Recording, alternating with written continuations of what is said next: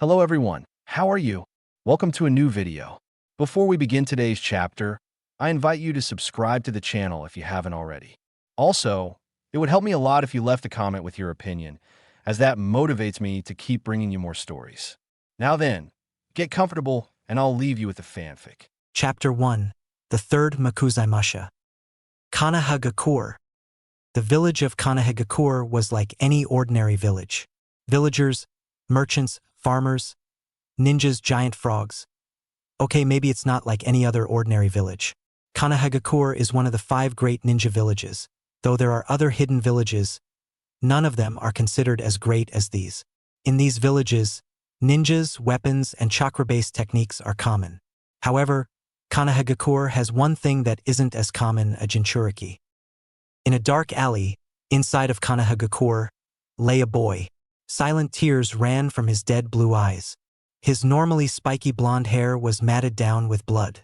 Odd whisker marks adorned his face, 3 on each cheek. His clothes are ripped and torn, also stained with the red lifeblood. This was the 3rd time this week that he was in this position, and it was only Tuesday. He started to lift himself off the ground. A smile adorned his face, an odd chuckle came from his mouth. He rose himself up off the ground and limped back to his small apartment. He would be late for class, but why would he care? No one else ever did. Naruto's apartment. Naruto reached his apartment and looked around with a sigh, the smile still on his face. It was a mess. Broken pieces of wood were everywhere. The carpet was stained with blood, as were the walls. Blood wasn't the only thing that stained the walls, though. Black paint covered the normally white walls. There were a number of things on these walls ranging from and to "Defox. Demon bastard. You will burn." Paper was also glued to the wall, in an odd and unorganized manner, as if the person who placed it there wanted to make the apartment look worse than what it already did look like. The papers read, "How to kill a demon fox." Then drawings, with a blonde blue-eyed boy as the focal point, having a foxtail, fox ears, and whisker marks, showing off gruesome ways of just fully executing the fox child, some ranging to burning at the stake, beheading, and disembowelment. The blonde shrugged and extended his senses. He sensed no one inside of his apartment, though he didn't know why he bothered doing this. The ones who had the courage to attack his apartment would be beyond his abilities to sense. Naruto shrugged and went to the bathroom. He undressed and used the sink to wash his hair and face. After he finished, he once again extended his senses. He shrugged and went to his bed. It was nothing but a torn-up, burnt mattress. He pushed it aside and found the sheet that was under it. He pulled out the sheet and wrestled with a floorboard. He lifted it up and reached inside. He found something that seemed to create a small spark in his eyes, though it left just as quickly. He pulled it out. What he pulled out was a wakizashi. The blade had a light blue sheath, with a silver dragon on it. The hilt was black and silver. He slightly unsheathed the wakizashi to reveal a silver blade and very sharp edge. He mused the thought of taking it with him today, but quickly discarded the thought. "Maybe I should learn how to use this," he said to himself. He placed the blade back into its sheath and back into the hidden compartment. He reached back into the hidden compartment and pulled out a set of his normal outfit. Long orange pants, a black long-sleeve shirt, an orange jacket with the sleeves cut at the shoulder. Finally, blue ninja sandals. He looked back into the compartment to see a pair of broken blue goggles. He sighed when he saw them, though the smile that he had since he got up from the alley had not left his face. His sleeveless jacket was left unzipped, showing his black shirt. He put back the floorboard and recovered the area. The blonde turned and ran out the door, not even bothering to lock the door on his way out. Ninja Academy. Naruto walked into the Ninja Academy. "You're late, Naruto," screamed his teacher. Most of the students were looking at him with a snicker. Naruto shrugged and went to his seat near the back of the class. Irika frowned at the grinning blonde. He noticed the limp. He noticed the bruises on his face. He even noticed the faint scent of blood. "Naruto," Irika sighed but broke out of his reverie. "Today is the Genin exam. This year's exam will be the Bunshin no Jutsu, doppelganger technique." Naruto mentally frowned. "My worst jutsu? Oh well. Who cares whether I pass or not? I will be calling you to the back room where we'll have the exam privately. About an hour later. Naruto Uzumaki. Naruto got up and made his way to the back room, ignoring the whispers he was receiving. Good luck, Dobe. Someone snickered. Just give up now, dead last. Why do you even bother? This is your third attempt. Naruto ignored all the words. He just made his way to the back of the room. Back room. Naruto stood in front of his Irika-sensei and Mizuki-sensei. Okay, Naruto, when you're ready. Naruto, still with his eerie smile, did the necessary hand seals. Bunshin no Jutsu. In a poof of smoke, Naruto materialized a dead-looking clone. Irika sighed. You fail, Naruto. Naruto shrugged and left. Irika was upset. So upset he missed the smirk on Mizuki's face.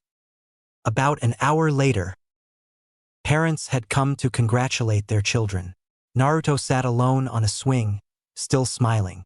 Suddenly he felt a hand on his back. He turned to see Mizuki standing behind him. Hey! I'd like to talk to you for a second, Naruto. Around 11:00 p.m. Naruto was running through the village, jumping from building to building. He was lucky that no one noticed the large scroll on his back. He thought back to what Mizuki had said. Flashback. Naruto. There is a way that you can still become a genin. This slightly caught Naruto's interest, so Mizuki continued. If you sneak into the Kage's tower and steal the scroll of seals, you'll have a shot. You only have to learn one jutsu from that scroll and you can automatically pass. Naruto simply smiled. The only indication that he had heard Mizuki was the way he looked up towards the sky, as if he were in deep thought. Naruto shrugged. No thanks. Mizuki was shocked. What? Naruto shrugged again. I honestly don't really care. Mizuki seethed inside, but didn't let it show. He had to think of another plan. He smiled. Irika will be disappointed. This caught Naruto's attention. He really wanted you to pass. You two are so alike, both being orphans and all. Naruto thought about it again. Irika was always so friendly to him. He was one of the only people who cared about him. The second being the Kage. Naruto sighed. All right, I'll do it. Mizuki grinned at this turn of event. He looked at the boy, and like always resisted the urge to turn away in fear. That smile, that creepy, eerie smile, always got to people. No matter what, Naruto never lost his wide, foxy smile. I got to get the hell out of here. Okay. Then, good luck, Naruto. End flashback. Naruto sighed. Why was he doing this?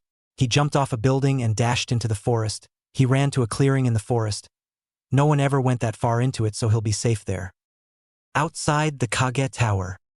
Hokage-sama. This time Naruto just went too far, screamed an angry shinobi. That's right. We should take this chance to kill the demon. The Hokage, for his part, didn't waver in his decision. He sent a wave of killer intent out. You will return Naruto here to me unharmed. I'll be the one to decide his punishment. Remember this. Thought his words were barely above a whisper. Everyone heard it. They felt a drop in temperature due to the ice in his voice. They nodded and disappeared to find the blonde kitsune. Naruto, I thought your pranking days were over. Curse you, Erasure. How am I supposed to protect your son? Thought the aged Kage with a sad look on his face. He turned to walk up the tower and find his crystal ball. Deep in the forest. Naruto opened the scroll next to an old shed and began reading. Kage Bunshin no Jutsu, Shadow Clone Technique. Don't see the point of learning another clone technique. Can't even get the simpler one right. He kept reading through the scrolls. Mokuton Hijitsu, Jukai Koten, would release Secret Technique, Birth of Dense Woodland. Well, I can't spend all day reading. This one looks interesting. Wonder what the hell a Hijitsu is? Oh well, probably not important. Naruto mused, not knowing that Hijitsu stood for Secret Technique. A technique only doable by those of a certain blood. He also didn't know that this technique was only usable by two men, one being the founder of Konohagakure. About an hour later. Iruka jumped into the clearing where he found Naruto. He saw that the boy was completely exhausted. The scroll of seals on the floor rolled up. "I found you now." Naruto merely looked at the man, still smiling. "I did it. I learned a technique from the scroll. Now I can pass right?" Iruka stared at him with wide eyes. "What the hell gave you that idea?" That's when Iruka heard it. Several shuriken flying at the boy. Iruka jumped at Naruto and pushed him aside, taking the shurikens in his back. Iruka grunted in pain. He turned to see the smirking face of Mizuki. He was shocked. "Mizuki-sensei, what are you doing?" Naruto screamed out, his smile finally fading from his face. Mizuki glared at the boy. "Shut up, brat." Naruto didn't even cringe though, something which angered Mizuki. "Now Naruto, bring me the scroll." Iruka's eyes widened. "It was you. You were the one who told Naruto that lie." Mizuki chuckled again. "That's right." "Why?" "For my own power, of course." Mizuki turned to Naruto. "Now bring me the scroll." Iruka turned to the boy. "Naruto, run. I'll distract Mizuki." Mizuki laughed. "Oh, stop messing around. You know you don't care about him." Iruka glared at Mizuki. "Naruto, do you know why everyone treats you the way they do?" Iruka's eyes widened. "Stop, Mizuki. Didn't you ever wonder why they hurt you? Why they shunned you? Why they hated you for just being alive?" Naruto, still smileless, asked, "Why?" "Don't. It's forbidden. The nine-tailed fox, the Kyuubi, it's inside of you. You are the nine-tailed fox," Mizuki said with a maniacal laugh. Naruto's eyes widened. "It all makes sense now," he whispered. "Naruto, run away. Why do you continue to lie, Iruka? We both know you hate him, Naruto. When you were the Kyuubi, you killed Iruka's parents. He always hated you. Stop lying, Mizuki." "So, this is the truth." Naruto's face twisted into his same eerie smile. "Chin, it all makes sense." Iruka and Mizuki both cringed at the sight of him. "Naruto, run." Mizuki grabbed one of the large shuriken that was on his back. He threw it at the boy. "Die Demon Fuchs." Time seemed to slow down. Iruka just watched Naruto from his position on the ground. "Naruto will move. He'll move. He'll move." Iruka's eyes widened and his heart stopped. Naruto lifted his chin, exposing his neck. Something flashed in Iruka's mind. Flashback. Iruka burst into the waiting room of the hospital. There, he found the Hokage and a few ANBU. "Where's Naruto? What happened to him?" Hokage sighed. "An ANBU found him trying to hang himself." Iruka's eyes widened. It almost killed him. He was just starting to get close to the prankster. The boy that he used to hate. The one who reminded him of himself. End flashback. That was the 4 years ago. The day that Naruto lost his spirit. The day that his heart died. The people kept pushing him closer to the edge. And he finally broke. Iruka cursed himself in part. He could have done more for the boy. He laughed himself in front of Naruto, taking the giant shuriken with a sick stabbing noise. Some type of liquid hit Naruto's face. He didn't even grimace when he saw that it was some blood that Iruka spat up. His eyes widened though. "Naruto, I'm so sorry. I'm sorry for not being there. I'm sorry for not helping you more. I could have been there for you. You used to be just like me. The type that just wanted attention. But I let that part of you die, and I'm so sorry." Iruka managed to get out before he fell on the floor. Naruto snarled when he heard Mizuki laugh. He continued to smile though, as he walked past Iruka, towards Mizuki. "If you ever touch My-sensei again, I'll kill you. Try it, nine-tailed fox." Mizuki grabbed his other giant shuriken and threw it at the kitsune. Naruto started doing hand seals, his chakra flared. Mokuton Hijitsu, Jukai Koten. Suddenly a large root, the size of an anaconda, exploded from the ground in front of Naruto. The shuriken that Mizuki threw was easily deflected. Mizuki was too stunned to move. He large root hit the Chunin in the gut, knocking the wind out of him. He was launched several feet back, being pushed with the root, and he was slammed into a tree. Naruto turned back to Irika. Suddenly a few ANBU landed around Naruto. Naruto, what are you doing? Why did you steal the scroll? Naruto sighed, but it was Irika who answered. It was because of Mizuki. One of the ANBU nodded. He looked at the root that was holding Mizuki in place. It was slowly descending back into the soil. Mizuki was let go and fell helplessly to the earth. Mokutan, did Naruto? He turned back to Naruto. The Hokage wants to see you. He turned back to his 3 companions. You 3. Take Irika to the hospital and take Mizuki to Ibiki. The other ANBU nodded. The captain went and picked up the scroll. I'm sure the Hokage will want to see you, Naruto. Naruto nodded. And I want to see him to Yamato-san. Yamato nodded and grabbed the boy and preformed a Shunshin no Jutsu, body flicker technique. Hokage Tower. Naruto and Yamato just arrived at the Kage Tower, in the Hokage's private offer. Yamato-san, while I speak to Naruto-kun, please go call of the search. Yamato nodded. Yes, Hokage-sama, but there is something that you should know. Yamato started. But the Hokage just held up his hand. I know about Naruto-kun's Mokutan ability. Yamato nodded and poofed out of the room. The Hokage looked at the smiling boy in front of him. Have a seat, please, gesturing to the seat in front of his desk. Naruto nodded and walked over to the seat. Mokutan skills. Pretty rare. Cut the bullshit. You know why I'm here? Naruto interrupted the Kage in a sing-song voice. The Kage slightly grimaced. Erasure? I'm so sorry. I couldn't protect him after all. Simply put, the Kyuubi couldn't be killed. The Yondaime was forced to seal him. They couldn't seal him inside of an inanimate object or a grown adult. He was forced to do so inside of a child. Naruto nodded in understanding. Why me? Sarutobi grimaced. Knowing he was going to hate this part, Sarutobi nodded and went to hit safe at the corner of his office. He opened it and pulled out 2 envelopes. He threw one to Naruto and set the other on his desk. Naruto opened it and read the letter inside of it. Dear Naruto, hello my son. I first want to say that I'm sorry. I know that I'm placing a heavy burden on you, being the jailer for one of the most powerful beings in existence. I know for a fact that you will never live a normal life. Please understand that I had little choice. Kyuubi is coming closer and closer to our beloved village. If I don't do something to stop him, we all would die.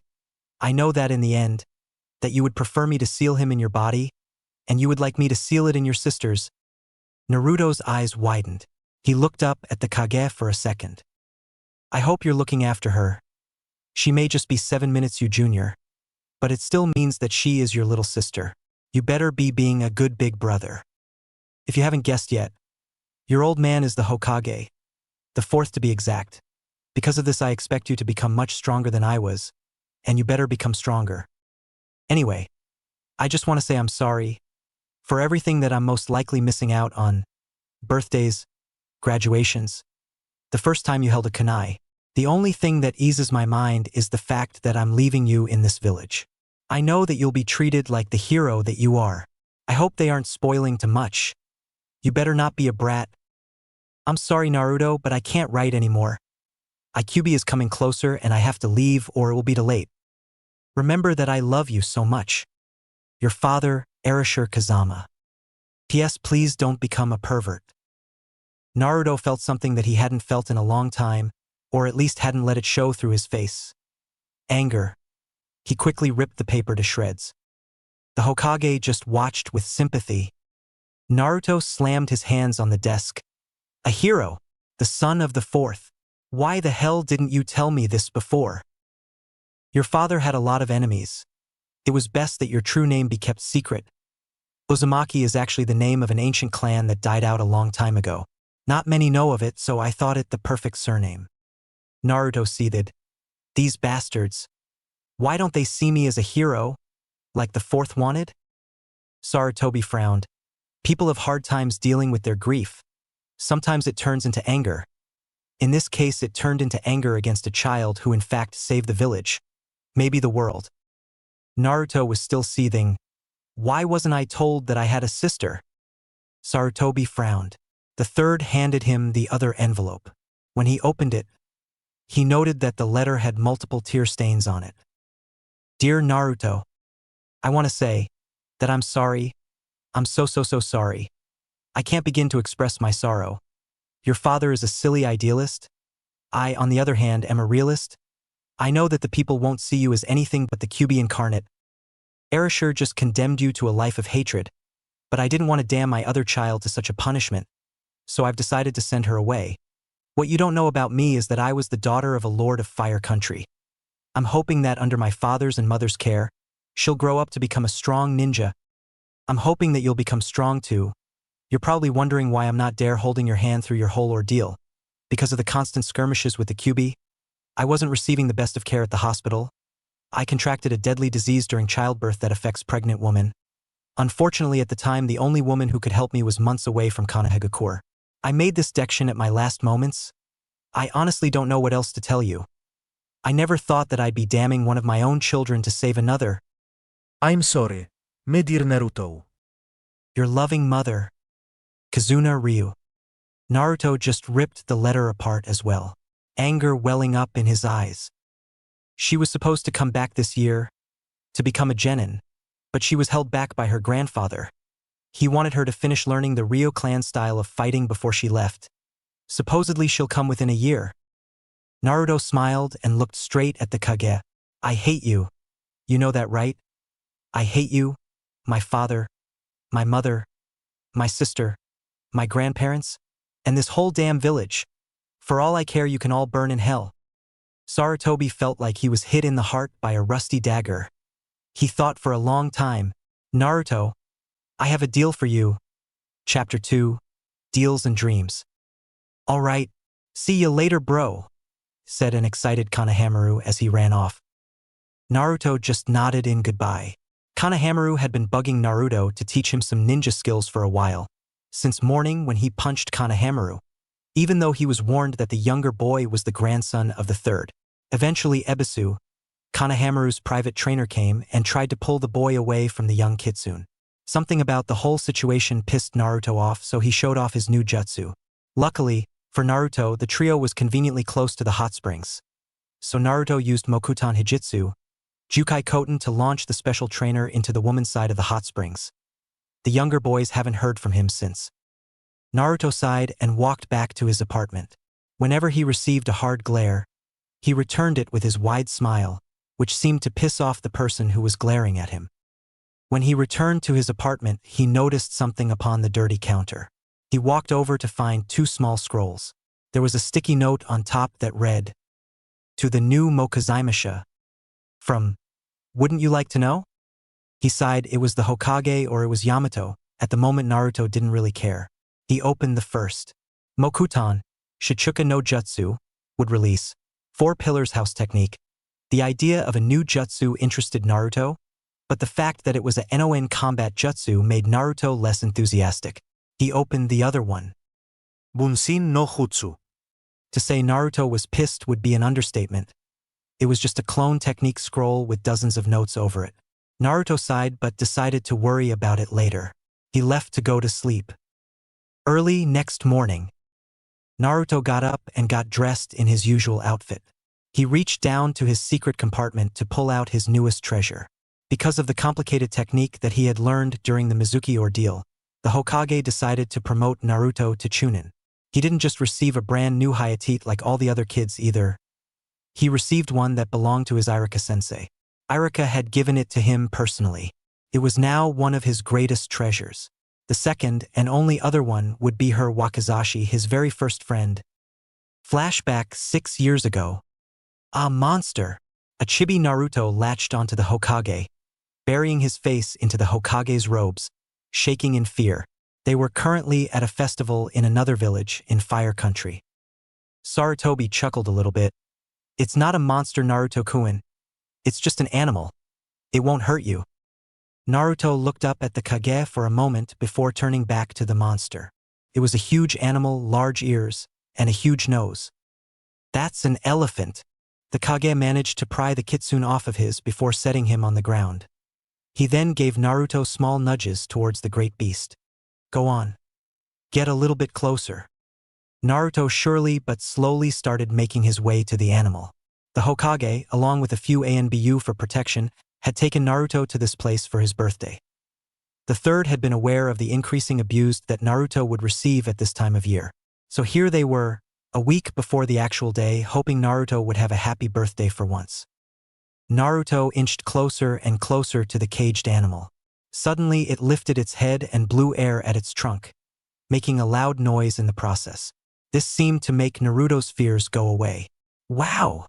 He started jumping up and down. He turned back to the old man. Did you see what he did? Did you see? Did you see? The aged Kage chuckled at the young boy's enthusiasm. When Konohamaru gets older, maybe I should bring him along. Naruto watched the animal for a while long before turning around and running back to the man. Unfortunately, he ran straight into someone. Both of them fell to the ground. When Naruto opened his eyes, he came face to face with a pair of crimson eyes. When he realized what happened, he immediately jumped up. Mistress! Naruto heard a man call and saw several figures men running towards the girl. Said girl was still on the ground. Her long silver hair framed her face perfectly. She had on an elegant blue kimono. She was about the same age as Naruto. She looked at him with a bit of fear in her eyes. One of her arms was in front of her, in a defensive manner, whilst she seemed to have the other hand fingering an object behind her. A wakizashi with a black and silver hilt. End flashback. Naruto shook his head. Now was not the time for silly flashbacks. He tied the hayate around his head and reached back into the compartment, pulling out the wakizashi. After thinking for a while, he opted to attach the blade to his belt, on the back. Afterwards, he left heading for the academy. Academy! Naruto sat down at his usual seat in the back of the room. He ignored the questions he was receiving, mostly things like, Dobe, what are you doing here? You didn't pass. When he received those questions, he merely pointed at his forehead protector, resisting the urge to flick these people off. Irika came into the classroom sometime later, bandaged up. All right, everybody. I'll be announcing the teams now. Your Jounin senseis will pick you up after lunch. We'll begin with Team 1. 4 hours later. Naruto was resisting the urge to go berserk. Not only had he gotten on a team with the Uchiha and his #1 fangirl, but their Jounin sensei was officially over 2 hours late to pick them up. Sasuke was scowling. Though, like Naruto, he was pissed, he'd never let it show openly. He had black hair and onyx eyes. His hayate was wrapped around his head. He wore a blue shirt with the symbol of the Uchiha on it, and white shorts. Sakura, on the other hand, was at the door, looking down the halls to see if their sensei would show up. She wore her hayate like a ribbon, to tie her long pink hair. He also wore a red ninja dress and black pants. Finally, she went back to her seat and sat down, obviously tired of standing. About 10 minutes later, their sensei arrived. Silver hair that seemed to defy gravity. Face mask. His hayate covered his left eye. Other than that, he was dressed as an ordinary jounin. Yo! Sakura seethed. You're late. Kakashi was reading a little orange book and seemed to be giggling. He looked up at his 3 students and said, Meet me up on the roof. With that, he poofed out of the classroom. The trio walked out of the room and to the roof. Roof? I wonder if Naruto can see his house from up there. The newly appointed Team 7 was currently sitting together on the roof. They waited for their sensei to speak. All right, you Pinky, he said, obviously pointing at Sakura. Give me your likes, dislikes, hobbies, and dreams for the future. Sakura looked confused. Sensei, could you go first so I know exactly how it's done? Kakashi just stared for a second before nodding. My name is Kakashi Hatake. My likes and dislikes, dreams for the future. I have many hobbies. The teen scowled. Only learned your name, muttered Sakura indignantly. My name is Sakura Haruno, my likes. When she said that, she shifted her eyes to Sasuke and started giggling to herself. My hobbies. Once again her eyes shifted to Sasuke and she started giggling again. My dreams for the future. Once again her eyes turned to Sasuke and this time she started squealing. My dislikes are Ino Pig.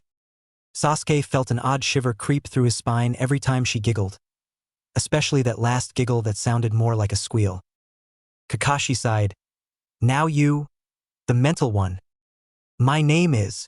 There was a pause when Naruto and Sasuke both realized they were speaking at the same time, causing Kakashi to raise his eyebrow at the fact that neither of them complained about the name, but accepted it. I meant the brooding one. That would be Sasuke.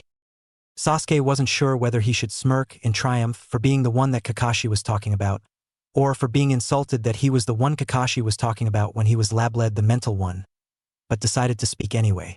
My name is Sasuke Uchiha. I don't have many likes and I dislike many things. My hobby is training. I don't have a dream for the future. It's more like an ambition. I want to kill a certain man and resurrect my clan. Sakura had stars in her eyes. Kakashi sighed again. Now you, the eerily happy one. Naruto's smile, if possibly, became twice as wide. My name is Naruto Uzumaki. I like this village. I dislike anyone who would ever try to harm my beautiful village. My hobbies include spending time with all the wonderful people in Kanehagakure. At this point he was standing up, pointing a finger to the sky. My goal is to become the greatest Hokage, so I can protect everyone. Sasuke and Sakura didn't catch it, but Kakashi was at the moment drowning in all the sarcasm that flooded out of Naruto's mouth. Shit, I knew I should have kept a closer eye on him. Arashi-sensei. Why did you order Naruto to stay in the village? He would have led such a better life if he were allowed to leave. Kakashi thought to himself with sorrow. He shook himself out of his thoughts.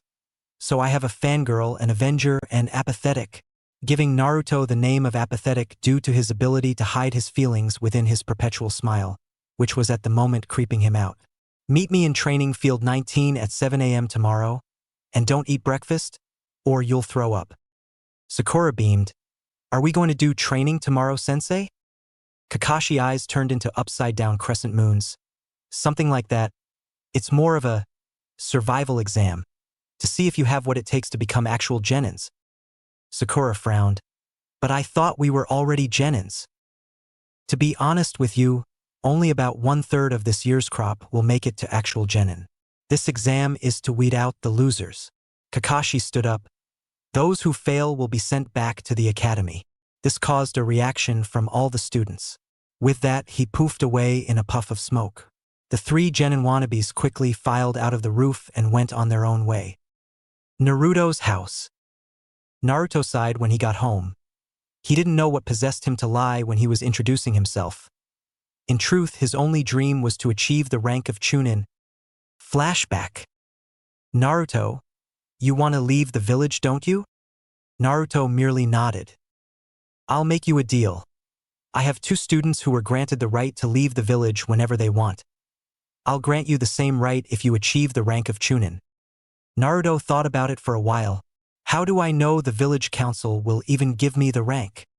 Sarutobi shook his head. You don't need to worry about them. It will be the feudal lords of Fire Country, or whatever country you're in at the time, that will decide whether you deserve the rank. Naruto thought about this for a while. Leaving the village, and never coming back. You will of course not attack or endanger the village or villagers while you're off traveling, unless you're only protecting yourself. And, should she not come to Hidden Leaf before you achieve Chunin rank, I'll tell you where you can find your sister. Naruto thought about it. The more he thought about it, the more he liked the idea he'd have to fight for the village for a while, but it would only be a short time, hopefully. Naruto nodded. Sarutobi smiled, though he wanted to frown. Good. I'll prepare the paperwork and call you when it's ready. I'm also passing you for learning such a jutsu. Naruto nodded and left his office. Sarutobi sighed and pulled out a bottle of sake. This should have gone better. End flashback. Naruto sighed and decided to start practicing the 2 jutsu scrolls he received. Chapter 3, Genin Exams and More Dreams. All was deathly quiet in the large battlefield. A full moon was the only source of light in the whole twilight. Dismembered body parts and blood lay everywhere. In the middle of the chaos was a boy. He was on a large wooden pole chained down, the tight metal cutting into his body. His blonde hair matted down with sweat, his blue eyes constantly crying. Beside him stood a man. White robes with a flame-like design, marking him as the Hokage of Kanahagakure. He possessed blonde hair and blue eyes similar to the boy on the stake. He was holding the chains with one hand, every now and then yanking on them, causing the metal to tighten around the boy and causing the youth to yell out in pain. The boy looked behind him to see the shadows of multiple people. Their red eyes were glaring holes into his face, and their maniacally laughing faces were starting to scare him. "It is time, Naruto," said the blonde man beside him. Naruto snapping his head towards him, wincing from the pain. In the distance, the boy saw what it was time for. A giant creature was running towards him. This creature had red fur, red slit-like eyes, and 9 long tails. It was in the shape of a fox. The QB! The boy realized to his horror. He saw the man gesture to something over at his other side.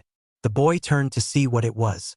He saw a lovely woman, with beautiful platinum blonde hair and green eyes, holding an infant. Somehow, Naruto could tell that the baby was a girl. She could see the woman mouthing something. "Goodbye, Naruto." Naruto's eyes widened. He turned back to the beast before him. It was no more than a few meters away from him. Naruto turned back towards the man. The man looked at the boy with sympathy. "I'm sorry, Naruto." Naruto's eyes widened in shock when he heard the beast roar. He turned just in time to see himself devoured by the large maw of the monster. Naruto threw himself out of his bed. He was panting and covered with sweat. He took a few minutes to steady himself before reaching down and fingering his navel, the place where the beast was sealed. He sighed and looked at the clock. It was almost time to go. He got up and got dressed. As he was doing so, he nearly hurled at the sight of his orange jackets. Unfortunately, he couldn't buy anything else. No one would sell to him. He decided that cutting off the sleeves and the white collar would make the jacket look a little bit better. So that's what he did about a year ago. Once dressed, he picked up the same wakizashi and hayate, putting both on, and left. Training Field 19. Naruto arrived, wearing the same eerie smile, which was easily fueled by pissed villagers, at the training field. He noticed Sasuke was already there. Neither really acknowledged the other. Naruto went to sit by a tree. Sasuke was leaning against another one. About 10 minutes later, right on time, Sakura showed up.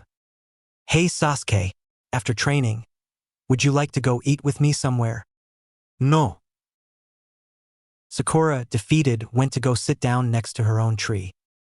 The trio waited 3 hours before Kakashi decided to grace them with his presence. "Yo!" Ignoring the scream from Sakura, and avoiding the kunai thrown by the mental one dash, the one with the eerie smile, "I'm glad you're enthusiastic to begin, Naruto, but please wait till I explain the rules," he said with a careless smile. The blonde, however, had a smile on his face that would make most well-trained ninjas want to wet themselves. But not Kakashi. "Ok," he said as he placed a timer on a stump and pulled out 2 bells. "You have until noon to get a bell from me. Those who get a bell will be the ones who stay. Anyone who doesn't receive a bell will be sent back to the academy. Oh, and if you don't come at me with the intent to kill, you won't get the bell," he said in a nonchalant manner. The trio tensed at this revelation. Sakura was the one that spoke. "Wait, so only 2 of us will pass?" Kakashi smiled. "Of course not. Only 2 of you has the chance to pass. If none of you get a bell from me by the time the alarm rings, all of you go back to the academy." "I might get separated from Sasuke-kun," thought a distressed Sakura.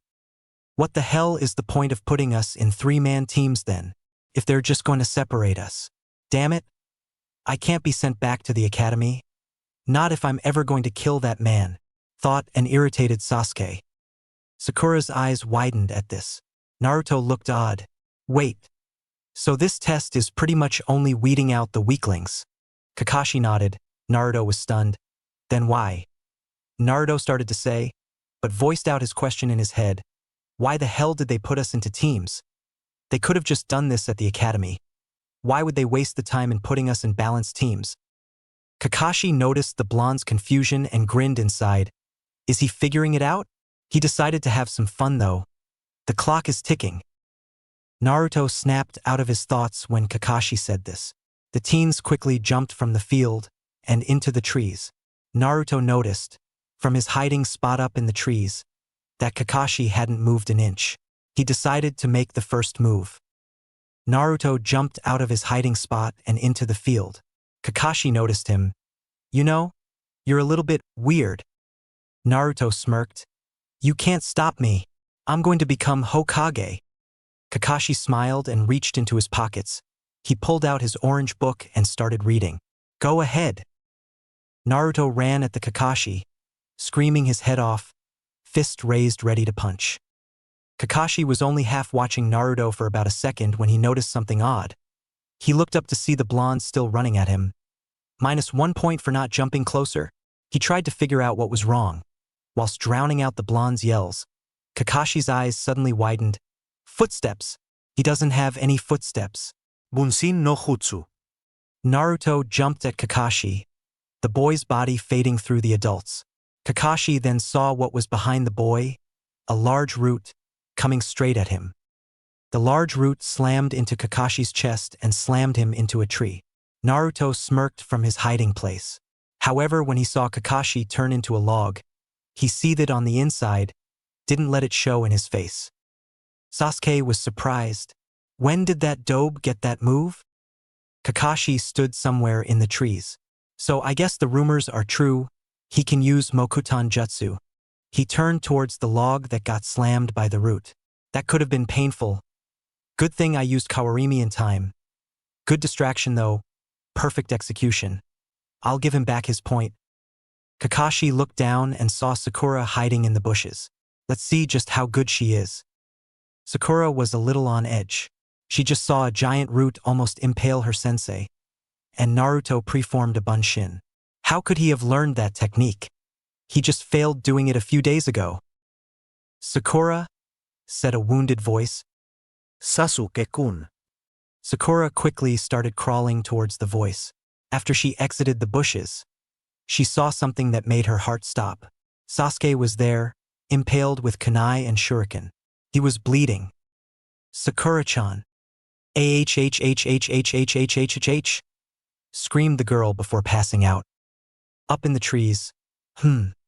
Maybe that was a little too far. Oh well. Can't do anything about it now. He jumped back into the clearing, book in hand. Suddenly he heard something coming from behind him. Shurikens. Kakashi quickly sidestepped them. However, the shuriken cut a string that was behind Kakashi, triggering a trap. A giant log was launched from the trees going straight at the jounin. He quickly sidestepped it as well. He turned around just in time to see Sasuke throw a punch, which was blocked. Sasuke then did a backflip, kicking Kakashi at the same time, which was also blocked. Using this opportunity, Sasuke made a grab for the bells. Kakashi quickly jumped back though. He's stronger than the others. If I try reading Ika Paradise, he may actually get a bell. Damn it! So close. Sasuke started doing hand seals. Katan, Gokaku no Jutsu, fire release, grand fireball technique. Sasuke breathed out a fireball, scorching the area that Kakashi was in. When he was finished, he noticed that where the jounin stood was a burnt log. Damn it! Suddenly a hand grabbed on of Sasuke's legs and pulled him under. He was pulled until he was buried up to his neck. Kakashi appeared before him. Naruto watched this from his hiding spot. I wonder. Kakashi walked away from Sasuke and jumped into the trees, the Uchiha seething.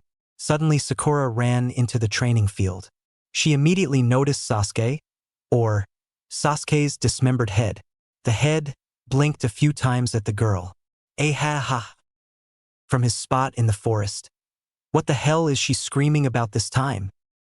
About 30 minutes later, Sasuke managed to dig himself out, just in time for Sakura to wake up. Sasuke-kun. You're all right. I'm far from all right. I was so close to getting a bell. Damn it, Sasuke said as he jumped into the trees. Wait. Sasuke-kun. She was about to jump after him when she spotted something shining in the corner. Is that a bell? He must have dropped it. Sakura ran to get the bell. However, she was suddenly raised high into the air, when her foot was caught in a rope. Aha! Sakura, if it's obviously a trap, don't pick anything up, Kakashi said with a bored expression as he picked up the bell. He looked back up at Sakura. You must look underneath the underneath, he said. Unfortunately, he didn't notice what was underneath him. A sapling was making itself out of the ground from underneath him. It quickly started wrapping itself around his legs and pulled the jounin under. How's that for looking underneath the underneath? Kakashi heard a certain fox boy say from the forest. Okay. It's all fun and games until someone starts ripping off my techniques. With that, Kakashi puffed away in smoke. A clone, thought a discouraged blonde. Suddenly the alarm rang. Damn it! The trio ran off, after Kakashi used a kunai to release Sakura from the trap. He quickly tied Sakura to a pole, ignoring Naruto muttering something about S&M pervert. I'm proud to say that none of you will be going back to the academy. The youngsters smiled at this. Instead, you're going to be dropped from the ninja program. What? Screamed Sakura. The other two looked about ready to scream, though you couldn't really tell with Naruto. You don't have what it takes to become ninja. Tell me, what is the point of being put in a three-man squad? Naruto answered, teamwork. Sasuke's eyes widened. The bells were meant to throw us off. Exactly. Sasuke, you think the other two will hold you back, so you don't bother working with them? Sakura, you're too busy worrying about Sasuke to think about anything else. And Naruto, you don't even care enough to ask your teammates to help. In the ninja world, those who break the rules are scum, but those who abandon their teammates are worse and scum. He went to a slab of stone on the ground. This stone contains the names of the ninja of Konohagakure, the ones that fell in battle. Kakashi lowered his head for a moment. I'm going to give you one last shot. You two can eat the lunches I brought, pointing to Sasuke and Naruto. But Sakura doesn't get any. If either of you feed her, you fail. I make the rules. Remember that? With that, Kakashi disappeared. Naruto and Sasuke each opened a bento. They paused when they heard Sakura's stomach growl. They both sighed and held up the bento for her. What? She asked. Just eat something. We're going to need you to help, and you're going to need to be at full strength. Sasuke, just need you to be at full strength until we pass this exam. Naruto? Sakura started tearing up. Sasuke-kun Naruto. Suddenly the three heard an explosion appear in front of them. What did I tell you? I told you not to feed her. Sasuke's eyes widened a bit, but he spoke first with a smirk. Since we disobeyed your rules, it means that we are scum. Naruto spoke next with his perpetual smile. But those who abandon their teammates are worse than scum.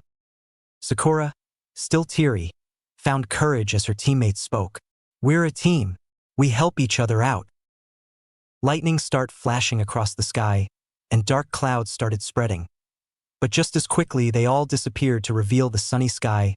You all pass. The boys smirked. Sakura was on the brink of tears.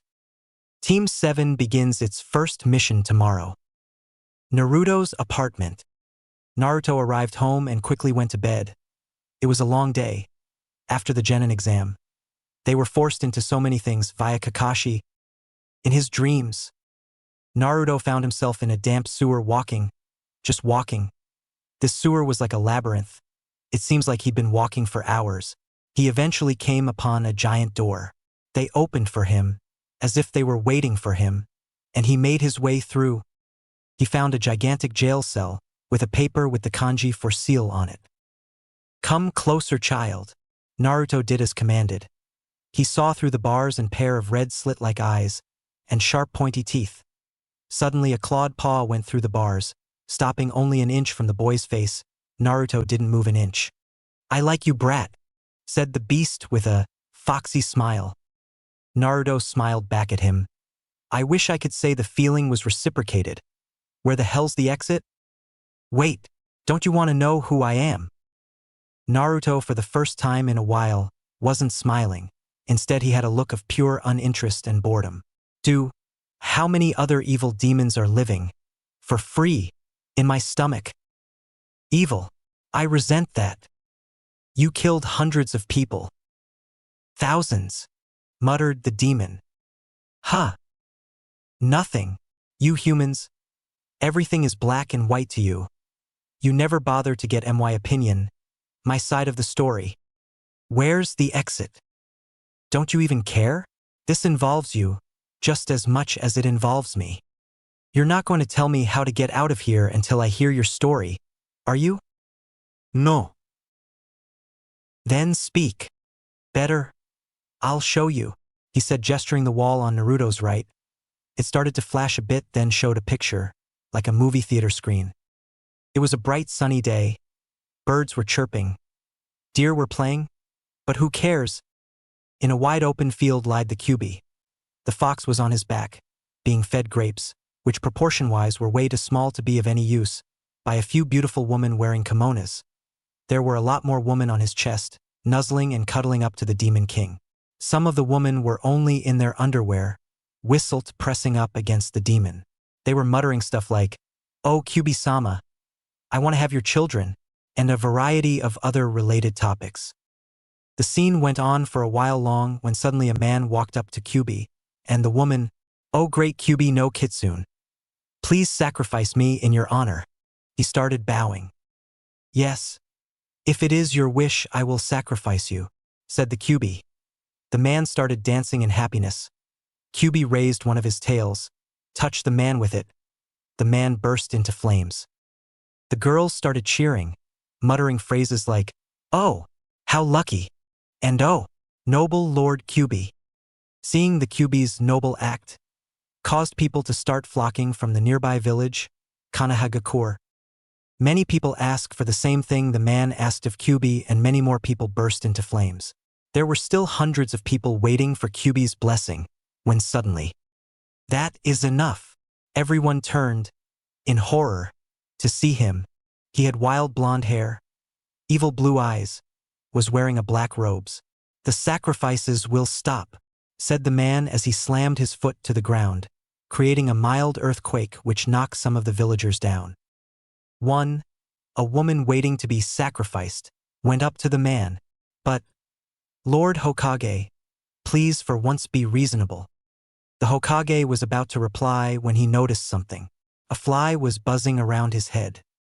He opened his mouth, and a tongue launched itself from the opening, grabbing the fly, then retreating back. The Hokage then chewed and swallowed, much to the people's horror. He then looked at the woman and backhanded her. "The sacrifices will stop today. My word is law, for I am." He got into a very silly stance. "The fourth Hokage," he pointed to the people waiting for be sacrificed. "Return home and get ready. Today is the day that the Kyuubi dies." The people gasped. The girls that were on top of the beast started crying, "Lord Hokage, please. Shut up. Go home and tell your fathers that you need to be beaten. And those of you who are ninja, have 5 minutes to be back out here in full uniform." With that, the girls got off of the monster and left, crying their eyes out. "Erasure, I can understand why you would be upset. If it upsets you so much, I will happily leave Kanahagakure and never return." "Absolutely not. Today you will die." With that, the yellow flashed away. "Lord Kyuubi," cried the remaining people as they jumped on the giant demon, hugging him. The Kyuubi returned the hug. "This cannot be. I will allow myself to die, so you all may live." "No, Lord Kyuubi," chorused the crowd. "Please destroy our whole village in your name." "As you wish." The battle raged on for hours, Kyuubi nobly killing the people who came against it. No one could kill the Kyuubi. It was just too powerful. Until finally Erasure got an idea. "I'll use Shikifuin to seal the Kyuubi within a small child.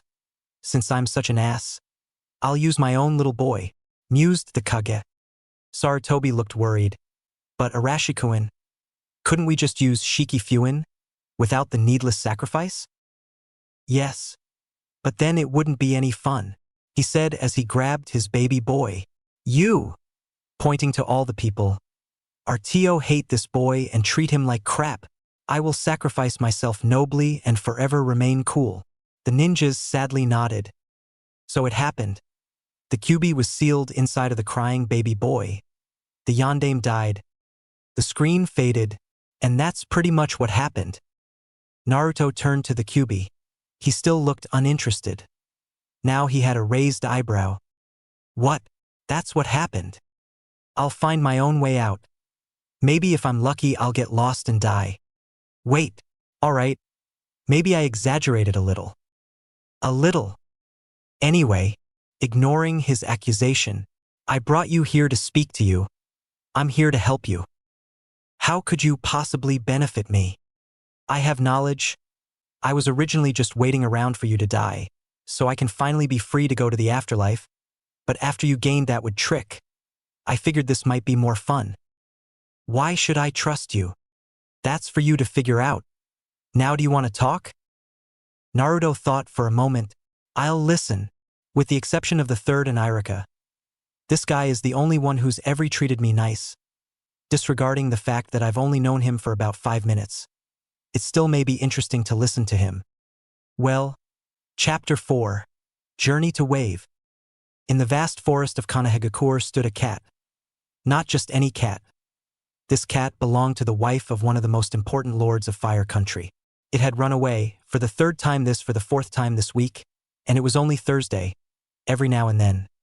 The cat had to get away from that crazy hugging lady, and recently, for one reason or another, security had been ignoring the fleeing animal, causing the woman to hire Neens from Kanehagakure to find it.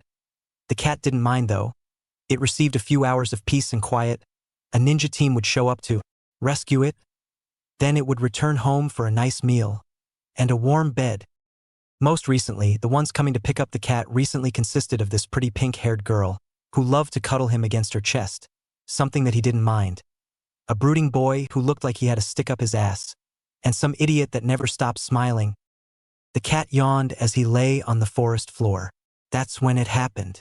He heard something jump out of the trees behind him. He quickly jumped to his feet, turning around to see a large root coming at him. The cat's eyes widened as he turned to run away. It didn't get far. The root wrapped itself around the cat, holding on to him by the back legs and tail, and lifted it up. The cat hissed and scratched at the piece of wood that was holding it. But nothing it did would make the appendage let him go. Finally, the cat noticed something out of the corner of his eye. He stops fighting, letting himself just hang, and sees the idiot that never stopped smiling. The boy was wearing an orange, sleeveless jacket that was left opened, showing his black shirt, orange pants, a blade strapped to his back, and an odd object on his right wrist that looks like a Christmas wreath, with leaves shaped like regular leaves instead of being shaped like needles. That cat noticed the wide smile on the boy's face and cringed. Finally, the cat noticed something that almost made him wet himself. A kunai was in the boy's left hand. Meow. He can hear the boy snickering to himself as he slowly raises the kunai. Naruto. Naruto sighs and puts away his kunai, just as a pink blur comes in and snatches the cat from the root. The cat clutches onto Sakura, holding onto her for dear life, inadvertently clawing the poor girl. Naruto, what the hell do you think you're doing? This is an innocent animal. The innocent animal, which had his head buried in Sakura's chest, took a second to look up at the boy. The smile he was receiving nearly caused him to soil himself. And Sakura.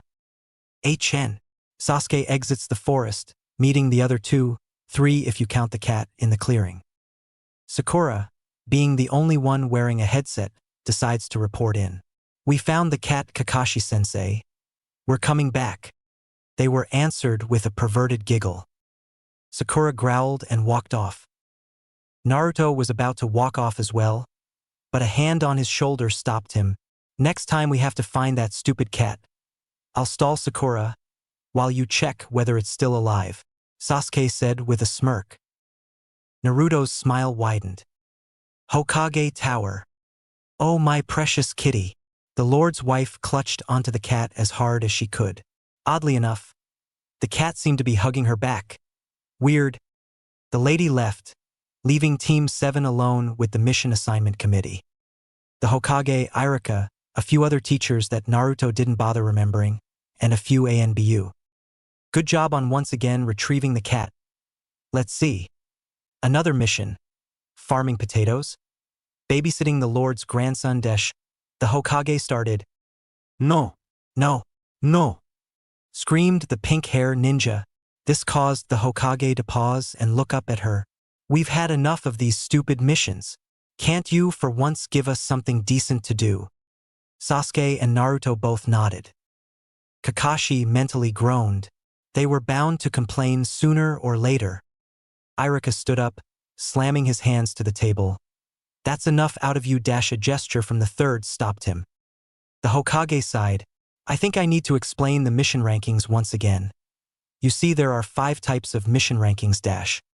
The Hokage started speaking about the mission rankings, but he was unknowingly ignored. Hey Kakashi-sensei, what's the big deal about that book you're always reading? Asked Sakura. Kakashi went into a long, detailed explanation on why the Ika series are works of genius. After the Hokage was done explaining about mission rankings, is about the time he noticed that no one was listening to him. Hey, are any of you listening to me?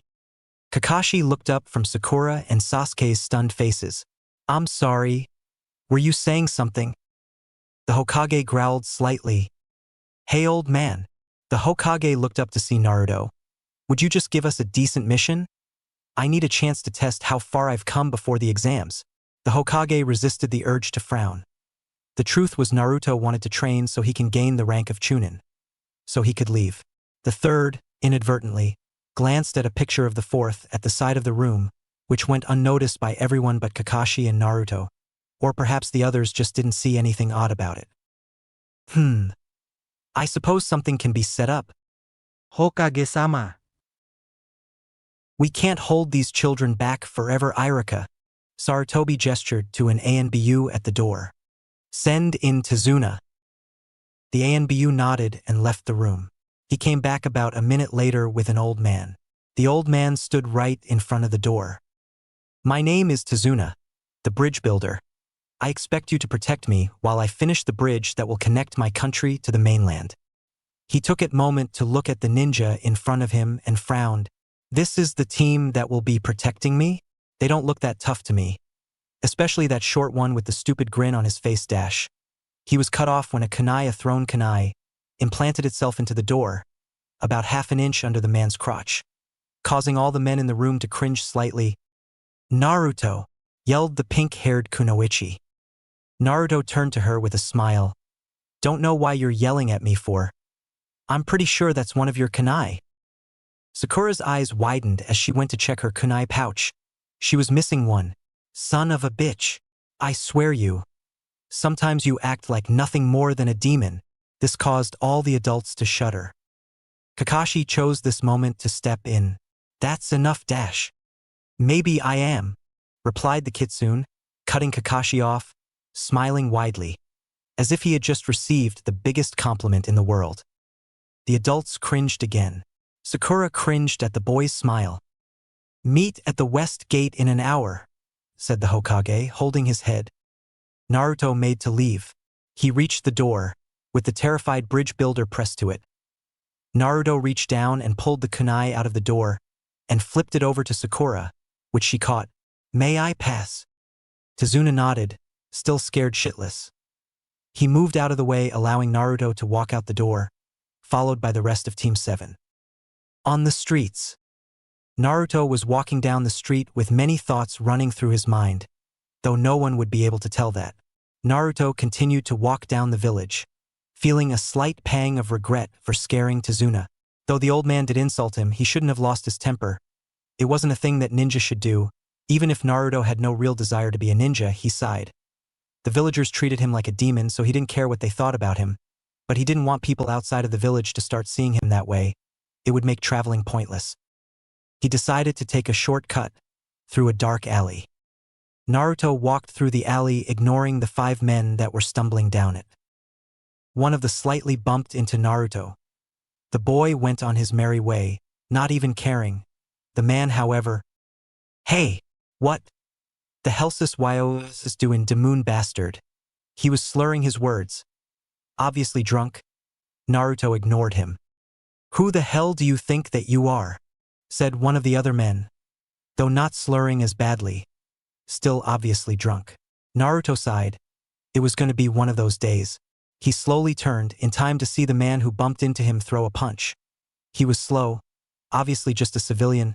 Naruto opted to let himself be hit. Like always, though he wasn't a ninja, he was still pretty strong. Strong enough to knock Naruto off his feet. This seemed to trigger something in Naruto's mind. He remembered every dirty look he ever received. One of the men picked him up and slammed him against the wall. Every time he received a beating seemed to flash through his eyes. Another man kicked him while he was down. He saw every time he was ever shunned away from the children his age. He was lifted off the ground again, this time by his collar. This man pulled out a kunai. He saw his father using him as a sacrifice. His mother leaving him to rot. His sister having a happy life, while he was stuck in this living hell. Naruto anger flared, he kicked the man in the stomach. The man keeled over, clutching his stomach, dropping Naruto at the same time. The men glared at the boy and were about to charge. That's when Naruto held out his right arm, the one with the strange plant wrapped around his wrist, pointing it at the man who first bumped into him. Hayashi Shushuku, forest constriction. The plant glowed green before 3 vines extended from it. These vines were covered with leaves. Thorns started to sprout from them as well. The vines wrapped themselves around the man's right arm, ensnaring it and slamming him against the wall, holding him 3 feet off the ground. The drunken men could only stare at their friend, who was screaming at having the thorns pierce his arm.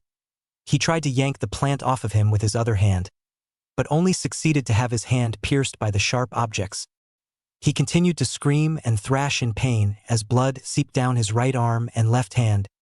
Flashback. Naruto was currently standing in the Kanehagakure forest. He had been looking for this plant for hours, and he had finally found it, the Suki Kanaha, moon leaf. According to the Kyuubi, this plant was very susceptible to chakra. The plant itself had the potential to grow very tall, but it lacked the ability to absorb water and sunlight well, without the proper nutrients. It was nothing more than a plant with many leaves, a weed to many others. A normal person's chakra wouldn't be able to affect the plant. But because Naruto's chakra was so potent, making him able to create and alter plants, he would be able to use this plant as a weapon very easily. Just think about what'll happen if you mix it with my chakra. Naruto sighed when he heard the demon's voice in his head. A while ago, the Kyuubi told him that he would be able to alter plants much more drastically by mixing in a little of his own chakra. The demon's chakra, being much more potent than the boy's own, would alter the plants into a much darker form. So the demon offered Naruto some of its own chakra to use whenever the boy willed. It wasn't a lot, considering how strong the demon truly was. It was only about 1/10 of the boy's own amount of chakra, though it was considerable, taking into account the boy's large chakra supply. The demon probably still had about 100 times more chakra than Naruto had. The problem was that, since Naruto was the jailer, they both had to will the demonic chakra into Naruto's reserves, though it was still separate from Naruto's own chakra. That was when the Kyuubi fooled Naruto. He was able to open a link between the two, which allowed the Kyuubi to communicate with Naruto anytime he desired. To say Naruto was pissed would be an understatement. End flashback. The men continued to stare in horror before screaming and running off. The ensnared man looked at the boy in front of him. His sweaty blonde locks were currently hiding his blue eyes. Finally, the boy looked up at the man. Naruto smiled at the man. Nothing but scum, all of them. He thought to himself, thinking about the men that ran away leaving their friend. His smile widened as he used his chakra to tighten the grip on the man's arm. The man screamed loudly and Naruto smiled wider. So I guess about now, I'm pretty much the Lord Demon Bastard of the whole world? The man sniffled a bit at the statement. He couldn't understand it. Naruto never fought back. He just let himself get beaten constantly. He never cried. He never looked upset. He never even lost that damn smile. By the time he fainted, the boy fainted from the pain. Naruto watched the man cower for a bit longer. He was about to tighten the hold on the man. Suddenly a few kunai came down and cut the vines, letting the man drop to the ground. The pieces receded back into Naruto's Suki Kanaha, becoming nothing but a normal-looking leaf wristband. That's enough, Naruto. Cough cough, though you were cough. In the right to defend yourself, cough. You were taking it much too far. Naruto recognized both voices. One belonged to Genma Shiranui, the second to Gekko Hayate. Naruto smiled at the two and walked away. He paused for a moment to look at the man. Oh, and you're drunk at 11 o'clock in the morning. Have some damn self-control. He exited the alley. Genma stared off in the direction the boy left in. Wonder if I can pick up that smiling trick from him. Seems to effectively freak the shit out of people. Genma turned back to the man on the floor. He was clutching his wrist with his bleeding hand and was still crying in pain. He's already suffered enough, however I will tell the Hokage about the other four. That should be fun. I'll take this man to the hospital. Genma walked over to the man, picked him up, and disappeared in a swirl of leaves. Gekko looked off in the direction that Naruto came from. Cough. Wonder what did she think about this Naruto? Flashback, continuation from chapter 2. The two children looked up at each other. One had golden hair with blue eyes. The other had silver hair with red eyes. The girl looked at the boy, still frightened slightly. Mistress. 3 men came from behind the girl, each of them pulling katanas out and pointing them at the boy. In an instant, the Hokage, who had been watching the whole event, stood between Naruto and the armed men. A second later, 4 ANBU stood behind the Hokage. Oh, calm down, you 3. The voice came from an old man standing a small ways behind the 3 men and 1 girl. The old man had gray hair, no beard, and ceremonial blue robes on. He had 4 other armed men, though their katanas were sheathed, with him. It was an honest mistake. Sarutobi smiled. Yoko, my friend. It's been far too long. Yoko blinked and then smiled.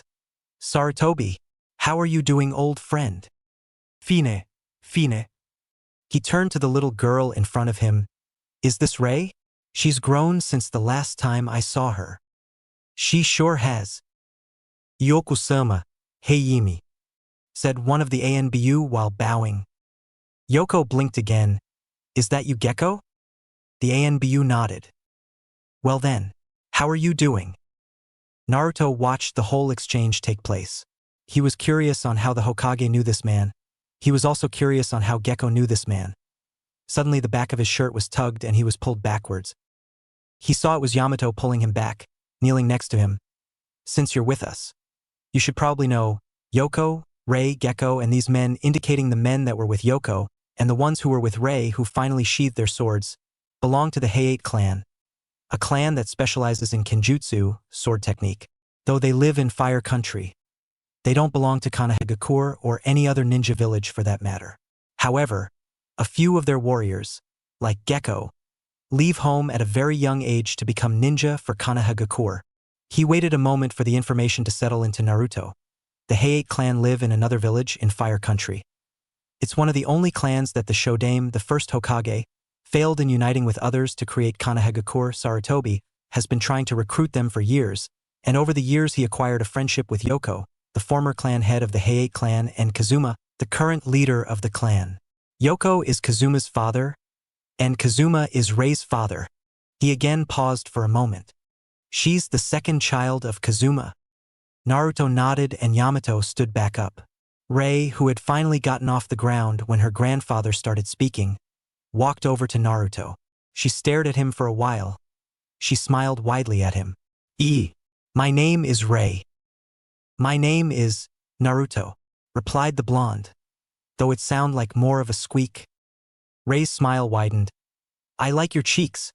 The whisker marks make you look like a kitty, or maybe a fox, said the little girl with a laugh, though her last statement made the adults, from Konoha, cringe slightly, though Naruto blushed.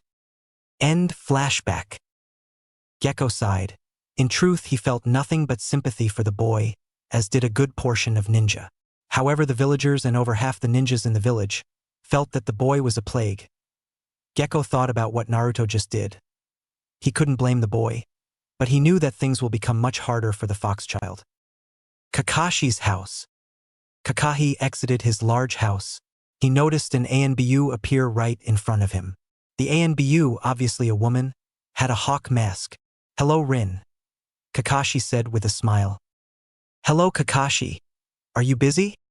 C-rank mission, was his only reply. C-rank missions meant leaving the village. Oh! Rin took off her mask to reveal her slightly depressed green eyes and the red marks on her cheeks. Her brown hair fell to about her neck. How's he doing? Kakashi sighed. I ask myself all the time if things would be different, if Sensei was still alive. Kakashi smiled. Sometimes I wonder if he would have taken Naruto out of the village when he saw the treatment the boy received. Then we'd be the ones to have the most powerful ninja against us. Fools. Rin frowned. If they knew the truth about his parents, he would probably be treated better. But then he'd have to deal with assassins all the time. Kakashi nodded. Want to come visit the Stone of Heroes with me? Sensei and Obito may be getting lonely. Rin smiled and nodded. Naruto's house. You should have added MY chakra to that. It would have worked better. Naruto ignored the question. He honestly didn't care. He knew that he got his point across to the man. Though Naruto was curious on how the demon's chakra would affect his wristband. Flashback. Team 7 were training. Sakura was in one area punching a dummy. Sasuke was over in another area practicing his Katon Jutsus. Naruto was sitting in a meditative stance practicing his Mokuton Jutsus. Sakura was secretly jealous of both boys. Having each a special element, she inwardly thought about pursuing her own, specializing in her own jutsu. Naruto, not noticing Kakashi creeping up behind him, released his hold on the plant that he was currently moving.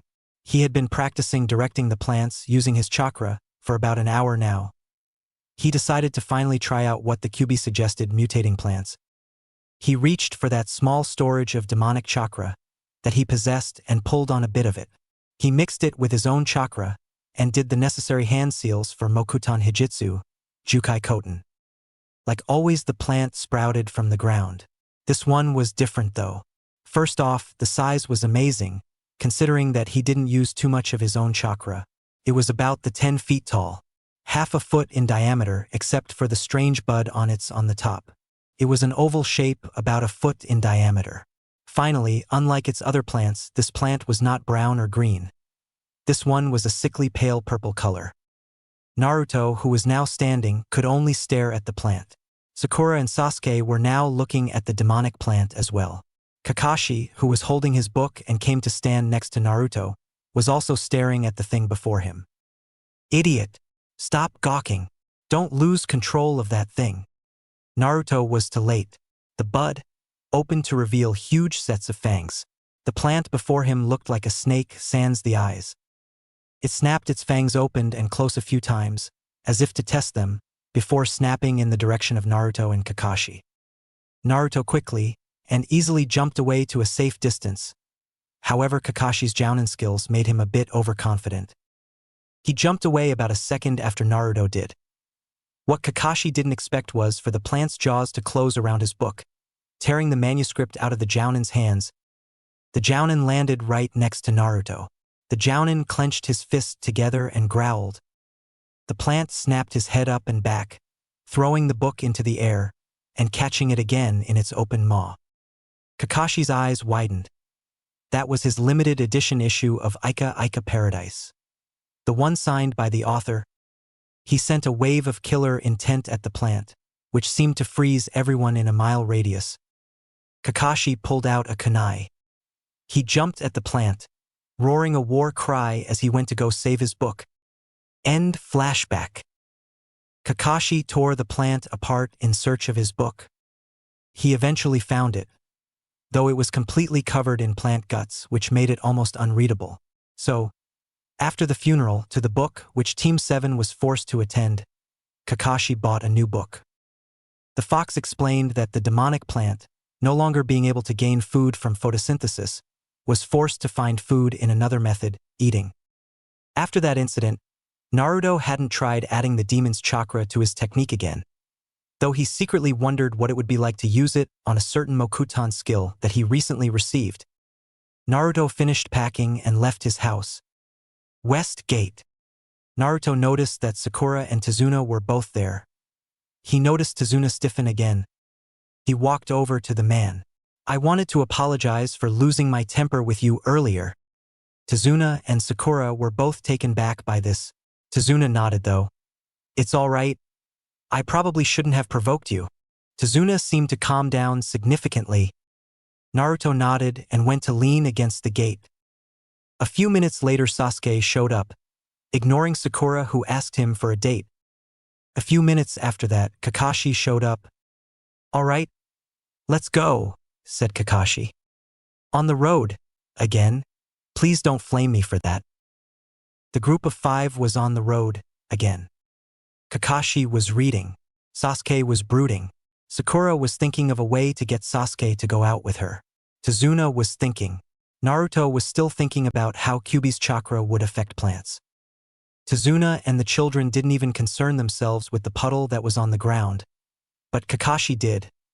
It hadn't rained in weeks. Once the group had passed the puddle, 2 figures rose out of it. Each had a clawed gauntlet. They were both attached with a chain. They both lunged themselves at Kakashi, wrapping their sharp chains around the jounin. They then proceeded to rip him to pieces. Sakura and Tazuna were horrified at what they saw. Naruto had his back turned to the whole event. He was busy staring off at something he thought he saw in the trees. The demon brothers lunged themselves at Naruto. That was when Sasuke jumped into action. He threw a shuriken the chain, catching one of the chain links and sticking it into a nearby tree. He then jumped into the air, hurling one of his kunai and the shuriken to lock the chain in place. He landed with each foot on one of the gauntlets and then punched both of the demon brothers. The demon brothers then discarded their gauntlets. They rushed past Naruto, who was still staring off into the forest, and lunged themselves at Tazuna and Sakura. That's when Naruto decided to move.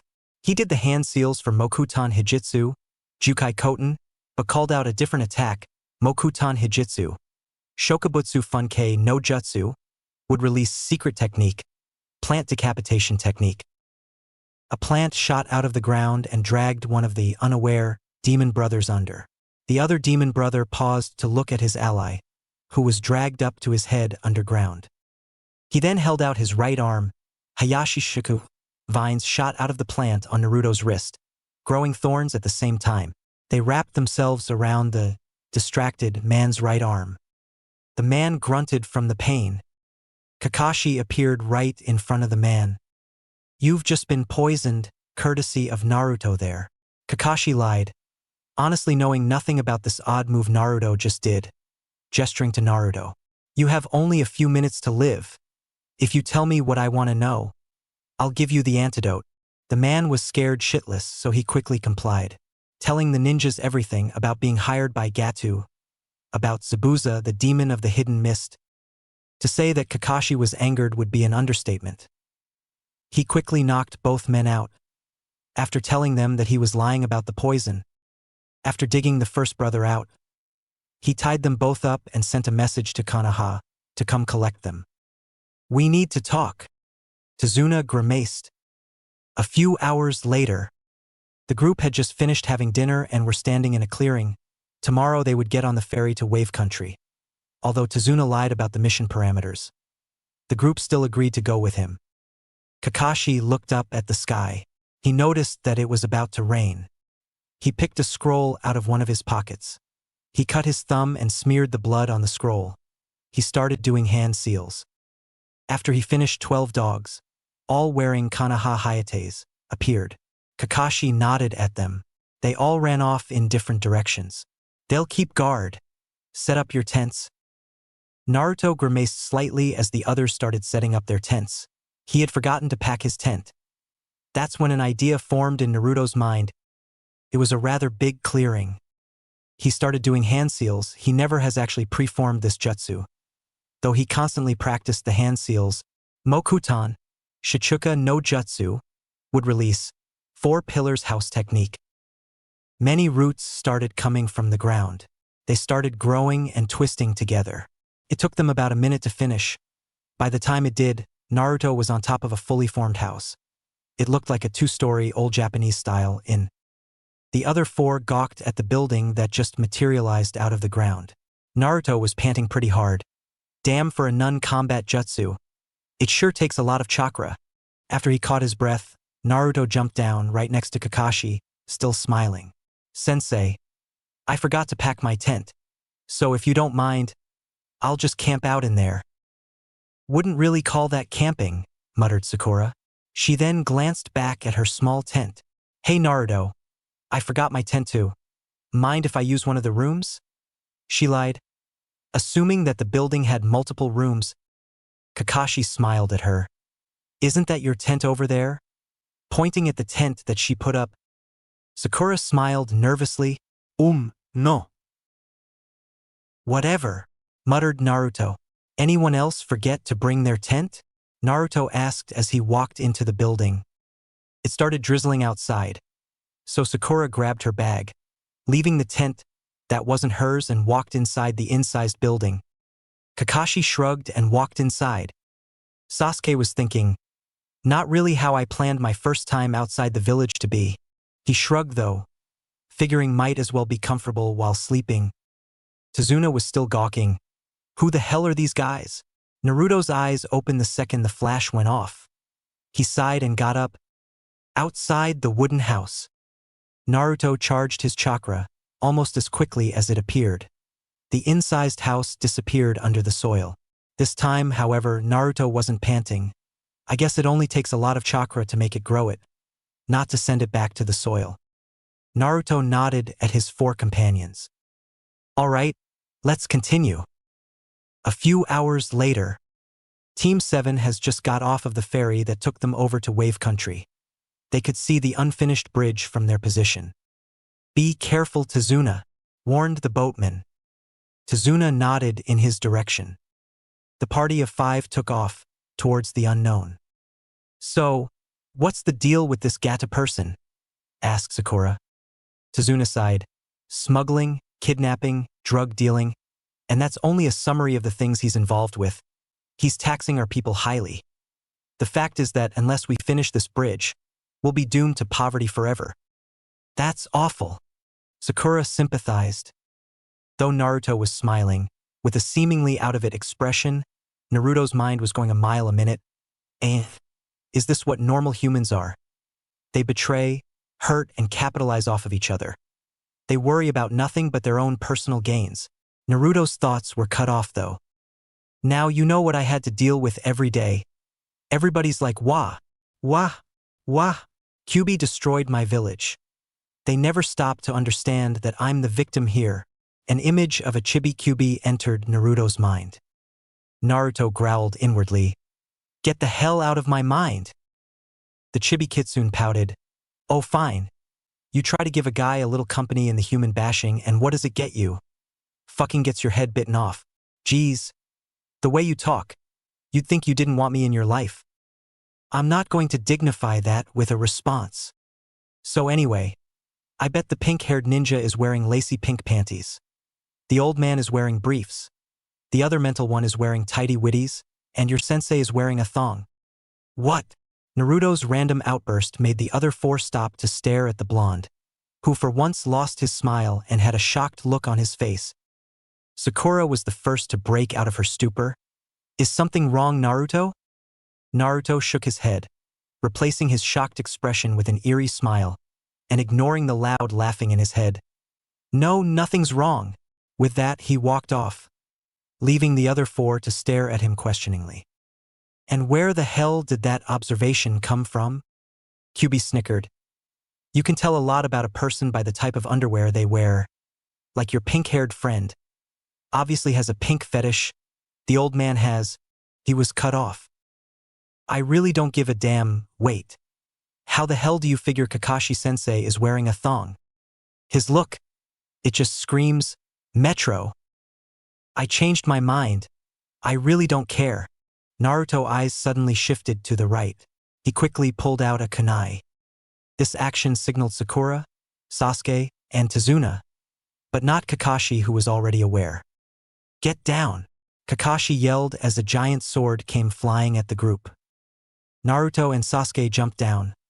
Kakashi pushed Tazuna and Sakura to the ground. The sword flew harmlessly above the group and became engraved into a tree. A shirtless figure, wearing bandages over his mouth, appeared on the large sword. The group jumped up to their feet.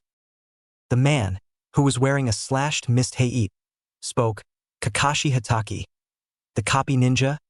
It's an honor. No wonder the demon brothers failed. Zabuza Momochi, the demon of the hidden mist, an A-class nuke nin, missing nin. If I'm to fight you." He reached up to his headband, the part covering his left eye, and pulled it up, revealing a red eye with 3 black commas. "I'll need this. The Sharingan. I'm honored." Sharingan? But he shouldn't have that. "That's a blood limit that belongs to my clan," thought a confused Uchiha. Zabuza, sword and all, disappeared and reappeared right on top of a nearby lake. His chakra flared. Ninpo. Kirigakure no Jutsu. Ninja art. Hidden mist technique. Mist started to gather around the group. The 3 genin, who received a signal from Kakashi, got into a formation around Tazuna. Zabuza's voice started coming out of the forest. He was speaking of all the points where it was possible to kill someone. It had all the genin on edge. Suddenly the nuke nin appeared behind the ninja, sword ready to cleave all 3 in half. Kakashi turned around and lunged himself at Zabuza, stabbing his kunai into Zabuza. Suddenly Zabuza burst into water. Kakashi turned around just in time to see Zabuza appear behind him and cleave him in half. Suddenly Kakashi, just like Zabuza before him, burst into water as well. Kakashi appeared behind Zabuza and held a kunai to Zabuza's throat. "You're done." Zabuza grinned. "That's what you think." Zabuza burst into water again. He appeared behind Kakashi again and attempted to cleave him. Kakashi jumped back. Landing on the water, Zabuza appeared behind Kakashi again. Suiro no Jutsu, water prison technique. A globe of water surrounded Kakashi. "I've got you now." A clone of Zabuza appeared out of the water. The clone started walking towards the genin. "Run. He's too much for you. Take Tazuna and go," Kakashi yelled. Sakura shook. "Kakashi-sensei, we can't just leave him." Sasuke sneered. "If I can't fight this guy, how will I ever be able to face him?" Naruto's facial expression didn't falter. "We'll never be able to avoid him. After he kills Kakashi, he'll just catch up and kill us. Only shot is to free Kakashi." They're pretty close to the shoreline. Naruto started flowing his chakra into the ground, just like he's done plenty of times before. Zabuza appeared in front of Naruto and punched him in the face. Sasuke and Sakura with Tazuna jumped back. Naruto, on the other hand, was thrown back. When Naruto got back up, he noticed that he wasn't wearing his heiit. "You children call yourselves ninja? You aren't worthy of the title," mused Zabuza's Mizu Bunshin as it bounced Naruto's heiit up and down, in his right hand. Naruto's reply was the same smile that he gave everyone. He reached into his bag and pulled out a Fuma Shuriken. He looked at Sasuke, tapping his foot on the ground at the same time. Sasuke stared right back at Naruto, who had just unfolded his Fuma. He understood the signal almost instantly. He reached for his bag, pulling out his own Fuma Shuriken, unfolding it at the same time. Naruto saw Sasuke nod. "Shuriken? Projectiles won't work against me." Sasuke and Naruto both smirked and threw their Fumas. Sasuke, being more skilled with Shuriken, threw his harder and faster. Both Shuriken flew around the water clone, heading straight for the real Zabuza. Sasuke was the first to reach the nuke nin. However, the Shuriken proved useless, as Zabuza quickly grabbed the Fuma with his free hand. He quickly looked back up to see Naruto's closing in. He quickly jumped over the Uzumaki's Fuma, keeping his hand in the water globe at the same time. "I told you, a Shuriken won't work against me," yelled Zabuza. He froze though as he saw that both Sasuke and Naruto were still smirking. His eyes slightly widened as he saw Naruto finishing hand seals. Suddenly a giant root shoots up from the water, smashing against Zabuza's chin. The shurikens were just a distraction. Zabuza stumbles back, releasing his hold on Kakashi's prison, releasing the copy ninja. Kakashi, though relieved, was sending out a huge wave of killer intent at Zabuza, who had regained his balance. He glared at the young kitsune, and threw Sasuke's fuma at the blonde. The fuma was however intercepted by Kakashi and flew harmlessly into the lake. They both glared at each other before doing a set of hand seals. After a long chain, they both yelled out, "Suetun! Suryuden no Jutsu!" Two giant water dragons appeared out of the lake and crashed into each other, causing huge waves to form on the lake. They both started doing another set of hand seals. Zabuza's eyes widened. He's not just copying me, he's surpassing my speed. "Suetun! Daibakufu no Jutsu!" yelled Kakashi before he could complete the seals. A giant torrent of water flew at Zabuza, engulfing him and slamming him into a nearby tree. Zabuza coughed, trying to get the water out of his lungs. He felt Kakashi appear right next to him, placing a kunai against his neck. "Can you see into the future?" Kakashi smiled. "Yes, you're going to die." Suddenly, multiple needles flew out of nowhere and pierced Zabuza's neck. Zabuza fell onto the ground, and someone landed right next to him. She was wearing a green battle kimono and white mask, with a red swirl on it and a symbol, marking him as a mist nin. Hunternin. "Yes, thank you. You were very helpful in the capture of this man. I've been tracking him for a long time now," said the hunter nin, whose voice obviously marked him as a girl. Kakashi nodded, though hesitantly. The hunter nin grabbed Zabuza and disappeared. Kakashi's eyes widened. "Wait! Ugh!" With that, Kakashi fainted. "Kakashi-sensei!" yelled the kunoichi as she ran to the fallen jounin. The other three slowly followed. "Chakra, exhaustion." Tazuna shook his head sadly. "Let's get him to my house." Sakura nodded. Naruto took a second to look around and noticed his height on the ground. Not sensing danger, he went to go pick it up. 2 days later, Kakashi slowly opened his eyes. He found himself in a room, a blue-haired woman staring at him. "You're finally awake," noted the woman. "Where am I?" "This is Tazuna's house," replied Sakura from the door.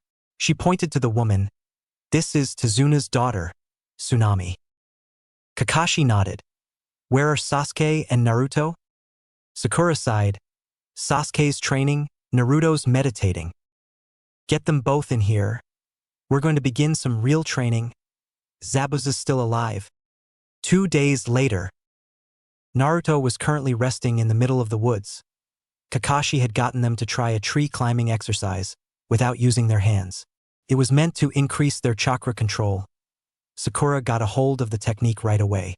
Sasuke made a little progress, but not much. Naruto, on the other hand, hadn't made much progress at all. He had just woken up, having spent the night out in the woods. He had preferred not to go back to Tazuna's house that night because of a scuffle with Tazuna's grandson, Inari. Flashback. Team 7, Tazuna, Tsunami, and Inari were all sitting down for dinner, when all of a sudden Inari stood up, slamming his hands against the table. "Why are you all here? It doesn't matter how much training you do. Gato is unbeatable. He's just going to kill you all," shouted Inari. "Geez, you're such a little bitch," mumbled the Uzumaki, causing everyone to look at him. "What?" "Naruto," yelled Sakura. "First off, you have no idea what it means to have a hard life," Naruto mumbled in between bites. "But that's not important. The fact of the matter is you have 2 choices, fight or live in this hell for the rest of your life. Your grandfather has chosen to fight by building the bridge and hiring us to protect him, and instead of encouraging him and us, you're wasting our time by spewing crap about how Gato will kill us." Naruto set down his plate and stood up, smiling eerily at the boy before him, ignoring the shocked looks he was receiving. "The fact of the matter is, you're useless. I used to be like you, letting anyone push me around and not even caring, but I'm different now. I'm no one's bitch now, and unless you want to change yourself, you might as well go to Gato and ask him to kill you tonight." With that, Naruto left the dining room, going off to train. End flashback. Maybe I shouldn't have been so hard on the kid. Oh well, too late to worry about that now. Naruto shrugged it off. He was still lying on the grass. He heard some faint footsteps and opened his eyes. To his right, he saw a girl walking in his direction. Long brown hair, chocolate eyes, wearing a pink kimono. She had a basket in one of her hands. She looked to be a little older than him, though not by much. He shrugged it off, closing his eyes again. Not my concern. Hello, said the girl. Naruto sighed inwardly. Should have guessed that she wouldn't leave me alone. HN, he replied without opening his eyes. The girl shrugged and started picking plants. You'll catch a cold if you sleep out here. Probably. The girl paused to look at him. She was noticeably unnerved by his smile. You're probably worrying your family and friends by staying out here. No friends, no family, Naruto said, partially lying. I'm sorry to hear that. She looked at him for a while longer.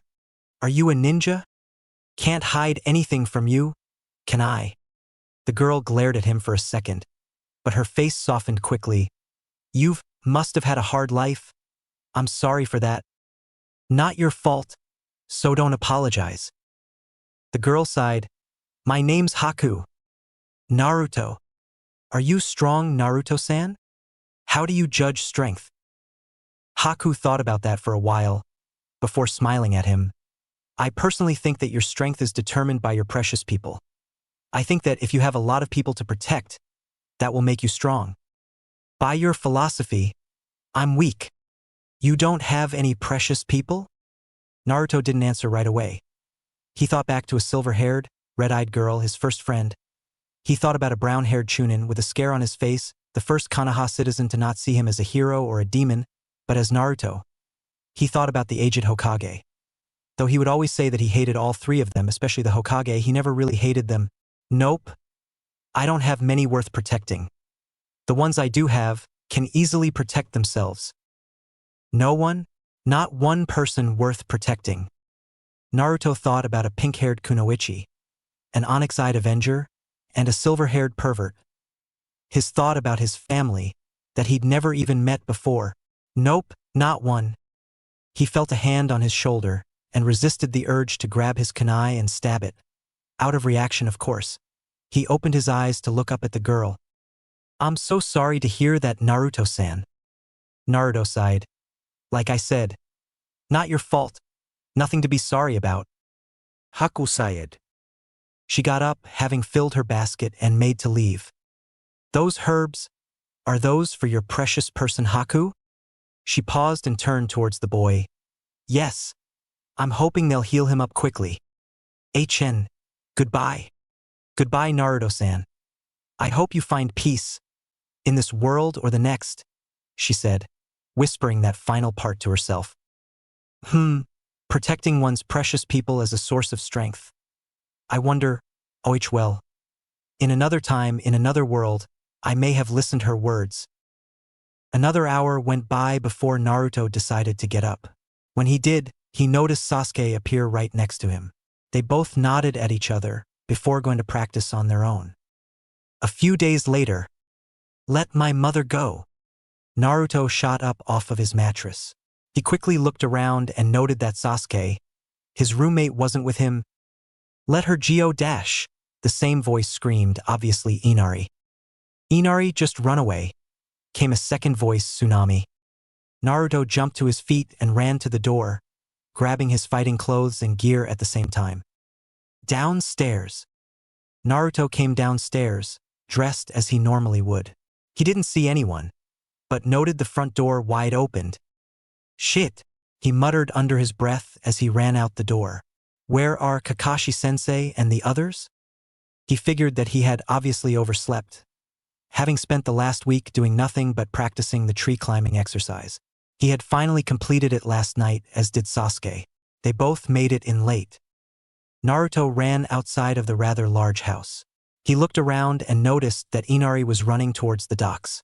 Two men, both carrying swords, were dragging along his mother. Inari, let her go now, screamed the young boy as he rushed the two swordsmen, only to be kicked away by one. Get lost, you little punk, muttered the one who kicked him. Inari, run away now. Inari paused, still on the ground, tears in his eyes. And unless you want to change yourself, you might as well go to Gatu and ask him to kill you tonight. You must protect what's yours, with both your arms. Inari's eyes widened and narrowed in determination. I won't let you take away my mother too. He screamed as he rushed both mercenaries, fist raised. They both looked on in amusement as they unsheathed their swords. Tsunami's eyes widened. No! Both men slashed at the boy, cleaving him twice. No blood was spilled though. That's when the boy suddenly turned into a log. They heard something land on the bridge behind them. They turned around just in time to see a few thorn vines heading towards the one on the left. Hayashi Shishuku, muttered the blonde behind the vines. They wrapped themselves around the waist of one of the mercenaries, making him scream as the thorns pierced his skin. Naruto quickly pulled on the vines and slammed the entangled man into the one who was still free, knocking them both into the water. He saw a little blood come up to the surface and quickly mused the idea of it being shark-infested waters. But he quickly got rid of the thought. He turned back to the boy behind him, who was latched onto his mother. Good job, Inari. If it wasn't for you, it would have been a little harder to take those guys out. Inari smiled at the blonde. Naruto turned to walk away. If these guys are here, that means there may be trouble at the bridge. Bridge. Naruto got to the position where everyone was obviously fighting.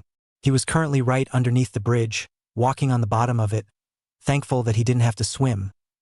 He slowly made his way to peek over the top. He saw Sakura and Tazuna together. He could see a large quantity of mist, guessing that's where Kakashi and Zabuza were. Lastly, he saw Sasuke, looking very much like a pin cushion, surrounded by what looked like multiple mirrors, with the reflection of that Hunter Nin moving through each one. I guess that Hunter Nin was a fake after all. Naruto went back down and took this time to think. Sasuke is having trouble with that Hunter Nin, and who knows where Kakashi is. I doubt I can do much against the Hunter Nin, but Naruto mused as he started searching through his pouch. On the bridge, the mist had dispersed slightly, letting everyone see Kakashi and Zabuza's fight. They looked to be at about even terms at the moment. Suddenly they heard an explosion. Kakashi turned around to see the source. Zabuza, already facing towards that direction, didn't need to turn. Sakura, Sasuke, Tazuna, and the Hunter Nin paused as well. There was a large amount of smoke right between both fights, Kakashi versus Zabuza, and Sasuke versus the Hunter Nin. When the smoke cleared, Naruto doing a moronic pose appeared. Yo! Kakashi growled. Naruto, you should have stayed hidden. He would have been more useful as a distraction. Damn it, I should have taught him better. Naruto's reply was a simple smile before he muttered, Mokutan Hijitsu, Jukai Koten.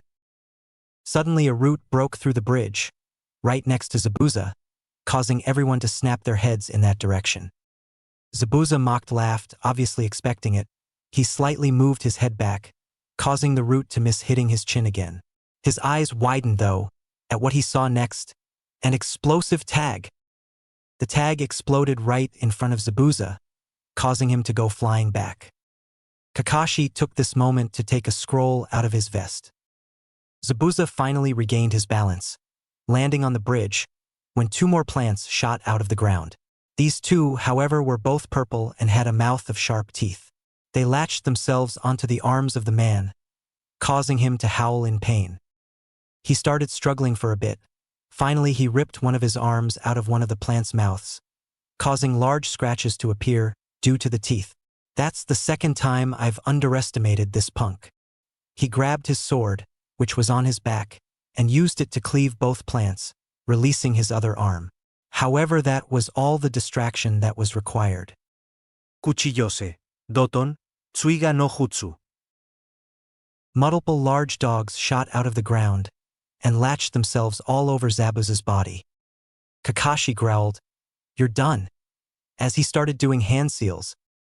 Raikiri, lightning blade. Chakra started crackling into Kakashi's right hand, his left holding his right wrist. He started rushing the Nuke Nin, planning to impale him with the crackling lightning chakra. The Hunter Nin's eyes widened. though you couldn't see it through his mask. She exited her mirror and started doing hand seals. 2 mirrors started to appear, one next to her and one next to Zabuza. Her eyes widened again as she feels 2 cuts graze her arms. She turned back around to see that Sasuke had thrown 2 kunai. I forgot about him. She turned to complete the hand seals when she sees multiple vines wrap themselves around her, the thorns piercing her shoulders and upper chest. A /N. Perverts, get your minds out of the gutter. Naruto pulls on his right arm and slams her against the ground. This causes her mask to break, and Naruto notices that she's the same girl as before.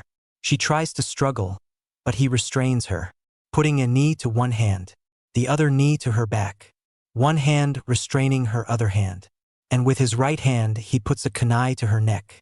He slightly loosens the hold on the vines. She raises her head to watch Kakashi about to pierce Zabuza. Let me go! Let me go! She screams, still struggling and ignoring the kunai at her throat. Naruto was slightly taken back. Does she care about this man that much? I'm sorry, Haku. It was too late though. Zabuza was hit. New!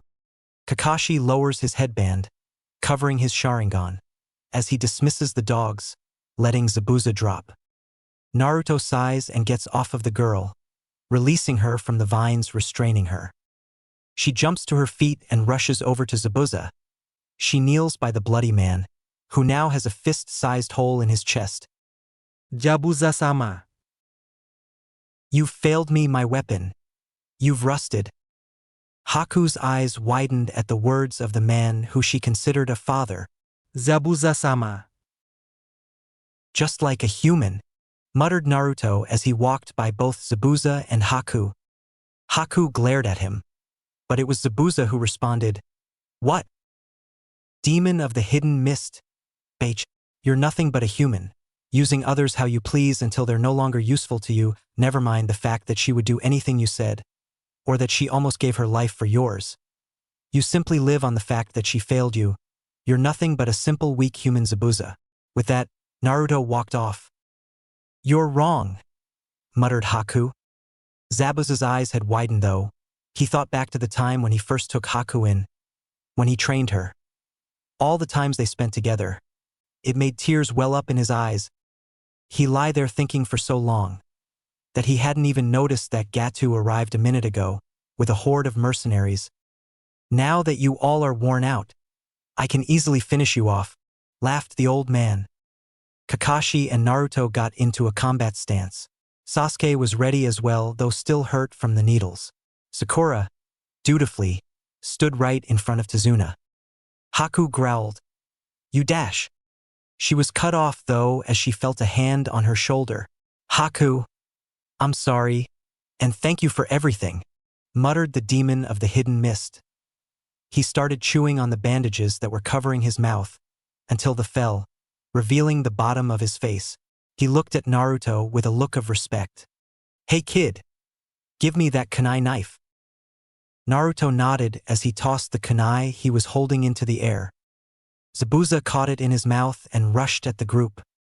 Gato, scared shitless, ran behind his mercenary.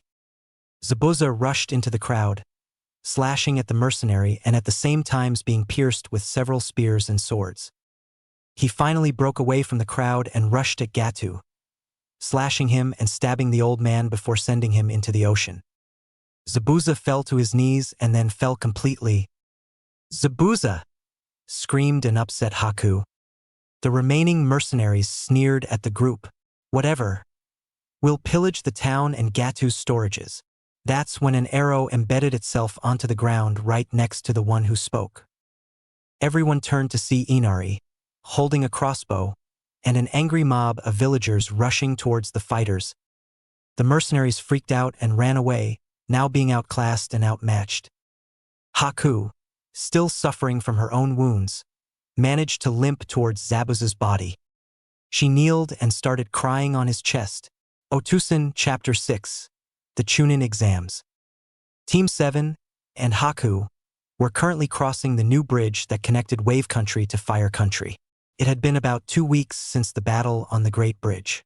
However, without Gato or his men around, guarding the bridge and bridge builders had been a one-person job, Team 7 each taking a turn.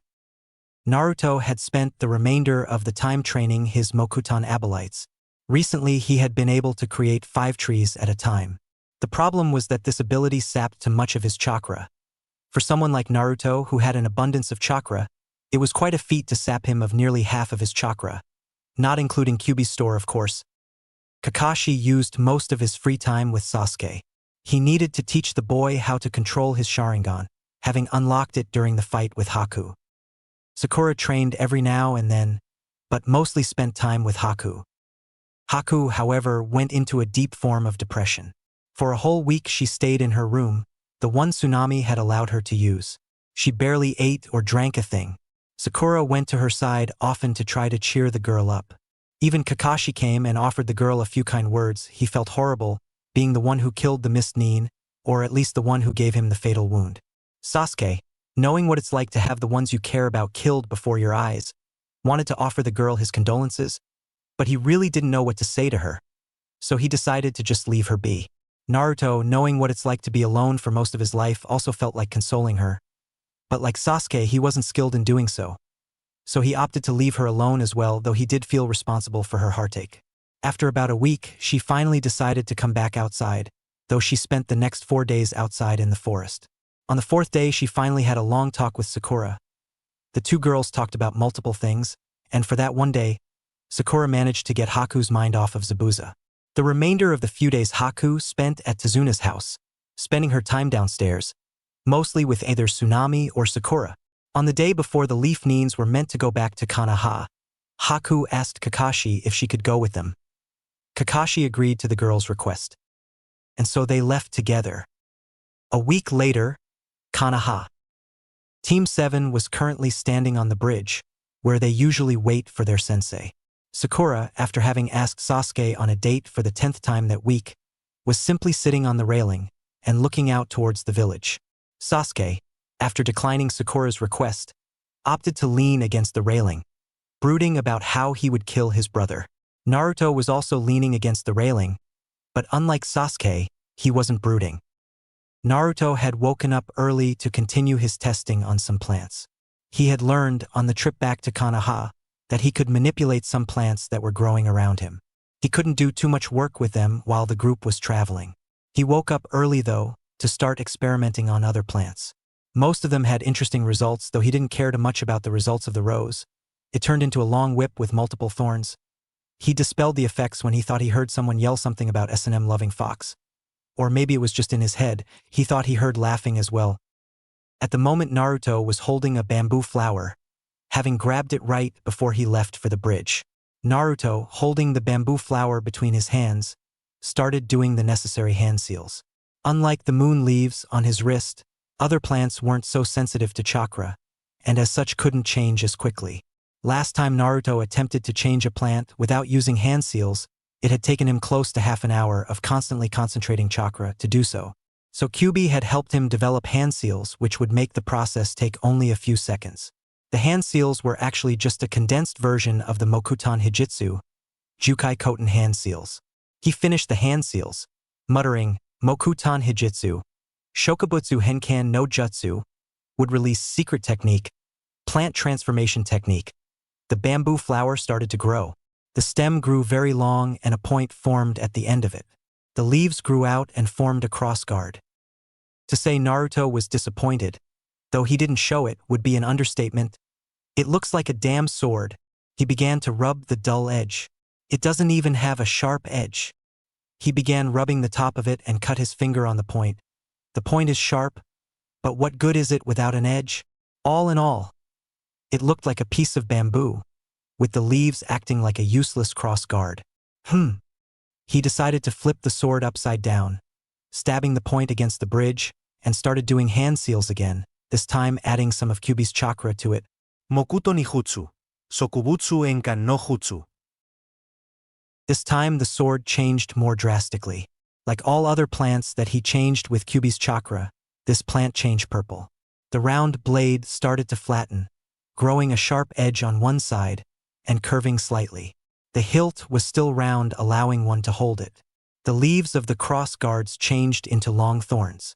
Naruto smirked. Now that's a sword. Wait, Why am I even thinking about this? He thought, fingering the wakizashi on his belt. I already have a sword, and I have no idea how to use it effectively.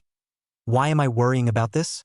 Naruto shrugged and dispelled the jutsu, the bamboo sword changing back into a bamboo plant. He sighed and glanced over at his two teammates. Sakura turned away. She was probably checking out the sword. Sasuke, Sharingan blazing, was glaring daggers at him and growling. Naruto's smile widened, ever since he unlocked the Sharingan. Sasuke had been trying to copy Naruto's Mokutan techniques, only to fail each time. Yo! Kakashi appeared in a puff of smoke. You're late! Yelled an enraged Sakura. Kakashi shrugged. Sorry I'm late. I'm afraid I got dash, but he was cut off. Lost on the path of life.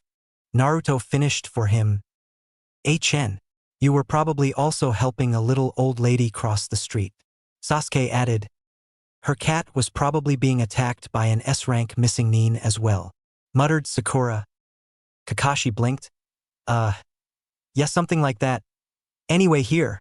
He pulled out 3 slips of paper. I've decided to enter the 3 of you in the Chunin exams. Naruto and Sasuke's eyes widened. Sakura was a little downhearted. I ready for this? Questioned the scared Kunoichi. This'll be a chance to fight ninja from other villages, as well as my own, Sasuke thought with a smirk.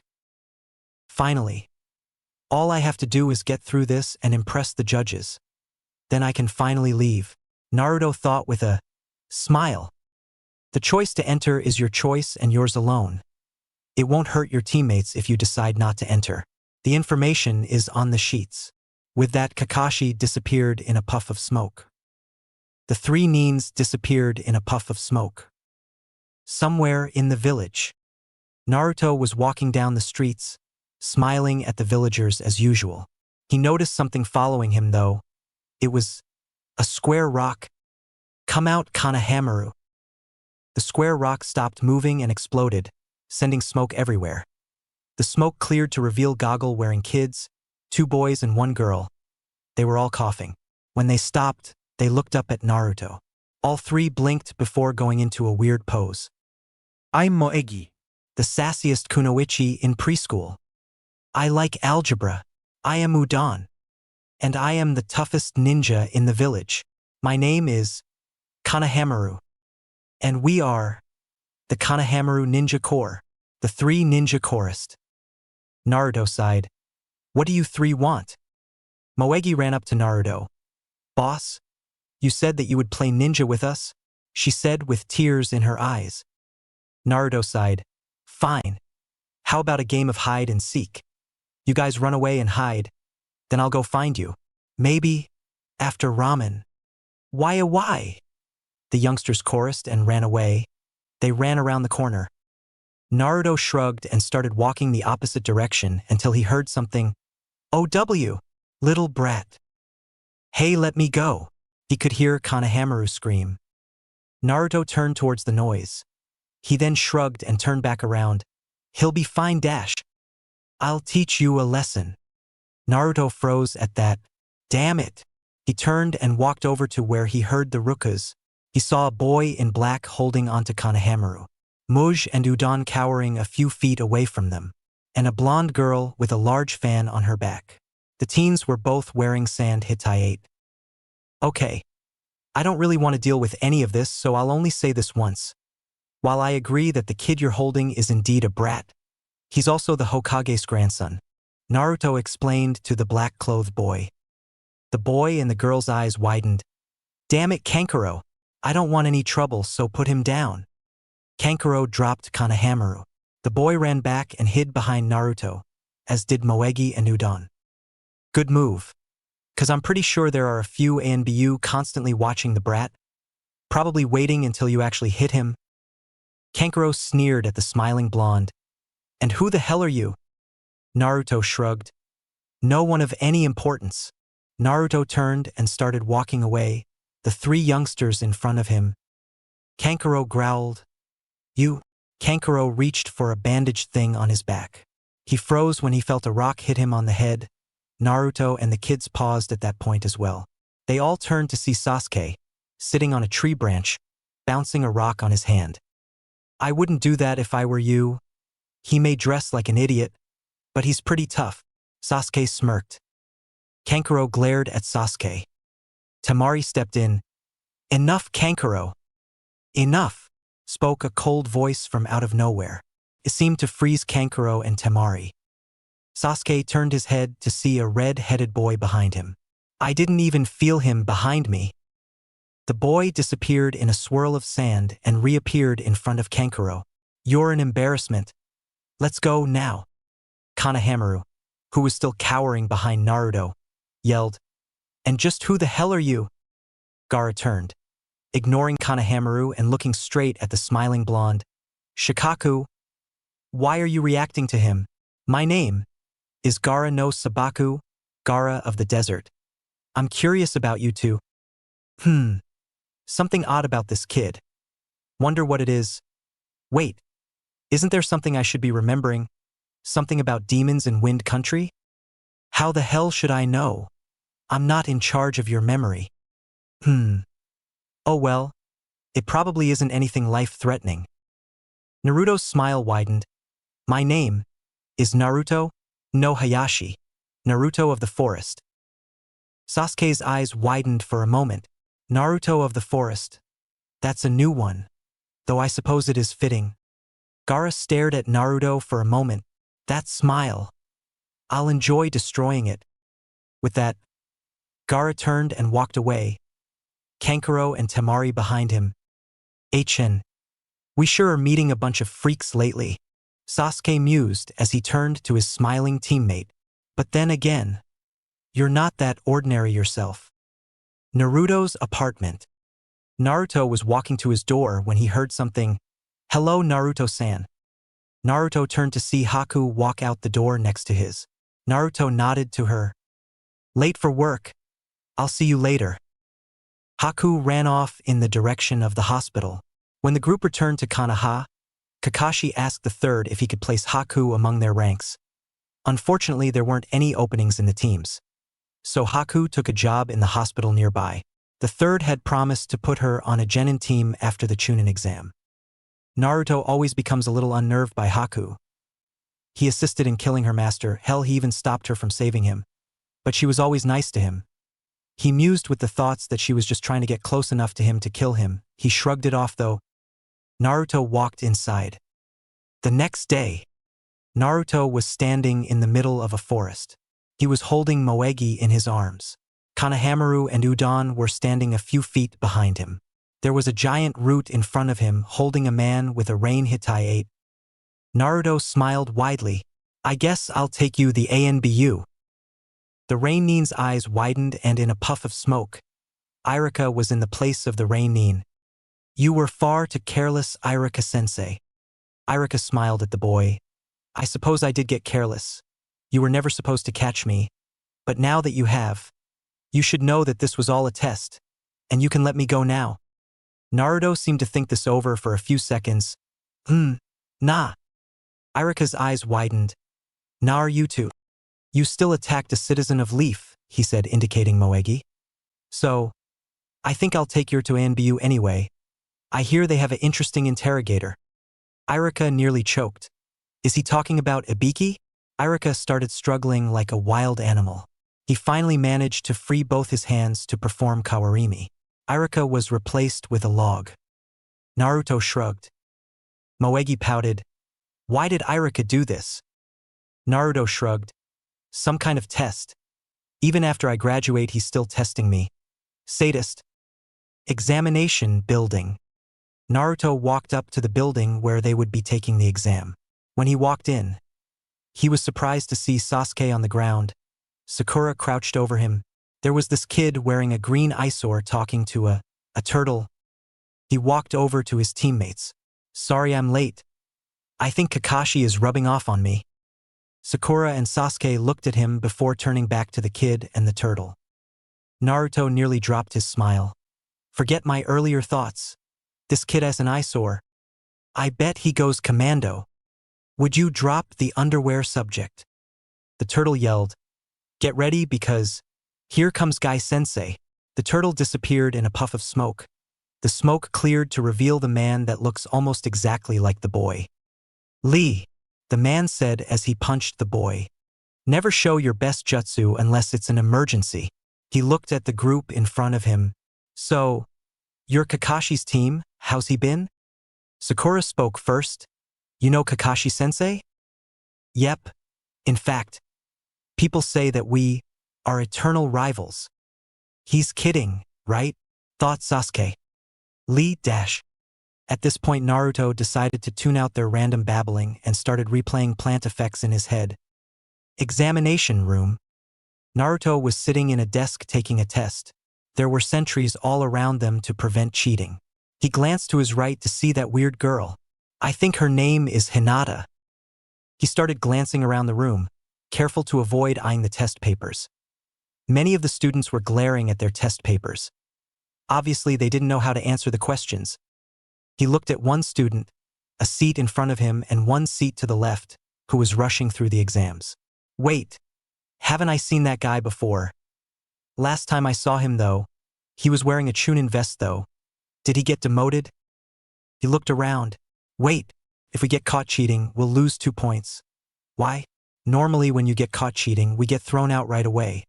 Unless the point of this exam is to cheat, but not get caught." He looked at the boy he was staring at before.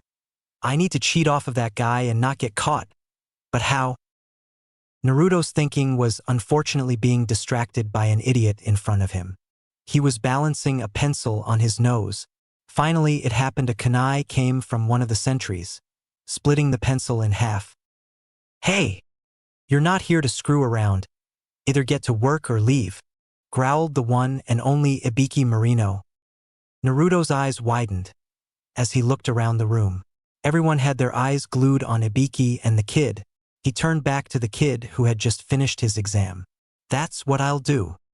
He pulled 2 coins out of his pocket, putting one in each hand. He started flipping them into the air, waiting. Finally, 2 kunai flew out of nowhere, catching each of the coins, sending each to a side of the room. It had the exact effect he wanted. Everyone, including the sentries, turned to see the kunais on their side of the room. Luckily, Naruto was at about the center of the room. "Now, Hayashi Shushuku." Vines extended from his bracelet, grabbing the corner of the boy's paper, the one who finished his exam. Naruto quickly retracted the vines and brought the boy's paper to his desk, crumpling his own paper and sticking it in his jacket. He quickly erased the boy's name and wrote his own. He then started looking around. No one noticed what he did. He looked to the front of the room to see the examiner glaring at him. "Shit! He saw me!" Naruto grimaced inwardly. Ibiki, however, merely smirked at Naruto and looked away. Naruto sighed and started looking around again. He saw one pair of Sharingan eyes looking at him and a pair of Byakugan eyes. The Sharingan eyes belonged to Sasuke, who was smirking at Naruto. The Byakugan eyes belonged to a boy with long brown hair. "Hey!" screamed the boy who had only just noticed that his paper was missing. "Shut up, maggot. Next time you don't get an exam paper, mention it beforehand.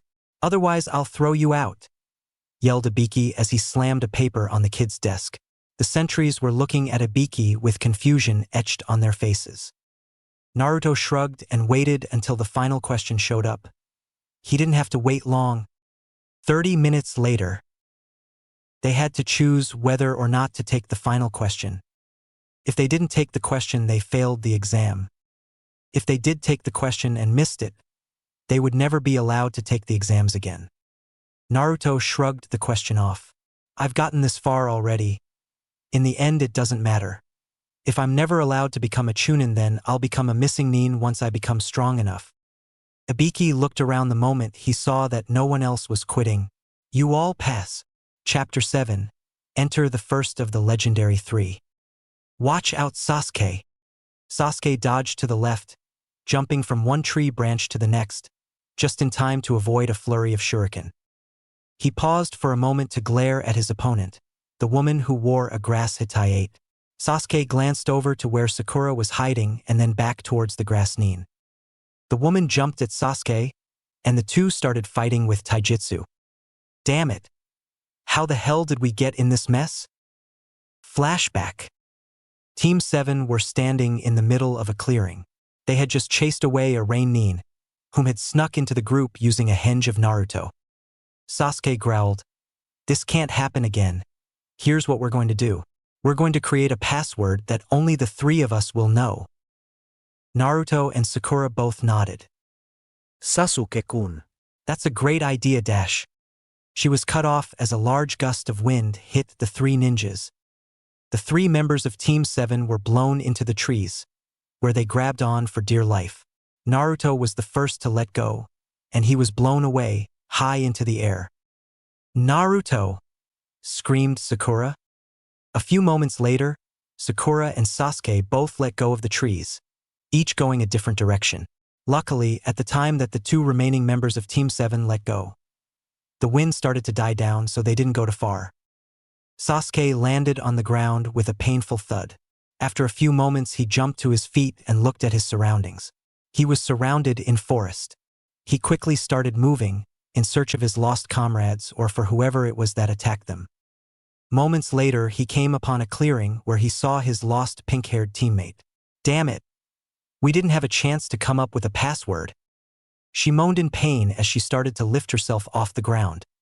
She looked up and saw Sasuke, holding a kunai. Sasuke-kun. "Shut up. I'll only ask this once. The first day we became a team, I discussed with the three of you my ambitions. There were two of them. What were they?"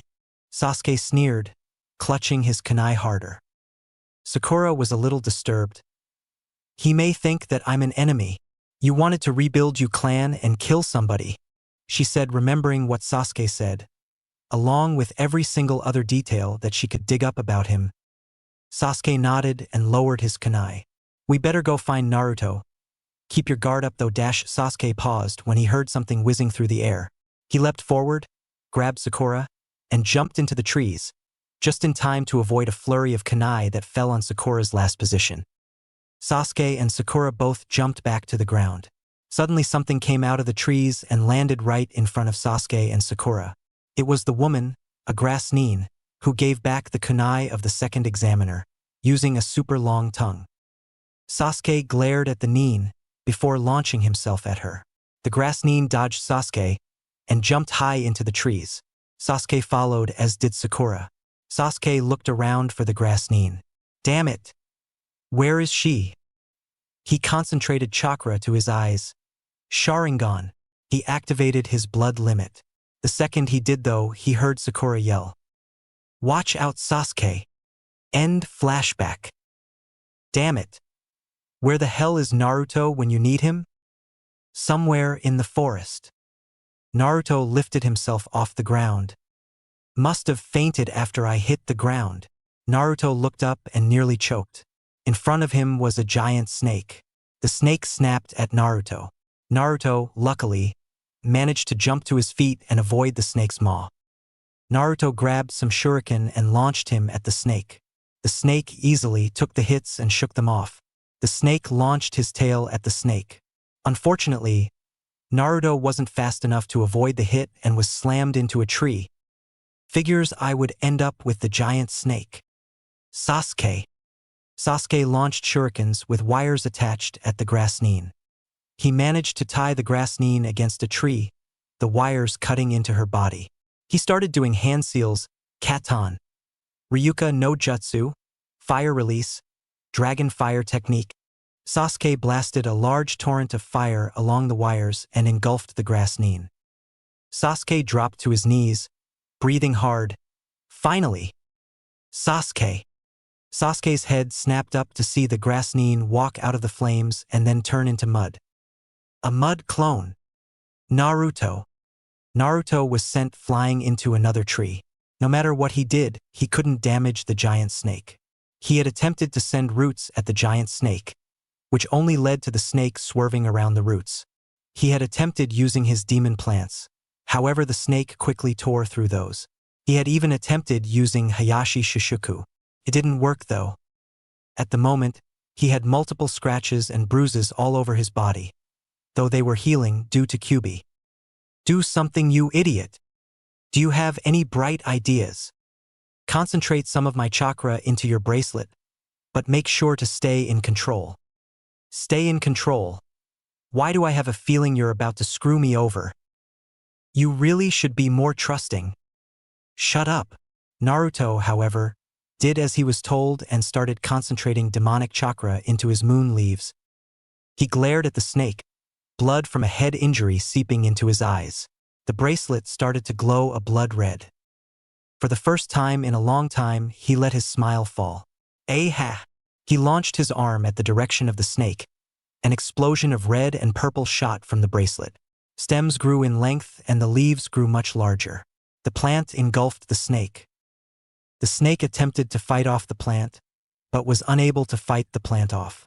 It suddenly howled in pain, and Naruto could hear something that sounded like teeth sinking into flesh. Naruto looked the dark purple plant over and managed to see one of the leaves that hadn't attached itself to the snake. It had a large mouth and razor-sharp teeth. Is it trying to eat the snake? Of course not. What kind of screwed-up plant would try to eat a snake? It's trying to suck its blood out. Kyuubi paused for a moment. Idiot! Get the moon leaves off your wrist. Get them off now. Naruto didn't wait to be told twice. He ripped the leaves off of his wrist and threw them on the ground. More large stems started to grow from the bracelet, as well as large leaves. The leaves attacked the young kitsune, who quickly jumped away. Naruto jumped onto a tree branch. The snake landed on the ground with a thud, the plant still engulfing it, sucking its blood. Kyuketsu Shokubutsu, blood-sucking plant, spoke Kyuubi. It'll suck the blood out of anything that it can get a hold of. The remaining leaves attached themselves to the snake. Something seems so grotesque about all of this. Keep watching. The giant snake suddenly disappeared and the plant curled into a tight ball. The plant started to glow red and purple again. Finally, a large stem, much larger than the others, grew from the center. A large rose grew from this stem and the rest of the plant turned into a bluish-green color. Lovely flower. Never thought you'd be one to appreciate a flower. When a plant sucks the blood from its victim to bloom, it seems more appealing. Interesting. By the way, did you bring another moon leaf bracelet with you? Naruto shook his head. I haven't gotten around to making another bracelet. Idiot. I guess it can't be helped. The snake. It disappeared how? Why? It was a summoned spirit. Someone in this forest has possession of the snake contract. I wonder who it is. Naruto turned. I better get back to the others. Naruto jumped off, placing the same eerie smile on his face. Sasuke, the grass nin, who had a portion of its face torn off, revealing pale skin and a yellow, slitted eye, slammed Sasuke against a tree. She held the Uchiha against the tree using only one hand. Just as quickly, the grass nin sunk her teeth into Sasuke's neck. Sasuke let out a blood-curdling yell, which could be heard all throughout the forest. The grass nin let go of Sasuke, letting him slump on the tree branch. She smiled before disappearing. The Uchiha will be mine. Sasuke-kun. Sakura jumped onto the branch and grabbed onto Sasuke. Sakura looked around frantically. Naruto, I need your help. Her answer was complete and total silence. What am I supposed to do? Muttered the pink-haired ninja. She sat there, with Sasuke resting against her lap, until she heard a familiar chakra signature nearby. Naruto. Naruto landed in a clearing. I can feel Sakura's chakra signature up ahead. Stupid girl. She'll get herself killed that way. She should be concealing it. Naruto-kun. Naruto's eyes widened as he suddenly started looking around. Do you hate Konohagakure? Naruto's face became a smile once again, as he stopped looking around. Congratulations, Captain Obvious. What do you want? A fucking medal? The voice seemed to ignore the comment. I've been watching you, Naruto-kun. I saw you in the first exam. Your abilities over plants is amazing. And let me guess. You want me to give you myself? You want my abilities? Isn't that right? The voice chuckled. Of course. In return, I'll give you revenge against these pathetic fools. The ones who shun you, hate you, treat you like dirt, despise you for just being alive. Naruto seemed to think this over. No thanks. You should reconsider. The village hurt me much like it hurt you. I should have been the fourth Hokage. But instead they make that fool the fourth. If I had been the Hokage, I would never even dream of using you as the host. I would have beaten the Kyuubi with my own abilities. Naruto chuckled. Don't leave me in the dark. What's so funny? You are, and this village. You should come back to the village and ask for forgiveness. The voice growled. And why would I do that? You're both so pathetic you left this village for the sole purpose of obtaining revenge against it. You blame the fourth because he received the title over you. Naruto started. This village is the same way. They blame me because they were far too weak to defeat the Kyuubi and therefore lost so many. They consider me a relic of the past, just because I am the vessel for the Kyuubi no Kitsune. The fact of the matter is that you two were made for each other. Naruto smiled inwardly when he heard a low growl. I, on the other hand, am better than that, better than these moronic villagers and better than you. When I leave, I leave. I won't return to seek vengeance, because I'm above that. Naruto finished. Naruto could hear the voice growl some more, before suddenly stopping. Kukukuku. Naruto, you're such a silly little boy. I will have you, and I will have your little friend Sasuke. Unfortunately, my time is up. Naruto sighed. What a hassle. He heard something. He turned to see none other than his pink-haired teammate, her eyes as large as plates, staring at the blonde. I guess she heard us, he mused as he walked over to her. He heard something else. He turned to see the purple-haired second examiner come out of the trees. She clenched her fist. Damn you! I'll get you Orochimaru, she muttered before going back into the trees. He turned back to Sakura, who was still looking at him in horror. So you heard a huh? Sakura didn't even move. She didn't even speak. What do you have to say about it? He was kind of enjoying this. The fact that she shouldn't answer him. She was against a tree. He placed his hand next to her head and moved his face close to hers. Here's the quick version. Yondaime, and the rest of these morons, were far too weak to stand up against the nine-tailed fox. He paused for a moment when he noticed that her mouth was wide open, probably from the mention that the fourth was too weak to defeat the fox. He reached over and closed her mouth for her. Don't gawk like that. Makes you look like a fish. Anyway, like I was saying, the fourth couldn't defeat the demon, so they decided to sacrifice a small child. They sealed it into that child. And if that wasn't enough, the child had to deal with the fact that everyone in the village hated him for something that he didn't even control. He paused for a moment to look at Sakura.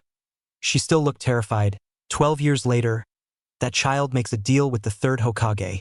If he becomes a Chunin, then he gets to leave the village permanently if he so wishes. So, help me win this exam, and I'll leave forever. YYYYYYYJJJSSS. Naruto sighed. You do know I can easily kill you right now, right? Sakura paled, but managed a small nod. Then why don't I? Sakura slowly shook her head, indicating that she didn't know. Because I don't want to.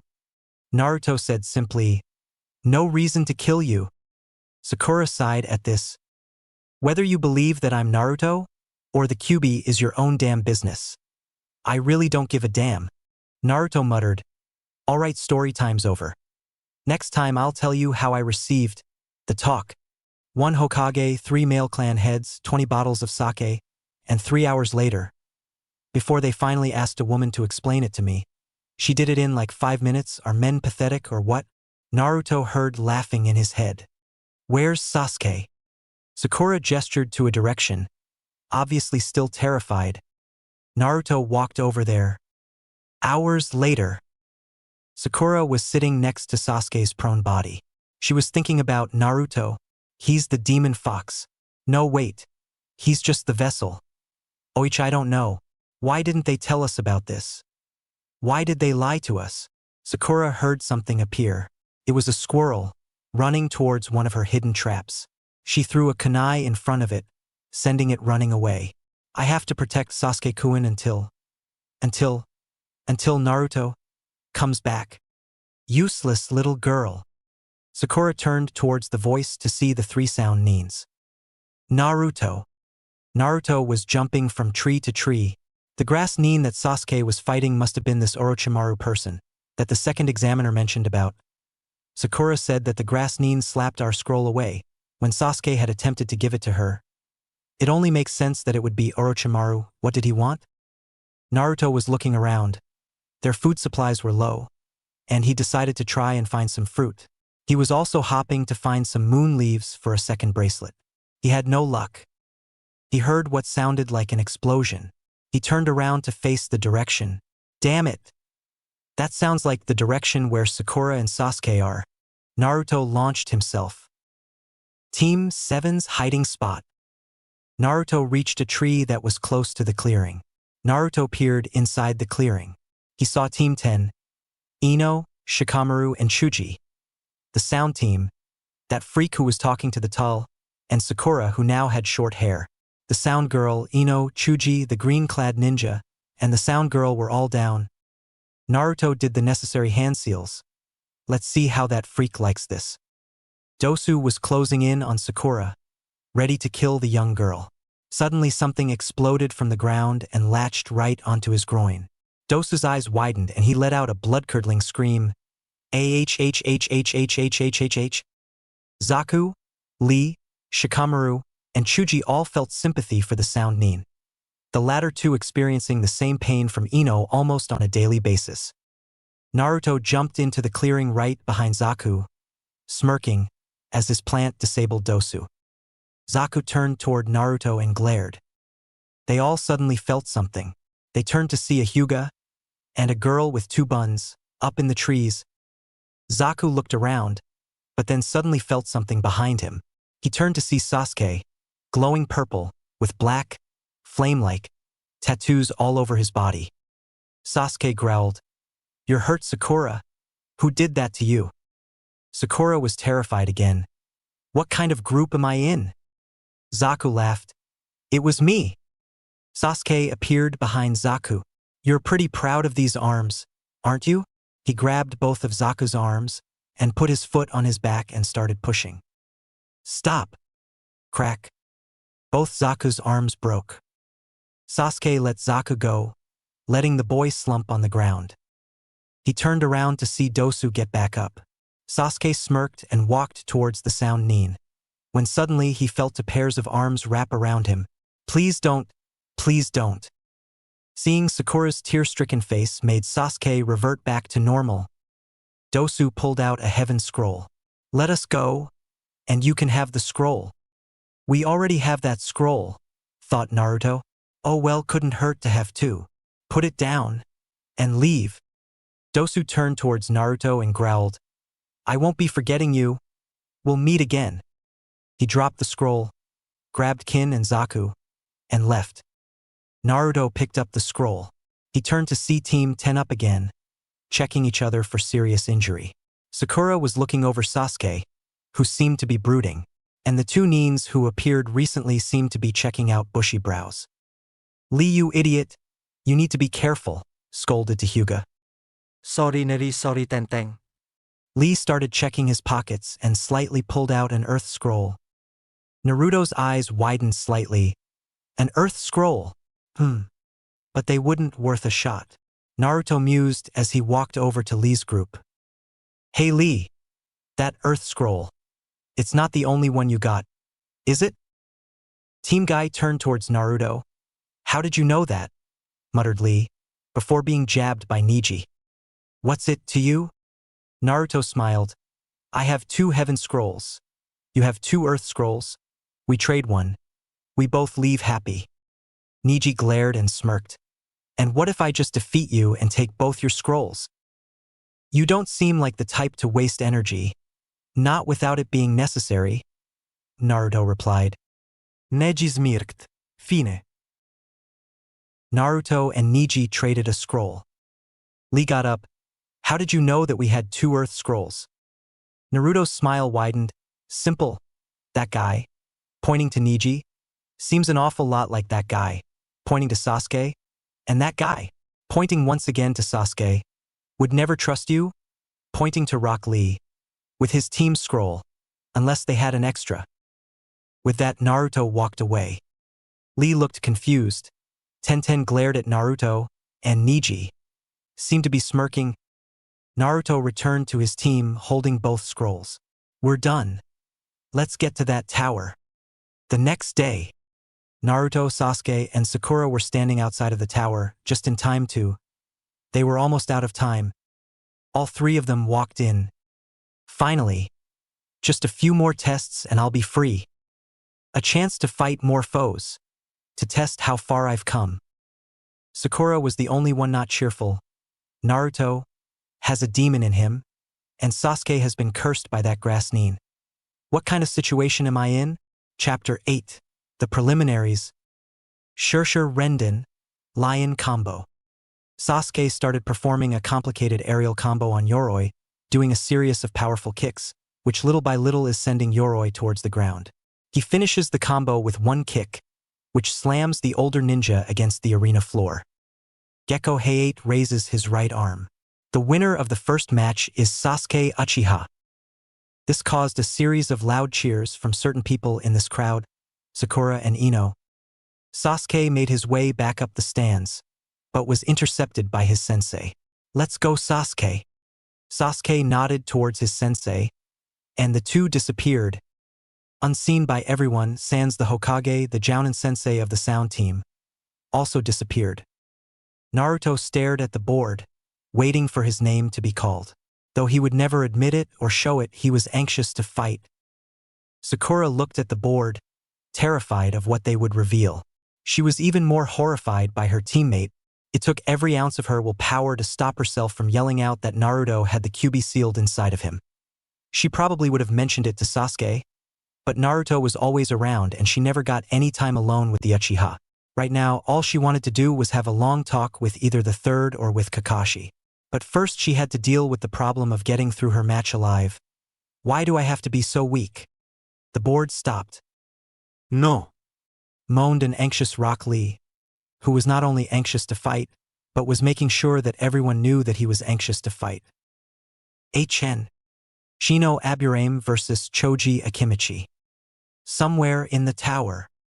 Fuja Hoin, Evil Sealing Method, yelled the copy ninja as the seals written on the floor, and on Sasuke's body, started crawling towards the cursed seal. The markings made a circle around the cursed seal. All the while, Sasuke was writhing and howling in pain. When it finally stopped, Sasuke was on the floor, unconscious. There, that should prevent the cursed seal from taking control of you again. But in the end, it'll all depend on your willpower, Sasuke. Very good, Kakashi, but that won't last long, spoke a voice from the shadows. Kakashi snapped in the direction of the voice and glared into the shadows. Who's there? Orochimaru stepped out of the shadows. Good evening, Kakashi-kun. Orochimaru, growled the copy nin as he pulled out a kunai. What do you want with Sasuke? The Uchiha bloodline, of course. I thought that would have been obvious. Orochimaru smiled at Kakashi. Recently, though, he's not my only target. I also want one of your other students. Kakashi looked confused for a moment, but his eyes snapped wide open. Naruto, you want to continue your insane experiments. The ones that gave Yamato his abilities. Orochimaru nodded. You will not go near him, spoke a voice from behind Orochimaru. Rin-chan. I was wondering when you'd make yourself known. Rin growled as she pulled out her Anbyu sword. I shouldn't be surprised that he sensed me, traitor or not. He was one of the Sannin. Kakashi started doing hand seals. Raikiri, he yelled, as lightning energy charged in his right hand, as his left hand held his wrist. Orochimaru smiled at Kakashi. Like I told Enko? Cancel the exam and I'll destroy your village, but I add another warning. Pull Sasuke or Naruto from the exams and I'll destroy the village anyway. With that, Orochimaru disappeared. Kakashi sighed and released his Raikiri. Rin sheathed her sword and walked over to Kakashi. These two are in danger. I wonder what Sensei would do in this situation. Kakashi sighed. Rin became distressed when Kakashi didn't answer her. Arena. Shino just dodged another Nikuden Sensha, meat tank. He had been dodging Choji's attacks the whole time. Choji got out of his Nikuden Sensha and turned to face Shino. Choji was panting. I'm running out of energy. Damn it. I have to try it again. Choji did the necessary hand seals. Nikuden Sensha. Choji's arms and legs went inside of his clothes as the boy ballooned up. He started rolling at high speeds towards the bug ninja. Shino dodged again, but this time he wasn't able to get away completely, resulting in him getting knocked back and landing on the ground with a hard thud. Choji came out of his roll and practically jumped with joy. All right now. Bubenbaika no Jutsu, partial multi-size technique. He launched a giant hand at the bug ninja and grabbed Shino with it. Shino smirked, though you wouldn't see it through his overcoat, and exploded into hundreds of bugs, which surrounded the Akimichi. The Kikai bugs engulfed Choji and started to suck out his chakra. Instead of doing anything useful, though who knows what he could have done in that situation, Choji freaked out and started running around in circles screaming. Choji then tried rolling around on the ground. Shino appeared behind Choji. They'll devour your chakra. Give up and I'll stop them. Keep fighting and you'll lose anyway. The choice is yours. I give up. Shino recalled his bugs, slowly, and walked back towards the stands. The winner is Shino. Choji, slowly, started to move back towards the stand. They all looked towards the screen again. Me, pick me, yelled Rock Lee. Sabaku no Kankuro versus Misumi Tsurugi. About an hour later, Naruto and Lee were still waiting impatiently for their turns. Kankuro, or rather his puppet, easily defeated Misumi. Sakura and Ino fought next. Both girls fought hard and lasted a long time against each other, proving how strong or equally weak the two kunoichi really were. Shikamaru fought Kin, and easily outsmarted the girl, causing the girl to slam her head against the wall. Temari and Tenten were the next round, proving that there actually are great female shinobi their age. Though Tenten put up a great fight, Temari was able to outclass her with little problems. The next match was Niji versus Hinata. Poor Hinata. Though she was able to stand up to her superior cousin, something which Naruto admired, she wasn't able to even hurt the branch member of the Hyuga. Zaku versus Kiba. Zaku, Kiba, and Akamaru all went down the stairs and towards the stadium. Zaku and Kiba faced off. Kiba noticed that one of Zaku's arms was in a sling. He smirked. Yes, he's still hurt from the second exam. I have this match down easy. Begin. Kiba's hands went through a small chain of hand seals. Shikyaku no Jutsu, forelegs technique. Kiba's nails lengthened into claws as he went down on his hands and legs. He lunged at Zaku with every intent to tear the sound Nin apart. Zaku quickly extended his right arm, the one that wasn't in a sling, and yelled, Zankaha! A blast of pure sound energy exploded from Zaku's hand and blasted Kiba away. Kiba growled as he landed on the ground. Stupid mutt. You think something as pathetic as that will beat me? Laughed Zaku. Kiba got up, just as Akamaru came up to him. Kiba reached into a pouch and pulled out a pill. Here, Akamaru, Kiba says as he flicks the dog the pill. Akamaru opens his mouth and takes the pill. After Akamaru swallows the pill, his fur begins to turn red. His chakra starts to flare up, and in a puff of smoke, another Kiba appeared where Akamaru was just standing. Up in the stands. Oh, damn it, now there's two of them, muttered Naruto, earning him a few giggles from the remaining members of the Rookie Nine, minus Shino, who never seems to laugh. Kiba versus Zaku. Kiba and Akamaru, hinged as Kiba, lunged at Zaku. Gatsuga, double piercing fong.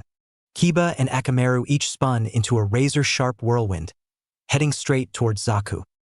Zaku's eyes widened as he jumped out of the way just in time to avoid both whirlwinds.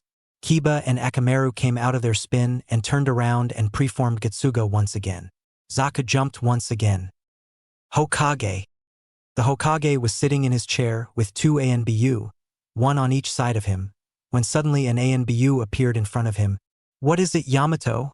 asked the Hokage. "I've just returned from the mission you sent me on. I though you'd like to know the results at the moment," Yamato said, as he handed the Hokage an envelope. The Hokage looked around to make sure no one was even paying attention to them, and the ninjas from other villages were too far away to listen in on them, even for ninja. The third nodded as he grabbed the letter, opened it, and read the contents. The third sighed, smiling.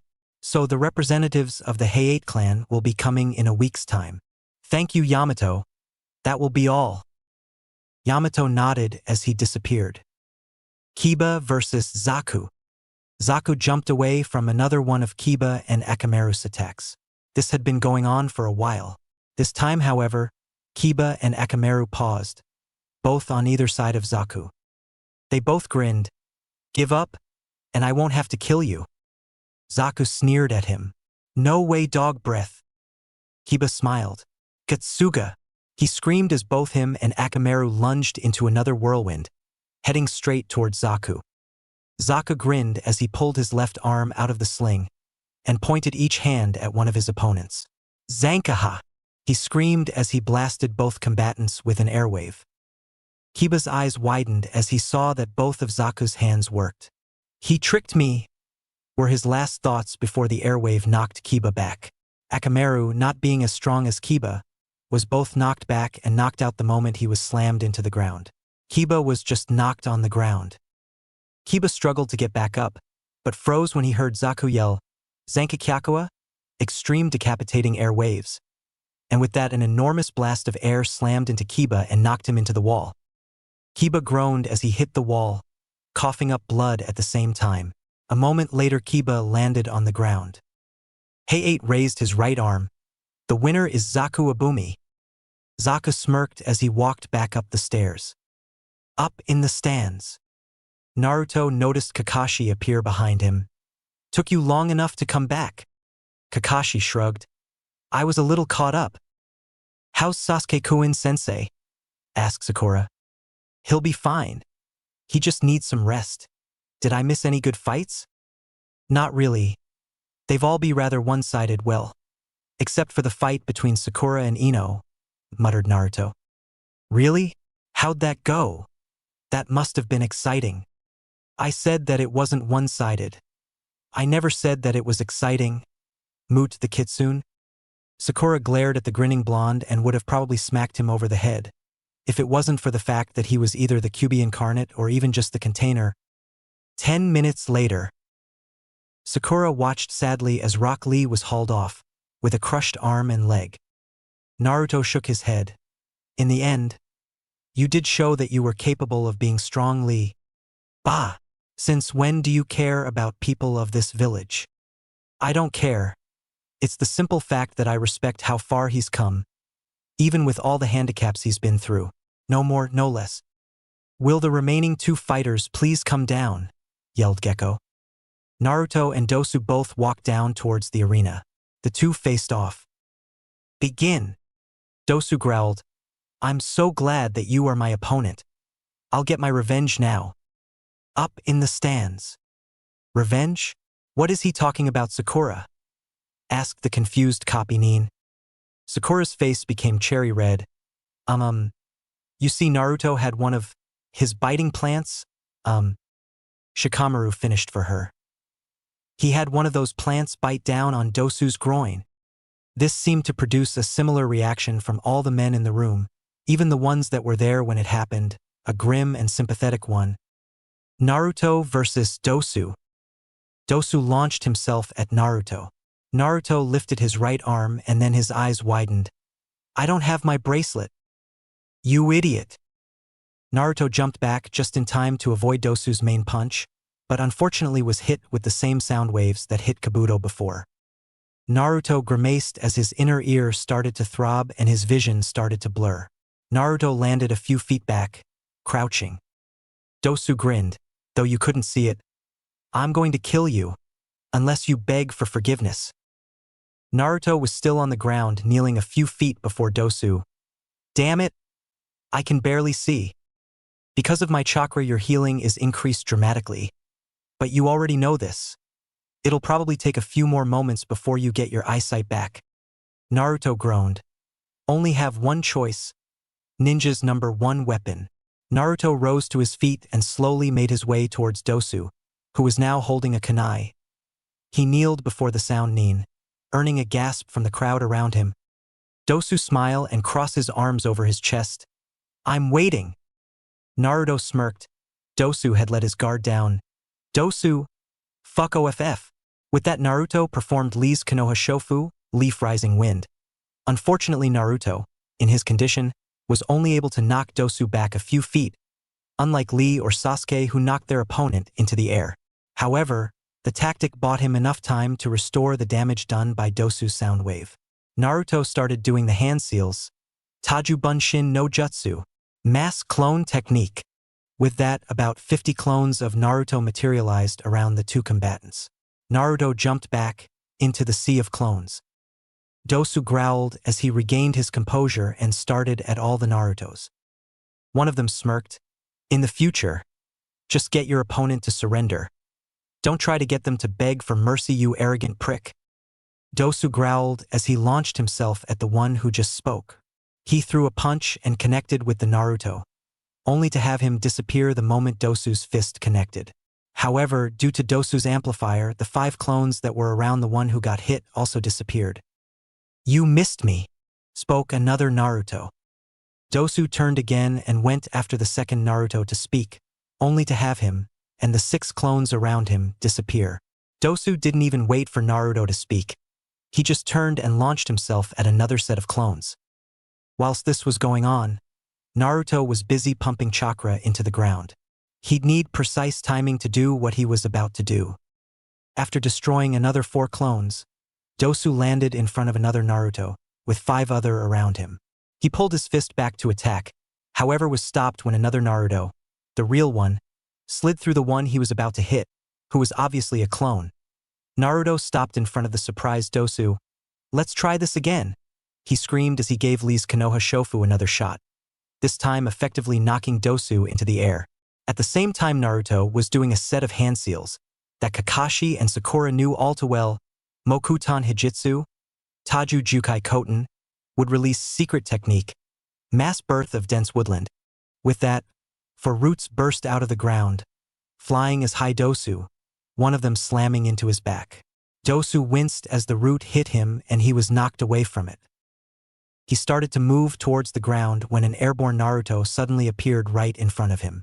You, muttered Naruto as he punched Dosu in the stomach, knocking the wind out of the sound nin. Zoo! He threw a strong kick at Dosu and launched him towards another one of the giant roots. Naruto, who was right next to one of the roots, kicked off following Dosu's trajectory. Dosu slammed into the root. He opened his eyes just in time to see Naruto hit him with an uppercut. Ma! Dosu was almost sure that his jaw was broken. Naruto twisted above Dosu and delivered another powerful kick. Right behind Dosu's shoulders. Ki! The kick launched Dosu straight towards the ground, and to right in the center of the square ring of roots. Naruto kicked off the root he was right next to and flew out of the square ring. Naruto Rendan, Uzumaki Naruto combo. He yelled as he used his chakra to once again manipulate the roots. The 4 roots all turned downwards and flew at great speeds towards the sound nin.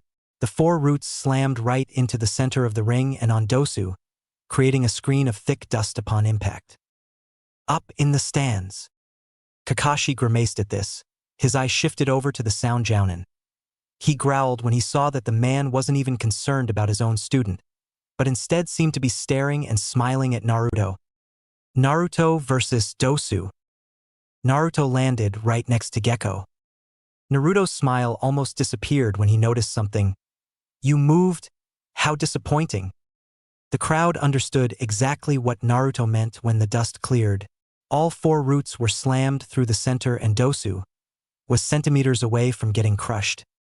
Dosu was panting as he lifted himself off the ground. Naruto, though he didn't show it, was a bit worried. That move wasted over half of my chakra? Hello! Naruto's grin widened. Dosu, finally having gotten up, was about to run towards the leaf nin, when suddenly 2 things burst out of the ground behind him. He turned just in time to see two purple flowers with razor-sharp teeth. Each one latch onto one of his arms. H. He yelled as the teeth sunk into his arms. Both plants lifted the boy higher into the air, as Dosu's feet were kicking away like crazy. He looked towards Naruto and nearly wet his pants. Not because the leaf nin was still smiling, but because of the giant purple plant that was growing behind him. It was similar to the plants that were binding his arms. However, its maw was about the size of Dosu himself. "Eh?" Dosu yelled as he felt two sets of teeth sink into each of his legs. He looked to see two more purple plants under him. Spreading his legs, his eyes widened. "No!" The giant demon plant behind Naruto snapped his mouth open and closed a few times to testingly, and then turned towards Dosu. Dosu nearly had a heart attack. "I give a..." He was cut off as a green root wrapped itself tightly over his mouth. MPH. Gecko sighed. "Naruto cough. I'm pretty sure he gives up." Naruto shrugged. "I didn't hear anything," he muttered, as the plant got closer to Dosu. Everyone in the room sweat dropped at this. Kakashi appeared behind Naruto and put his hand on the boy's shoulder. "That's enough." Naruto sighed and dispelled the plants, dropping Dosu to the ground. Gecko raised his right arm. "The winner is Naruto Uzumaki." Naruto and Kakashi walked back towards the steps. "You're amazing. To copy Lee's attack and develop your own on the spot without a Sharingan." Naruto shrugged. "I didn't just develop it on the spot. I've been thinking up the combo for a while. I just wasn't sure how to knock the opponent up in the air until I saw Sasuke, who I guess got it from Lee."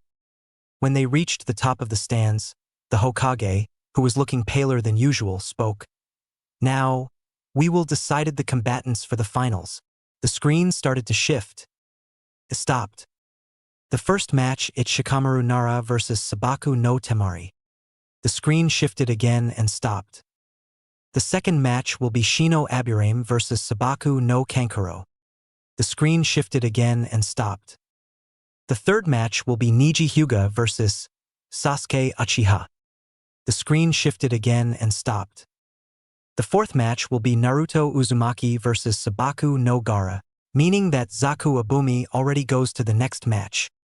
Naruto's grin widened. This is going to be fun. Chapter 9. 1 month. Week 1. Naruto stared at Kakashi's back as he walked away. Naruto sighed. He had actually come to Kakashi to ask for extra training. However, Kakashi had given him to the closet pervert, saying that he was ordered to concentrate on Sasuke. "Old man better not be trying to screw me over." Naruto turned towards Ebisu and follows the special tutor. "Can this guy even help me? He's usually training Konohamaru." Naruto found himself remembering their last encounter together. Flashback. "Let me go!" cried a young boy as he held onto a tree stump for his life. "Honorable grandson, you must let me train you," cried an older man, as he pulled the young boy by his rather large scarf. Where was Naruto at the moment? Sitting on the tree stump, which Konohamaru was hanging onto, trying to meditate. Keyword being, trying. The only thing getting training was Naruto's eyebrow, which was constantly twitching. It was about a week since Naruto had first met Konohamaru in Ebisu, and he dreaded every moment of it. Naruto quickly pulled out a kunai and hacked off Konohamaru's scarf right at the center, which sent Ebisu flying backwards and Konohamaru flying over Naruto.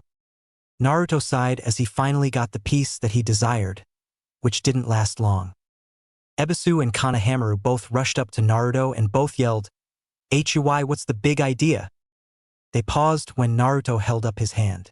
He pointed towards Ebisu. "Konohamaru wants to go to the ninja academy at the same time as his friends. It could be important for him to make friends. So let him." It was one of the only times that Naruto ever dropped his smile, which terrified Ebisu beyond end. Naruto pointed to Konohamaru. "Ebisu is a top elite. You keep going on about how you want to be Hokage, though there is no shortcut. Being a successful ninja will be easier if you learn a few tricks early on. Ebisu is willing to train you, something that you will rarely find. So let him." Ebisu was wrong. The smile that Naruto had just put on was even more terrifying. and Kanehamaru nearly wet his pants.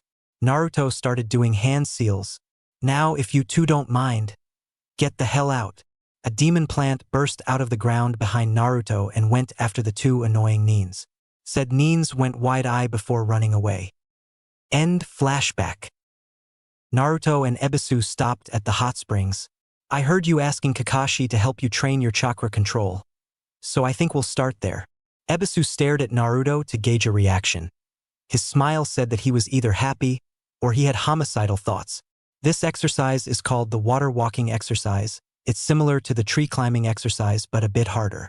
The tree climbing exercise was done on a solid surface. The water walking exercise will be done over water, which constantly changes. You'll need to constantly change your chakra output to stay afloat.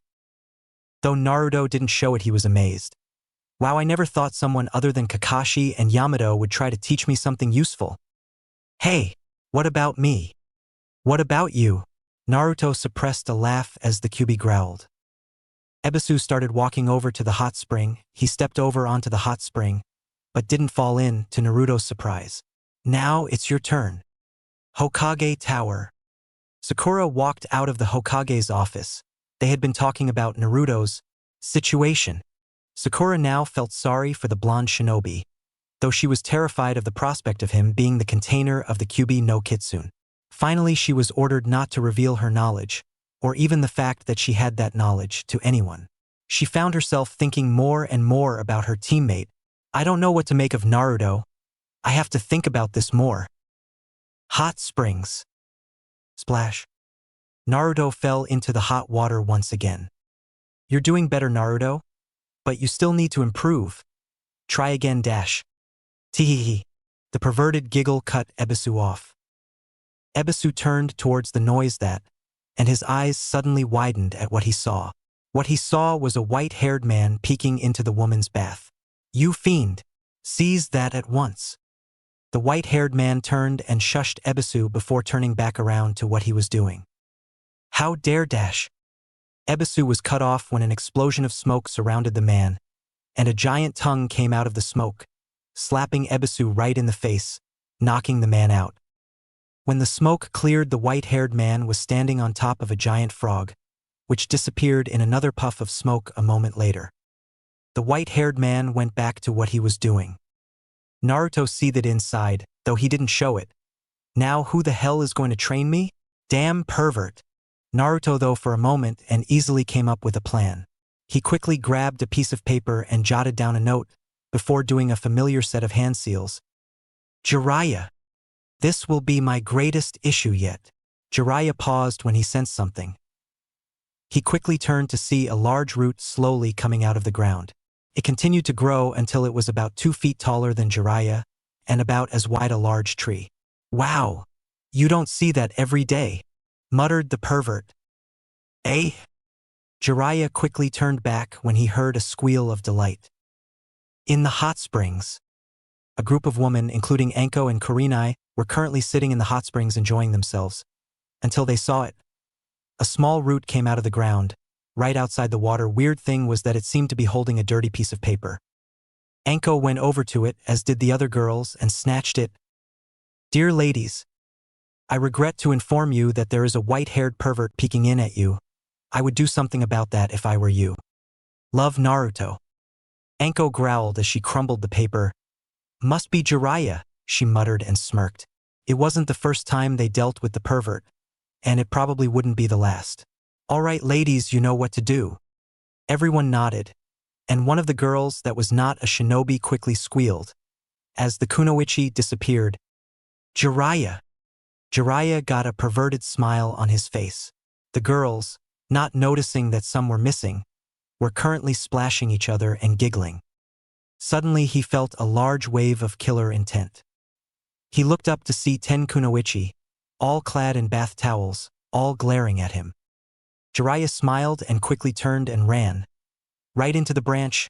Shit, I forgot that was there. The kunoichi leapt on the pervert and started pounding him. From the corner of his eye, Jiraiya could see a blonde boy smiling and hold up a sign reading, "Revenge is a bitch, ain't it?"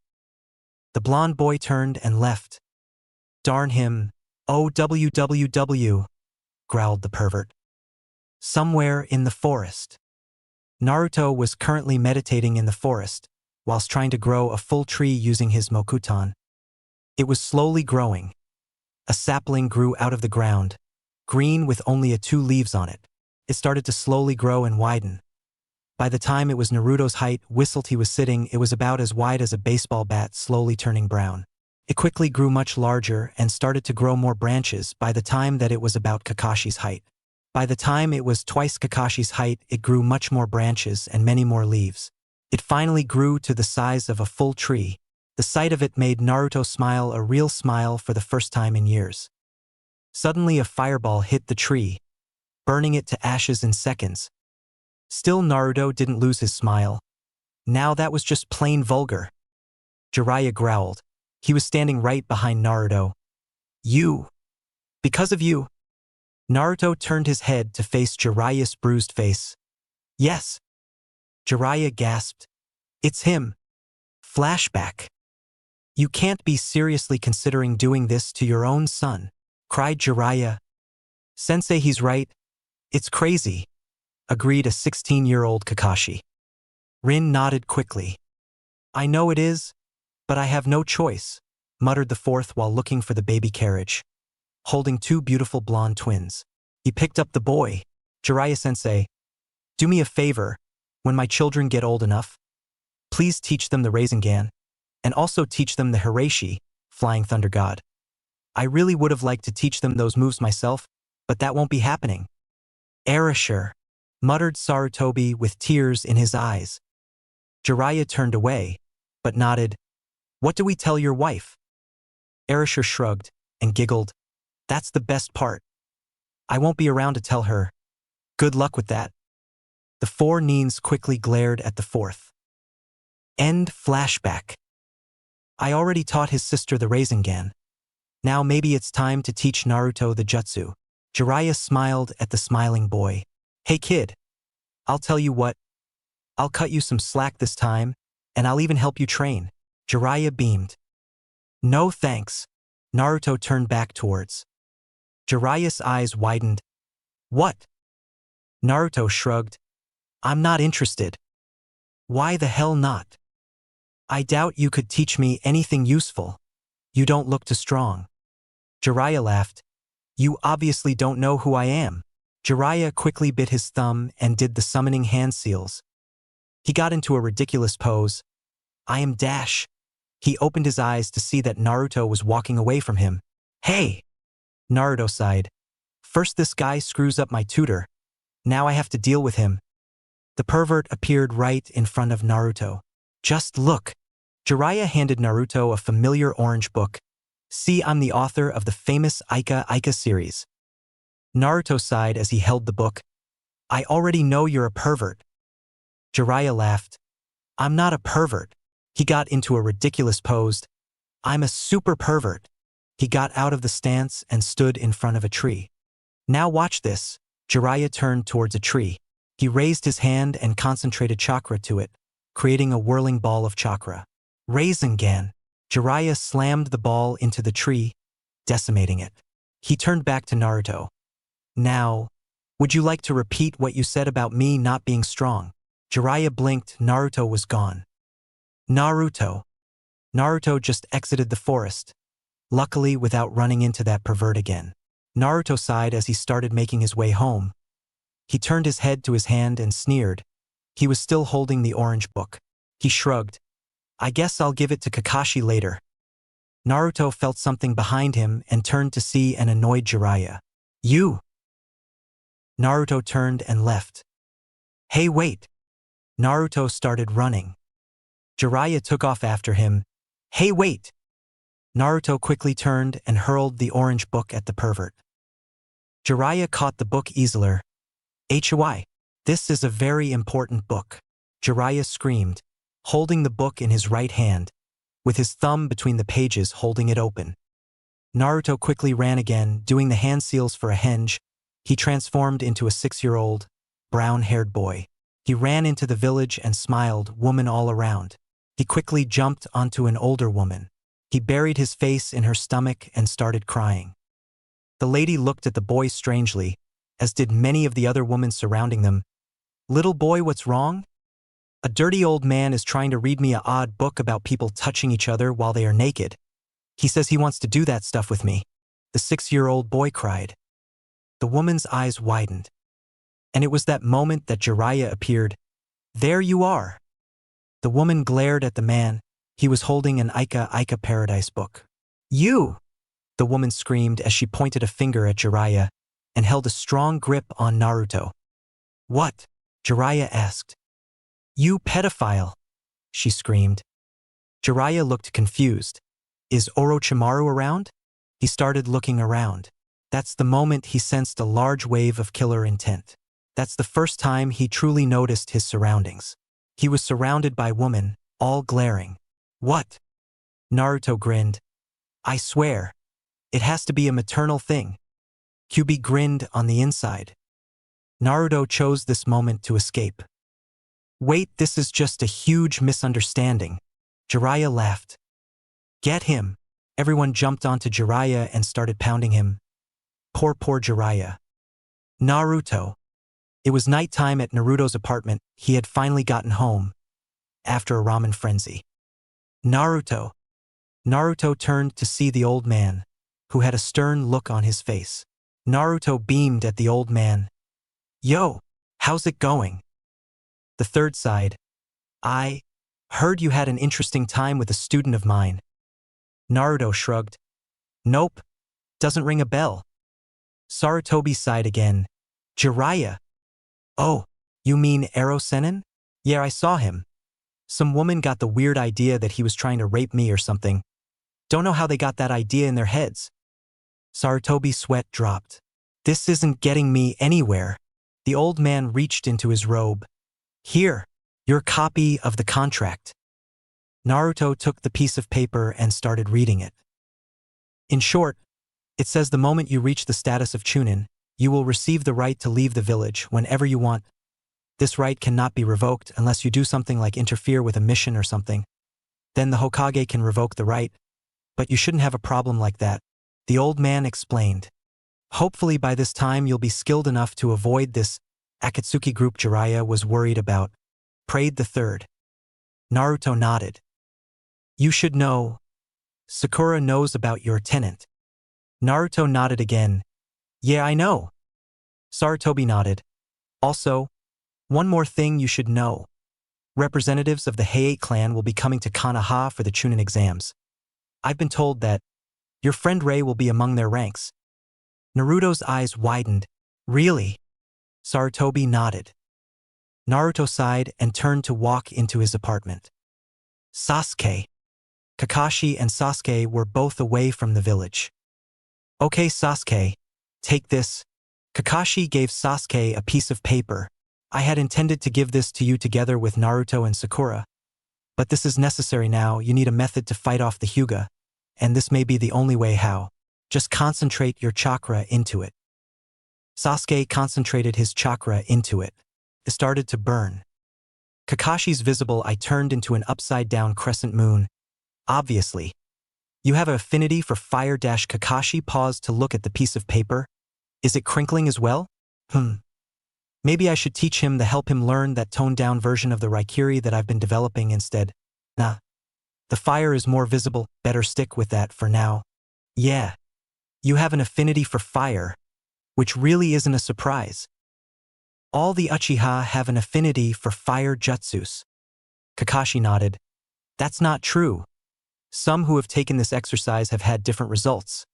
It all depends on the person, Sasuke, not just the clan." Sasuke growled.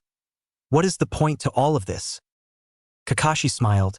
"The point is that I'm going to try to help you unlock a hidden power, so you can create a personalized move just for yourself, much like I developed my Raikiri." Sasuke raised an eyebrow. "You're going to teach me to create a move as strong as the Raikiri?" Kakashi chuckled. "No. That would take years of practice. I'm going to help you get started. I'm hoping that by the end of the month, that you will have a good grasp on the subject. I'm also hoping that by the end of this month, that you'll be able to develop something new, even if it's weak at first. I'm hoping that since you've already had practice with fire jutsu, that this will be a lot faster." Sasuke nodded. though inside he was confused. Shouldn't I work on learning many strong moves now? As if reading his mind. No. HN. Naruto. Why did you call me out here, Naruto? Asked the younger silver hair girl. I needed to tell you something, Rei. I'm a demon. What? I'm the vessel for the Kyuubi no Kitsune. The silver-haired girl's eyes widened at the prospect. Naruto quickly woke up, panting. He sighed and got ready. After a few moments, he quickly opened the door and came face to face with Sakura. Naruto. Sakura. Naruto muttered as he was about to walk past her. Naruto-kun, Sakura-tian. The two ninjas turned to look at Haku as she walked out her door. Forgive me for not being able to stay longer, but I'm currently late, muttered Haku as she ran off. Sakura smiled. I see she's adjusted well. Naruto sighed. You know, sometimes I get the feeling that she wants to kill me. Why am I sharing this with her? Sakura turned to look at him oddly, but then nodded. Well, I can understand how you would feel like that. You did stop her from saving her father figure. Wait, what? You saved her from getting killed by Gato. Naruto would have slapped the fox if he could. Idiot! What fight were you watching? Flashback, Kyuubi style. Naruto looked around. He was back on the Great Naruto Bridge. He turned to one side to see a man with red hair, man, with 9 long tails and a black robe, making out with 3 young women. Sakura and Sasuke, though almost invisible in the mist, were in the dome of demonic mirrors. Haku was under Naruto's foot, and Kakashi was wearing nothing but his face mask and a pink thong, singing, My milkshake brings all the boys to the yard. Zabuza rushed at Gato and his henchmen, taking spears and swords before killing the crime lord. However, the attack quickly killed Zabuza. Naruto took his foot off of Haku, who screamed, "No, Zabuza-sama." Haku quickly got up and rushed over to the red-haired man, jumped on him and stuck her tongue down his throat. Sakura walked out of the demonic ice mirrors, hair and clothes disheveled, with a smile on her face. He turned back to see that the mist had cleared to reveal a naked Sasuke rocking himself back and forth. End flashback. And that's what happened. Naruto's eyes were at their widest. I need a smoke. Naruto turned and walked back into his apartment. Sakura's eyes widened. Since when do you smoke? I don't. I just really need one. Sakura looked at him oddly before walking in after him. Are you okay? It's kind of hard to gauge that. Naruto laughed. Sakura flinched at that comment. Want to talk? If you're going to talk about me being the container, forget it. Naruto. I prefer not to talk about it, Sakura. No matter if you mean well or not. Sakura sighed. Well, if you ever need a friend, remember you have one for life, she said with a smile, before walking out the door. Naruto nodded. Thank you. Week 2. Naruto sighed, as he walked out the door and right into Yamato. Hey Yamato. Naruto. I wanted to teach you something. I have my own training to get to. Yamato sighed. I knew this wouldn't be easy, he thought as he extended his arm. Hayashi Shishuku. Vines flew out of Yamato's sleeve and grabbed a hold of Naruto's jacket collar, holding him up in the air. Naruto growled. I can't believe you stole my move. Life sucks. Get over it. Yamato muttered as he walked off. Forest. Yamato, with the still suspended Naruto, entered the forest. Okay. Let's get to the point. We know that you have been having some contact with the Kyuubi. Naruto stared at him. We. The Hokage, Kakashi, and myself. Naruto sighed. How did you figure it out? Yamato smiled. I've tried copying your other moves. I couldn't. The only way that would be possible is if you had another type of chakra that I didn't have access to, in your case Kyuubi's demonic chakra. Naruto sighed again, and we don't really care.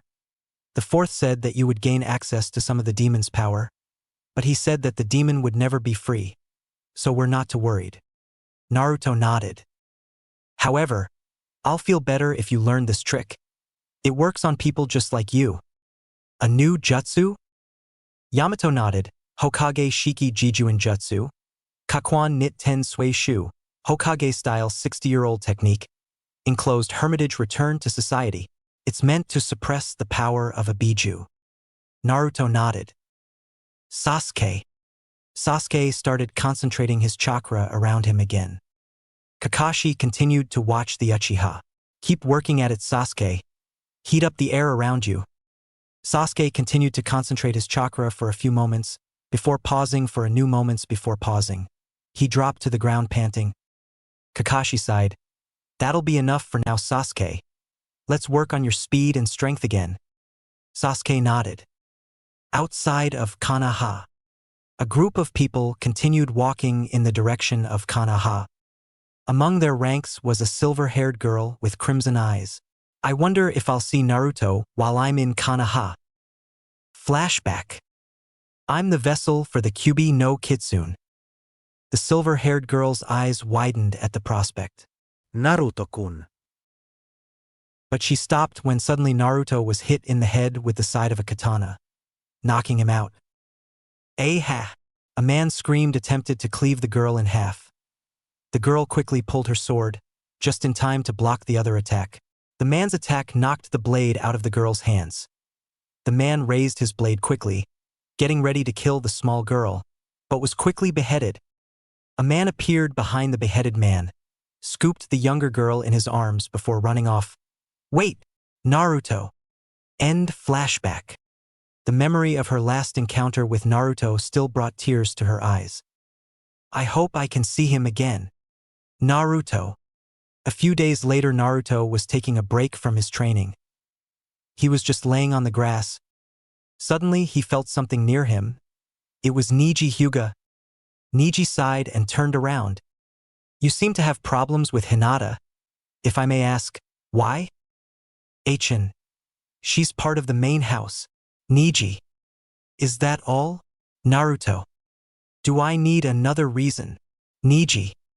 Is there something wrong with the main house? Naruto. They are enslaving the branch house, my house, with the cage bird seal. Neji took off his Hittite. This is my fate. You should stop believing in fate. It's all BS really. Naruto. Neji growled. What do you know? I know enough. Fate. The chains that bind all of us is nothing but a load of crap. In the end, fate can be changed. My fate is to be everyone's scapegoat. That's something that I won't ever be again. Achin, my cousin, her fate is to be a loser, and just like her fate, she lost our match. Neji. And what's my fate? Naruto. According to sources, you were the dead last of the academy. Your fate is to be a loser as well. Neji. How do you rank me with Gaara? Naruto. Neji smirked. Gaara is definitely the stronger fighter. You should surrender before you end up like Lee, or worse. Well then, when I defeat Gaara, I expect you to understand the truth about fate. Naruto muttered, before walking off. Sakura. Sakura continued to punch the log. I need to get stronger. Naruto and Sasuke-kun are so far ahead of me. I need to get stronger. Sakura. Sakura turned to see Haku standing behind her. You've been at it for a while now. How about giving it a break? Sakura shook her head. I need to get stronger, Haku. Haku sighed. You should follow your strengths. You told me that you had great chakra control. You should work on some jutsu. Sakura sighed. I don't know any ninjutsu, and Kakashi isn't around to train me. Haku smiled. Then how about I teach you some water jutsu? Sakura looked at her with a stunned expression. And since Sasuke and Naruto seem to get hurt often, maybe I can teach you a few things about herbs. Sakura smiled hopefully. Would you really do that for me? Haku laughed and nodded her head. Naruto. A few days later, Naruto was walking down the street of Konoha. Naruto was about to reach the bridge where Team 7 usually met. That's when he saw her, and she saw him. Naruto walked up to Rei. Hey! Ray smiled at the boy. Hi. Long time no see. It has been. Naruto continued to look at the young woman before him, staring at her silver hair and red eyes, ignoring the square rock that was behind him, the one that exploded. Naruto's eyebrow twitched. Kanahamaru. 3 kids appeared from the smoke and looked at the teenagers. The kids' sweat dropped and ran off. Wow, what a mood killer. Shut up. Naruto walked off, motioning for Ray to follow. In the forest. Naruto sighed as he leaned against a tree. So, how have you been? Fine, Naruto. I wanted to apologize. The young girl sighed. I kind of disappeared without telling you, and dash. I know. You were kind of forced to move by your clan. Your clan moved to Fong Country, didn't they? Ray looked at him in surprise. The third told me after I tried to. Naruto's eyes widened. He was about to say when he tried to kill himself, when I tried to run away, to come and find you. Hello, Gid. I don't believe you. You wouldn't. Nope. Not nearly that optimistic. Naruto pushed himself off the tree that he was leaning on. Here. Naruto unclipped the raised sword from his belt and handed it to her. I've been holding it for you. I found it after the incident a few years ago. Ray grabbed the sword and held it close to her. Naruto, thank you. I was so sad when I thought I lost it. It was my grandmother's sword. She gave it to me and told me to give it to the man I was to marry. Hello, Gid. If you had kept it, the 2 of us would have had to become engaged. Her voice became seductive. Would you have liked that, Naruto-kun? He shrugged. Nope. Ray's sweat dropped. Jerk. Naruto's smile turned into a cocky smirk. So, did you ever learn how to use it? Naruto shook his head. You never found someone to teach you how? Gosh. I hope you haven't been swinging it around like an idiot. This time it was Naruto's turn to sweat drop. Not completely because of the comment, but because the laughing in his head. I didn't use it. Oh. Ray looked down. Naruto. The last time we spoke, you told me a secret of yours. I was wondering if you would like to talk about it. Naruto was caught off guard by this, though Sakura had made the same proposal. Naruto found it easier to speak with her. Sure. And so, for the first time in years, the 2 old friends spoke. Week 3. Naruto waited in the training field. He had already finished practicing the jutsu Yamato had given him. The jutsu required a lot of hand seals, much like the Mokuton, Shichuka no Jutsu. However, neither technique required a ridiculous amount of chakra, Naruto's supply being just big enough to use either jutsu once. Naruto sighed as he continued to wait. She's late. Today Naruto was going to train with Ray. She would be teaching him some basic sword techniques. Naruto turned when he heard footsteps. He saw Ray, in dark blue robes, walking towards him, wearing her wakizashi on her belt. She walked to Naruto. Where's your sword? Naruto held up a bamboo flower as he did a few seals. The bamboo transformed itself into a large, katana-like, edgeless sword. Ray's eyes widened for a moment. Interesting move. She raised her sword. Are you ready? Naruto nodded. Sasuke. Sasuke continued to concentrate his chakra around him. This time, however, the area around him slightly lit on fire, small flames dancing around him. Sasuke finally stopped. The flames died. Good job, Sasuke. Now, let's see how we can work with that.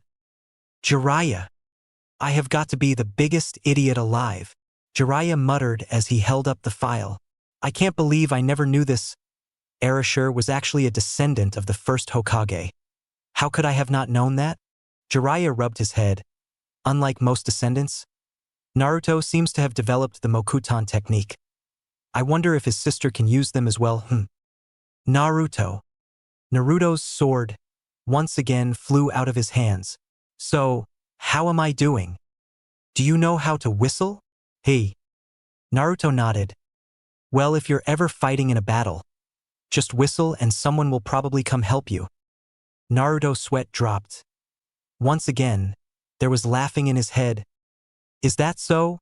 Want to fight me with taijutsu? Naruto smirked. Wait a few months and I'll be happy to. Naruto looked at her with confusion. I'm joining Konoha's ninja rank, as is most of the Heiate clan. Naruto smiled. That's nice to hear. Hours later, Naruto was walking down the street, once again ignoring the looks he was receiving with a happy smile that infuriates everyone who sees it. Jiraiya appeared in front of him. Yo ero Zenin. You get castrated yet? Jiraiya's eye twitched. You're not going to let me teach you a technique, are you? Nope. Not even if I told you the fourth was the maker? Jiraiya. The fourth? Well, that changes everything. Now I know I don't want to learn your technique. Naruto laughed as he walked off. Jiraiya sighed.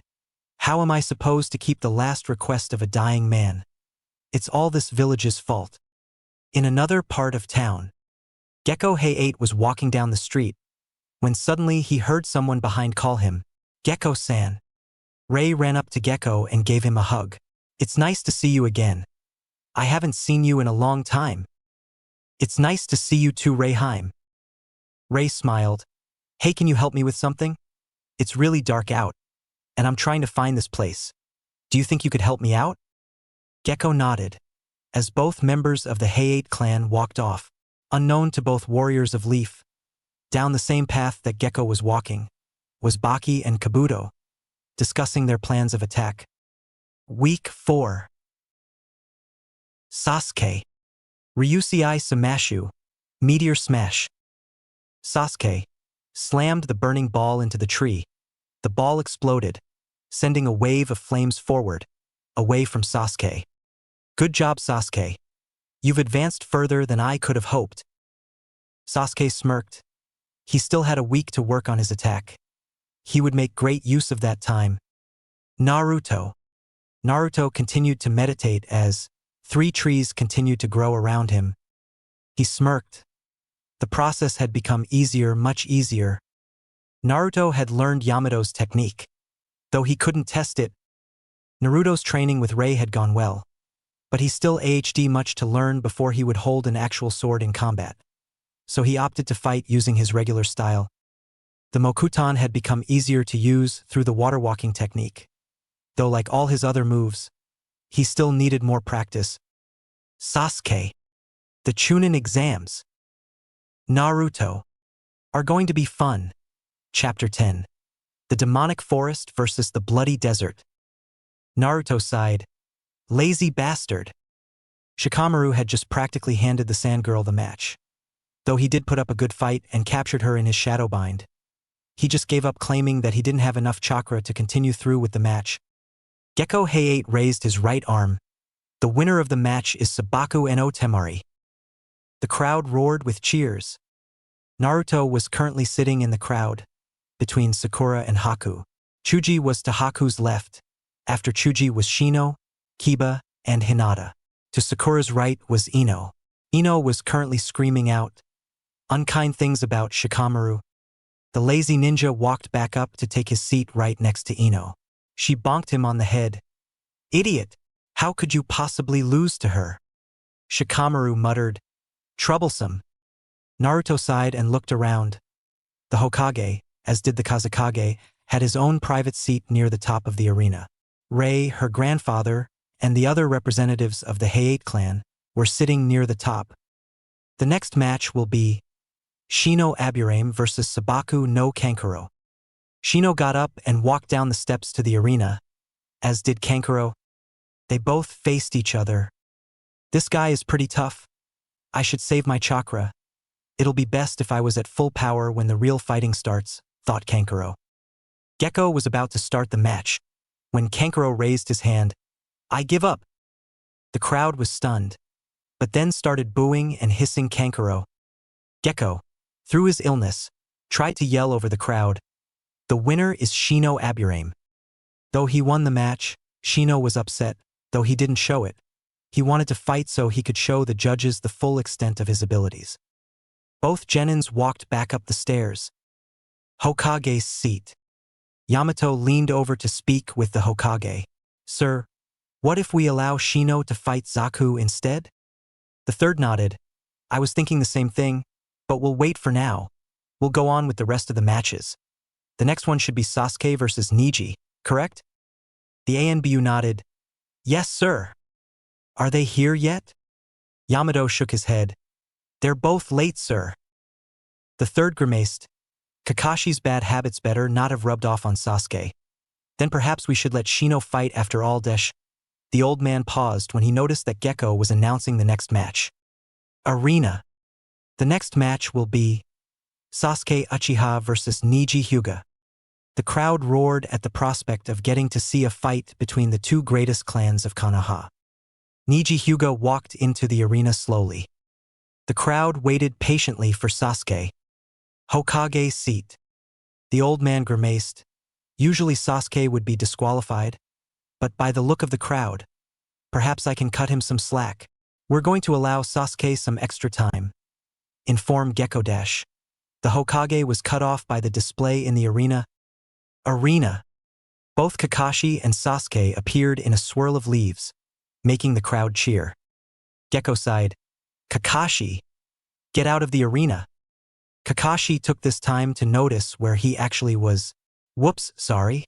With that, he poofed away in smoke, reappearing right next to Kurenai, Asuma, and Guy, who were sitting higher up in the stands by themselves. Gekko turned towards Sasuke. Are you ready?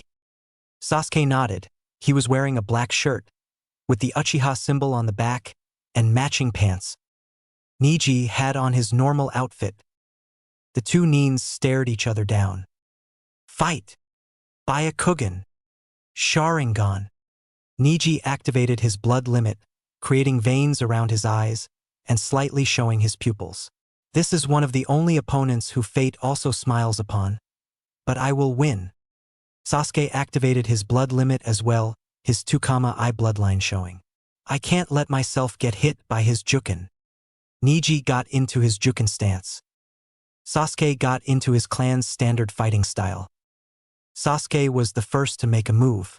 He placed his hands into the ram seal and started flaring his chakra into a point in front of him. Neji's eyes widened.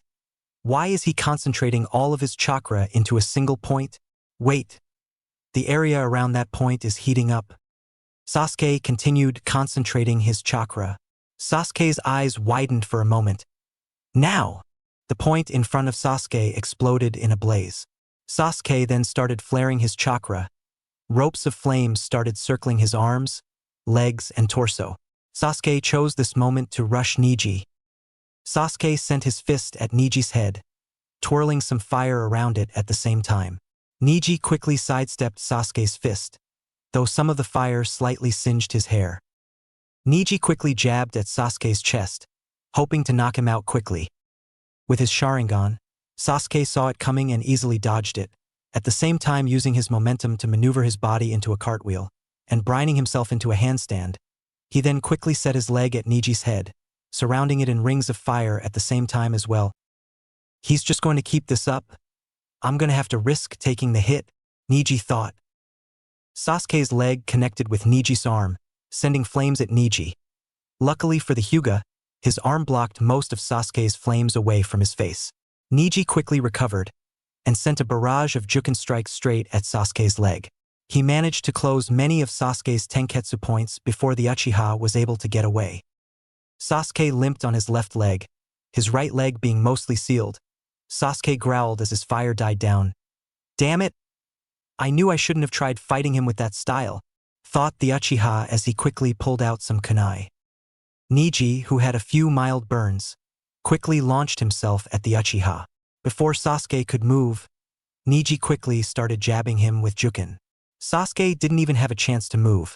A moment later, though, Neji growled and stopped attacking Sasuke. As the Uchiha transformed into a log, Neji quickly saw Sasuke behind him. Sasuke hurled kunai at the Hyuga.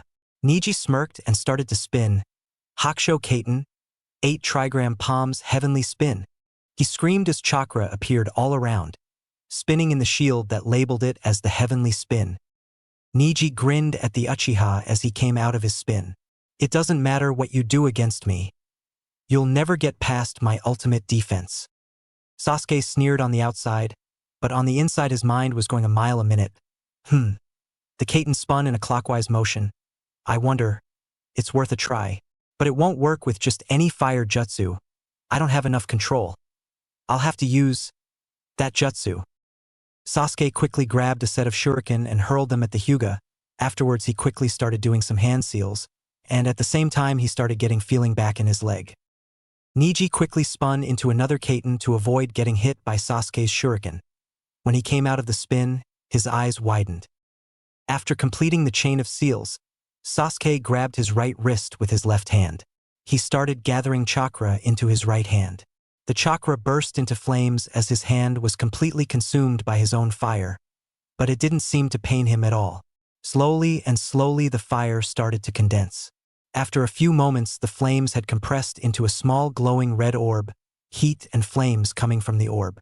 Sasuke pointed the orb at Neji and started running as quickly as possible at the Hyuga, silently thanking Kakashi for helping him train his speed. Neji quickly started to spin. His chakra flared. Hakusho Kaiten. Sasuke reached Neji, or actually Neji's chakra shield, and hurled his glowing orb into it. Ryusei Samashu, Meteor Smash. The orb and the Kaiten connected. The orb exploded, sending flames not straight forward, but along the same course that the Kaiten was following. The flames mixed with the Kaiten, creating a shield, not out of chakra, but out of pure fire. Inside the shield, Neji was not faring well at all. It's too hot.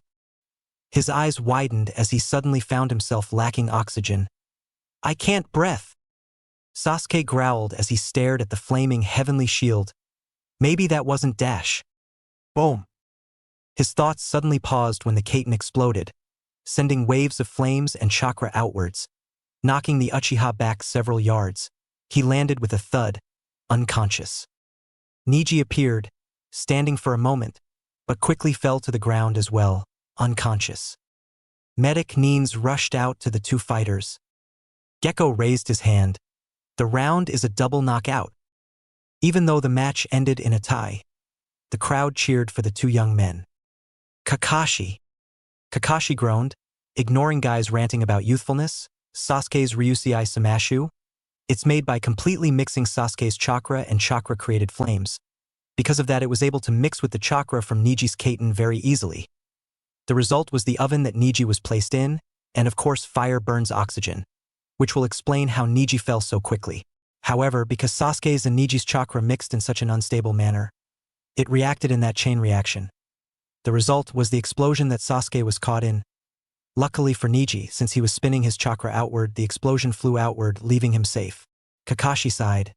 In the end, it was a double-edged sword, caused by two ninjas with two high-level jutsu. Medical room, Sasuke.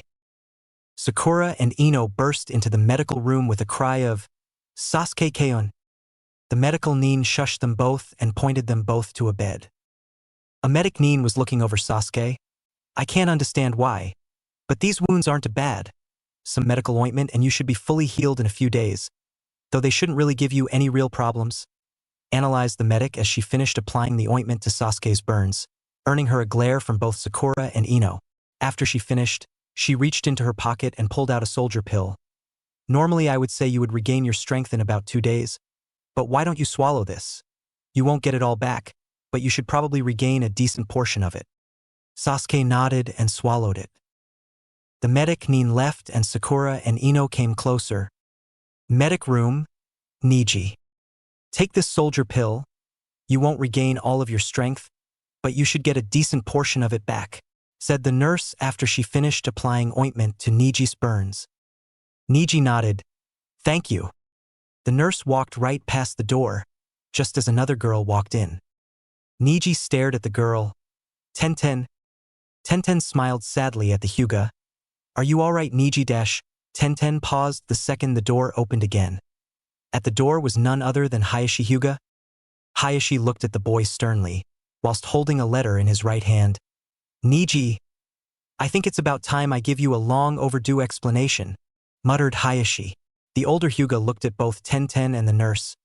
Please give the two of us some time alone. The girls nodded and left. Medical room, Sasuke. Kakashi walked into the medical room. Yo! The three occupants looked at the copy ninja, but it was Sakura that spoke her mind. Sensei, what are you doing here? What about Naruto? Isn't he fighting yet? Kakashi looked at Sakura. I'm here checking up on Sasuke. Naruto isn't fighting yet. They decided since there was an extra fighter to let Zaka fight Shino, since Shino's last opponent apparently gave up or something like that. Sakura nodded. Yeah, I can't understand why though. That Kankuro guy was really good in the preliminaries. I can't imagine why he would decide to just quit like that. Kakashi sighed. Just remember. Look underneath the underneath, he said as he walked out of the room. Ino raised an eyebrow. What's that supposed to mean? Sakura shrugged. Kakashi-sensei always speaks in riddles. Sasuke didn't like the way Kakashi sounded. Naruto. Sakura and Ino sat back down in their seats. They looked down to see that Zaku was unconscious, and Gekko had his arm raised. The winner is Shino Aburame. Sakura smiled. Shino one I see. Yeah, he totally owned that sound punk. He managed to clog those holes in his hands with his bugs. Zaka's arms practically bursted with chakra, laughed Kiba. The next fight will be Sabaku no Gaara versus Naruto Uzumaki. Naruto sighed and got up. Arena. Naruto walked down into the arena. Gaara teleported in the arena using his sand. Both fighters faced off. Something still creeps me out about this kid. He reminds me of this mentally unstable blonde kid I know. Naruto's right eye twitched. You wouldn't be talking about me, would you? Oh, yeah, awkward. Just keep your mouth shut. Fight! Yelled Gekko Heiate as he jumped out of the arena. Naruto's eye twitched again. Doesn't he usually wait against one of the walls? Gaara quickly sent some of his sand out at Naruto. Naruto did a backflip and threw some shuriken at Gaara. However, Gaara's sand quickly blocked the projectiles though. Naruto started off with some hand seals. Mokuton Hijitsu, Jukai Koten. A giant root burst out of the ground in front of Naruto and headed straight for Gaara. Gaara's sand reacted quickly and stopped the root. Gaara's eyes widened when he saw the root was mere centimeters from his face. Naruto smiled. I may not be as fast as Lee, but those roots can pack a punch. Naruto quickly started on another set of hand seals. Mokuton Hijitsu, Jukai Koten. Another root burst out of the ground, but before it started moving towards Gaara, Naruto quickly threw a kunai at the tip, stabbing the sharp weapon against the root. And once again the root burst forward straight at Gaara. Once again Gaara's stand quickly stopped the root from getting any closer to him, but his eyes widened when he took a closer look at the kunai. It had an explosive note attached. Boom! The note exploded, sending Gaara flying backwards. Luckily for him, his sand once again protected him from taking damage, but not from getting pushed back against the wall. Naruto appeared a few meters in front of Gaara and threw more kunai, with explosive tags, at the red-headed boy. Gaara quickly created a sphere of sand around him, just as the kunai stabbed into it. Boom! The kunai exploded once again. However, this time Gaara's sand held up, not letting the explosions shake the sand Nin, though the explosions left visible craters in the sand shield. Naruto continued to grin, but his eyes widened when he felt something grab onto his right ankle and left arm. He looked down to see said limps were grabbed by sand. Naruto's eyes widened again. The first explosion. It must have spread the sand across the arena's grass so I couldn't see it. Sabaku Q, Gaara muttered as he lowered his sand shield. He started to raise his right hand. More sand quickly rose up and some of it quickly wrapped around his waist. Naruto quickly sent his right hand towards Gaara. He concentrated a large amount of his chakra into the bracelet, making it glow green. Hayashi Shishuku. 6 large vines exploded out of Naruto's bracelet and attacked Gaara. Gaara's sand went on the offense and came up. Unexpectedly, the vines burst through Gaara's sand. Though the sand managed to divert most of the vines into planting themselves against the wall, one of the vines wrapped itself tightly around Gaara's neck, the thorns piercing Suna no Yoroi armor of sand, his last line of defense. Gaara's eyes widened when he felt multiple large thorns press against the skin of his neck. The two fighters faced each other off once again. Hokage seats. Sarutobi's eyes were at their widest. It's a draw. If Gaara crushes Naruto with his sand, Naruto will skewer Gaara's neck with thorns, and neither has the ability to use the replacement jutsu at the moment. Sarutobi sighed. I didn't think anyone would ever beat that child. But it seems Naruto has forced him into a stalemate. Gekko. Cough. The sickly ninja coughed. He quickly looked around. The crowd was at the edge of their seats. He could clearly see it in all their eyes. Gekko continued to watch both fighters. Neither seemed to give the other any edge, though he would never admit it. Both fighters were starting to creep him out. Naruto with his endless smile, and Gaara with the impassive face. Gekko looked at his watch. It's been 15 minutes since the two stopped fighting. Can't keep it up forever. Gekko walked up to the two fighters. I declare the match a draw, as neither combatant can make a move without killing the other. Gekko sighed as he heard both fighters growl. Though they didn't show any irritation in their faces, they both dropped their attacks. Surprisingly, the crowd started to cheer for both combatants. Hokage seats. The third side. The first round is over, and only two combatants remain, very unusual. That's when the third felt a kunai press against his neck. He turned to see the Kazekage behind him. He sneered. So it starts? He muttered, glad that he had sent Yamato and his other ANBU away earlier. The Kazekage pulled the third backwards into the darkness. The arena.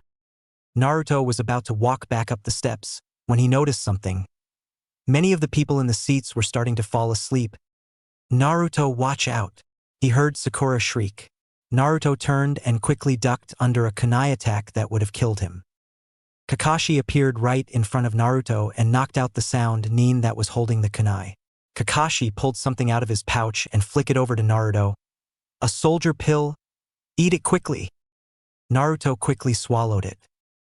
Kakashi ran off and quickly started fighting two more sound nins. What the hell is going on? Idiot. It's obvious an invasion. This should be fun. Blood and destruction is in the air. Shut up.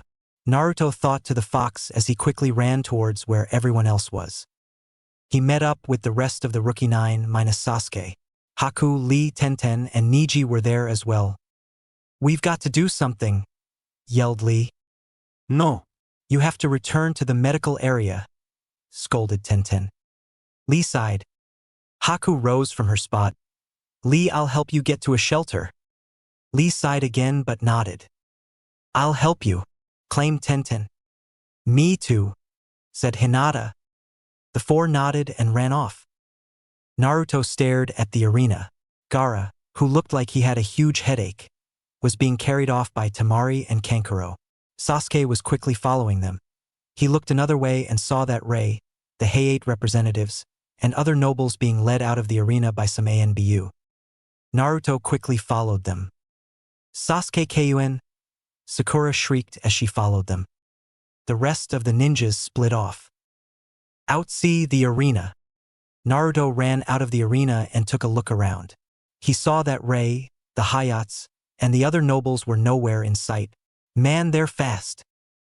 Naruto looked around and quickly saw multiple giant snakes attacking the Konoha walls. Naruto's eyes widened as he saw a giant toad, wearing a blue, opened robe and equipped with a tanto. Grrrr, that frog. I think it's a toad. Shut up. Naruto quickly saw what looked like a barrier created entirely of fire. Naruto sighed. Better go after Sasuke. Naruto turned to see Shino and Shikamaru behind him. If you're going after Sasuke, I'll come too. It's troublesome, but I'll accompany you as well. Naruto nodded and the three ran off. The forest. Naruto, Shino, and Shikamaru were following the path that Gaara and Suk went. The three fighters paused when they saw a group of sound nin appear behind them. I'll take care of this troublesome task. You guys keep on moving. Naruto and Shino nodded before running off. Deeper into the forest. Naruto and Shino continued jumping along the trees. "Wait!" Shino muttered as the two fighters both landed on the next tree. Naruto looked around. "Why?" Shino held his hand up. "Move!" Both Leaf Nines jumped off of the branch that they were standing on just in time to avoid a flurry of kunai. Kankuro appeared on the branch with his puppet Karasu. "It'd be best if you let me handle him. You go after Sasuke." Naruto nodded and ran off. Kankuro sneered at the situation. "Great. I'm still stuck with the bug guy, how great." Forest clearing. Naruto landed on a tree branch, very close to both Gaara and Sasuke. In the corner of his eye, he could see Sakura bounded to a tree by sand. He took a good look at Gaara and his eyes widened. Half of Gaara's face was mutated into what looked like a tanuki, and his right arm was enormous and mutated. What the hell? He's turned into some kind of monster. Shikaku. Who? The Ichibi One-Tail. Another Biju like me. He has control over sand and wind. Seems like someone idiot sealed him into the kid. That Gaara brat is exactly like you. Naruto's eyes widened at this prospect. Sasuke did a change of hand seals. Ryusei Samashu. He concentrated an orb of fire into his hand. He jumped at Gaara and hurled his attack into the sand Nin. Gaara's sand quickly rose to block the attack. When the fire orb connected with the sand, it sent flames out towards Gaara. When the flames cleared, it revealed that Gaara was covered by a large shield of glass. Sasuke's eyes widened when he saw Gaara smile through the glass. Sasuke tried to jump away, but before he could, the shield of glass exploded outwards.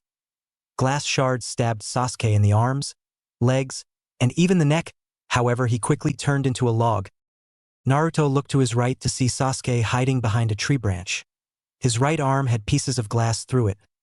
Other than that, he was fine. Naruto rose from his crouching position. "I guess now's the time." It was at this time that Gaara noticed Naruto. Gaara grinned and started doing hand seals. Sand gathered around the transformed Gaara and once again formed a sphere just as Gaara muttered, "Tanuki Nairi no Jutsu, forced sleep technique." Shit. What's he doing? A transformation. Naruto's eyes widened as the sand sphere started increasing in size. After a few seconds, it quickly started to disperse, sending sand upward. Then the sand started to take the shape of some kind of animal. A tanuki. The tanuki was starting to tower above every tree in the forest. The Biju was a light brown color, obviously due to the fact that it was made of sand, though it did have blue markings around his body. Dark black eyes with small yellow pupils. And finally a humongous tail that was probably twice as long as Shikaku was. Any ideas? Don't die. Oh great. I would never have thought of that one. Kyubi chuckled. Okay. In all seriousness, you remember that jutsu Yamato gave you a few weeks ago? Naruto nodded his head. Hokage Shiki Jijuin Jutsu. Kakuan Nit Ten Sui Shu. That's the one. Yamato said it could reverse the effects of a Biju. What you're going to do is save your own chakra and smack the kid with the technique the second you get the chance. You won't be able to use MY chakra to power up that technique. I don't think either of us will like the outcome. Great. So if I'm saving my chakra for that technique, how do I fight the squirrel? Heh. Squirrel. I gotta remember that one, chuckled Kyubi. I'll pump you full of MY chakra. Not only will your plants be stronger, but you'll be able to create a lot more of them. Naruto's eyes widened somewhat. They have never done that before. I'm only going to give you about one tail's worth of chakra. That way you won't go feral during the battle and get us both killed doing something stupid. You must remember two things though. The first thing is that you'll need some kind of anchor to the ground to use your Mokutan Jutsus. If you get trapped by sands, Shikaku will block your chakra from passing through to the ground and we'll both die. Naruto nodded. And the second? Whatever happens, I want you to know that I never really liked you. Naruto's eye twitched. He's finishing his transformation. Naruto turned to the tanuki and his eyes widened. It's as big as a mountain. Naruto shuddered as he felt Kyubi pumping him full of the demonic chakra. At the same time, Naruto's eyes turned red and slitted. Naruto's whisker marks also darkened and widened.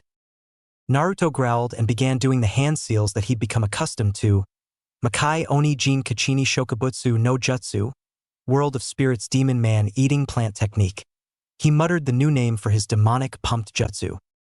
A giant demonic plant burst out of the ground and Naruto quickly jumped on the bulb that signified the plant's mouth. The plant continued to grow straight up high until it was half as tall as Shikaku. The bulb was about 4 times as big as Naruto. The stem was about 2 meters in diameter. Naruto could see Gaara slumped over Shikaku's forehead, buried up to his waist. Gaara was obviously sleeping. Why is he sleeping? He fell asleep to give Shikaku full control over his body. Shikaku having better control of wind and sand is obviously much stronger.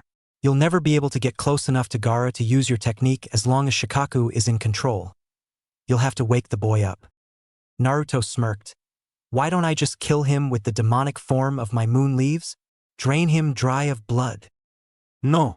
If you're going to kill him, do it after you hit him with the technique, otherwise Shikaku may find some way to gain control. Then he may be nearly unstoppable. Naruto grinned again. It was about this time that Shikaku noticed the boy riding on the plant. After a few moments his eyes widened. Is that you, Kyuubi? Asked the giant tanuki. Naruto looked straight at Shikaku. Kyuubi is in the same position with me, as you are with Gaara? Ah, the great Kyuubi no Kitsune was captured by mere humans. How rich! Shikaku laughed. Growling, R.I.P. his throat-out brat, the Kyuubi growled. I'll finish you off with one attack. Shikaku opened his mouth and breathed in. Find cover. He's about to blast you with a ball of air. It'll smash you into the ground. Naruto's eyes widened as he racked his brain. Within a second he realized he had only one option.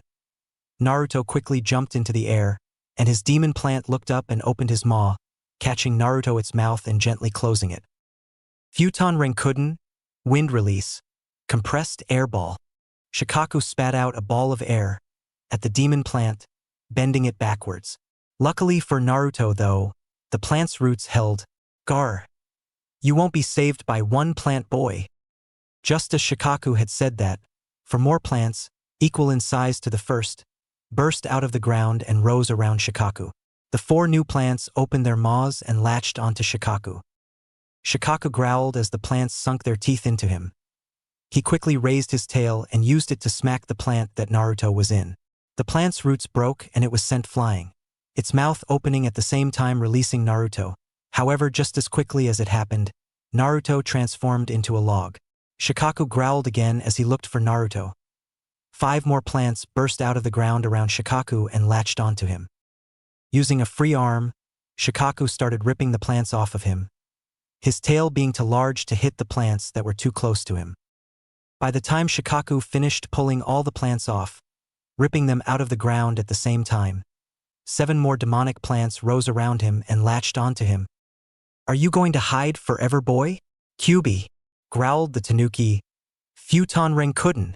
Shikaku opened his mouth and started blasting wave after wave of compressed air balls out all over the forest. Sasuke. Sasuke was quickly running away from the scene, with the winds rushing all around him from the wind ball's explosions.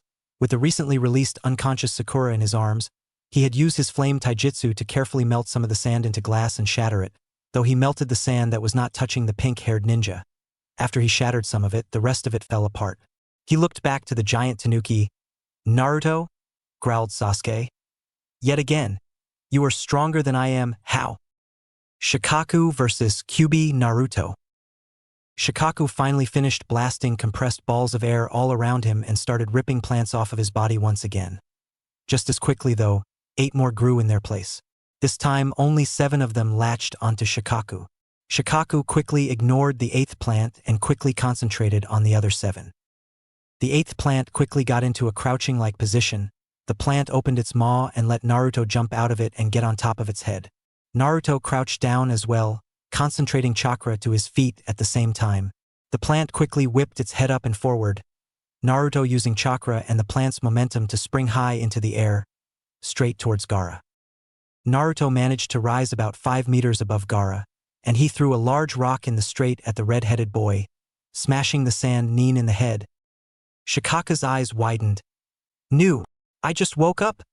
The tailed beast screamed as Gaara woke back up, a big bruise on his head. Gaara growled. He dispelled my jutsu. Naruto started doing hand seals, this time adding his own chakra to his hand seals. Hokage Shiki Jijuin Jutsu. Kakuan Nit Ten Sui Shu. Naruto screamed as a seal appeared on his right hand, the kanji seat. As Naruto got close enough to Gaara, Gaara used sand to grab a hold of Naruto's limbs. Gaara's growled as he met up with Naruto's grinning face, and just as quickly Naruto smashed his head into Gaara's, releasing him from Gaara's sand. Afterwards, the blonde smashed his palm into Gaara's navel, causing a stream of chakra to connect between the two. Gaara growled as he felt Naruto's human chakra surge into him, taking away the remainder of the effects of Shikaku's demonic chakra, coursing through him, completely separating both into two separate beings once again, or at least as separate as a Jinchuriki could be, however. Naruto quickly shuddered as he felt a backlash effect from his own jutsu, and he quickly found himself deaf to Kyuubi's words. Actually, this can't be too bad, laughed Naruto in his mind. With Shikaku's demon chakra gone, Gaara could no longer maintain the form of Shikaku, and the sand started to dissipate. Then, unfortunately for the two Nins, there was nowhere else to go but down. The third slumped to the ground, broken, bruised, dead. The noble Sarutobi fell and would not get back up. But he did not die in vain. He sealed the souls of the previous two Hokages so they could never be used again, and Orochimaru growled as he stared at his black, dead arms. Damn you, you old fool. The Sound Four appeared right in front of Orochimaru. We're retreating, move. The four nodded as the five sound Nins disappeared. Naruto and Gaara. Both Jinchuriki fell to the ground, both of them physically drained, some blood streaming from their heads. Gaara's scowl once again met Naruto's grin. How were you able to defeat me? I am the container of Shikaku, growled the redhead. Naruto smirked, and I'm the container of Kyuubi. In the end, we were both created by the same means. Gaara growled, I'll kill you. Naruto continued to smile. That's your second problem. For some reason you decided to spend your life in a homicidal rage. Gaara's eyebrow raised. And you're different. Tell me what makes you this powerful. When Gaara asked the question, Naruto quickly started thinking. He thought about Arika, Sakura, Sasuke, Kakashi, Yamato, Old Man Hokage, Kanehamaru, Moegi, and Udon. He thought about his classmates of the Rookie Nine, as well as Guy's team. Lastly, he thought about Haku. I personally think that your strength is determined by your precious people. I think that if you have a lot of people to protect, that will make you strong. Naruto's eyes widened slightly. What the hell am I thinking about? Naruto let out a small chuckle. I'm fighting for my own survival. You're fighting for genocide. In the end, our goals clash. Your objective denies mine, and my desire goes against yours. I can't explain what it is that makes me so powerful, Gaara, but I'll tell you that you won't find strength or a purpose in massacring everyone that comes in your path. Naruto chuckled. You know, in another time, in another life, I think the two of us could have become the best of friends. Gaara's eyes widened. Friends. He quickly narrowed his eyes at Naruto. Ridiculous. I have no need for such things. Naruto shrugged. I used to think the same thing, but to be honest, I've grown somewhat fond of the people I've come to know as my teammates. In the end, I think they're part of the reason I didn't turn out to be completely like you. Gaara's eyes widened. I have a brother and sister that love you, even though they are terrified of you. If you want friends, let them be your first. Naruto laughed. Gaara continued to stare at the smiling boy. Temari appeared right next to Gaara. Are you all right? Gaara nodded. Yes. Temari grabbed a kunai from her pouch and looked at Naruto with a sneer. No. Leave him. Temari stared at Gaara in shock, but didn't disobey him. She quickly pulled her younger brother over her shoulder and started dragging him away. Kankuro, a little bruised, met up with them a little ways down. He helped Temari carry Gaara. Temari, Kankuro, thank you, muttered Gaara as he lost consciousness.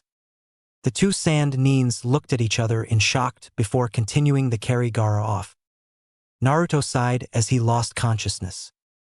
Sasuke and Sakura. Sasuke sat on the ground, resting his bruised body. Sakura opened her eyes and saw Sasuke. Sasuke-kun. You saved me. Sasuke sighed. It was only because Naruto distracted Gaara that I was able to save you. It looks like Naruto defeated him as well. Sakura's eyes widened. Naruto did that. Sasuke nodded. Haku. The brown-haired girl landed in the clearing and quickly found Naruto. She stared at the unconscious boy as she slowly walked up to him. She kneeled down beside them and grabbed one of her kunai, slowly moving it to his neck. Her face was full of indecision. Chapter 11. Reunion. Clearing. The girl was briefing heavily. Her next decision would decide whether she would be forced to leave her new home, which she has grown very fond of, or continue to live with the guilt of not being able to save the one person that she desperately cared about. She was shaking hard. Normally, she would never let her emotions show when she was about to kill someone, even though she detested the idea of killing. This person prevented her from saving her special person, the man she considered a father. But at the same time, he saved her from a young death, and through his cruel words, was responsible for her father giving her the praising that she so desperately desired to hear from the man, even if they were merely words. In the end, she sighed and placed the kunai back into her pink kimono. Perhaps I have rusted, she thought sadly. She got up and looked in the direction of Konoha, and a moment later she heard someone chuckle behind her. I appreciate the concern, Haku, but I really didn't need a haircut, so thanks for stopping. She turned and glared at him with tears in her eyes. Just be quiet, she snapped with ice in her words. You just don't understand anything at all. Naruto, who had his eyes closed the whole time, finally opened them and glanced at the girl. Probably not. Haku just turned and started to walk away. You don't know what it's like to lose a father. I've lost two. Naruto chuckled again. I don't know what it's like to have a father. My bastard father? Naruto spat the last word out like it was poisoned. Sacrificed me to a bunch of ungrateful bastards when I was only a few hours old, and since then I've been hated for something that I have absolutely no control over. By this time Haku had stopped walking away from the kitsune. Her eyes were wide. She turned to him. They hate you for something that you can't control?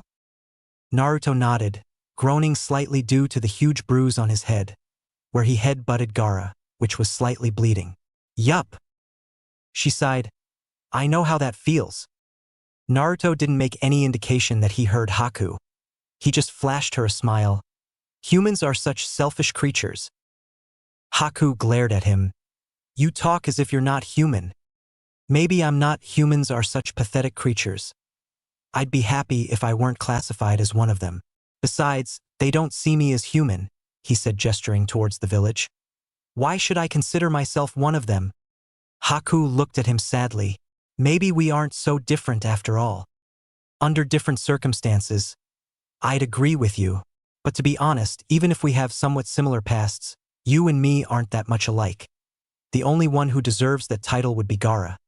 He muttered the last part to himself. The two ninjas heard something rustling in the trees. They turned to see Sakura and Sasuke jump through them. Sakura rushed over to Naruto. Are you two okay? Naruto flashed her his normal apathetic smile. I'm fine, though I wasn't smacked around by sand. He lied somewhat.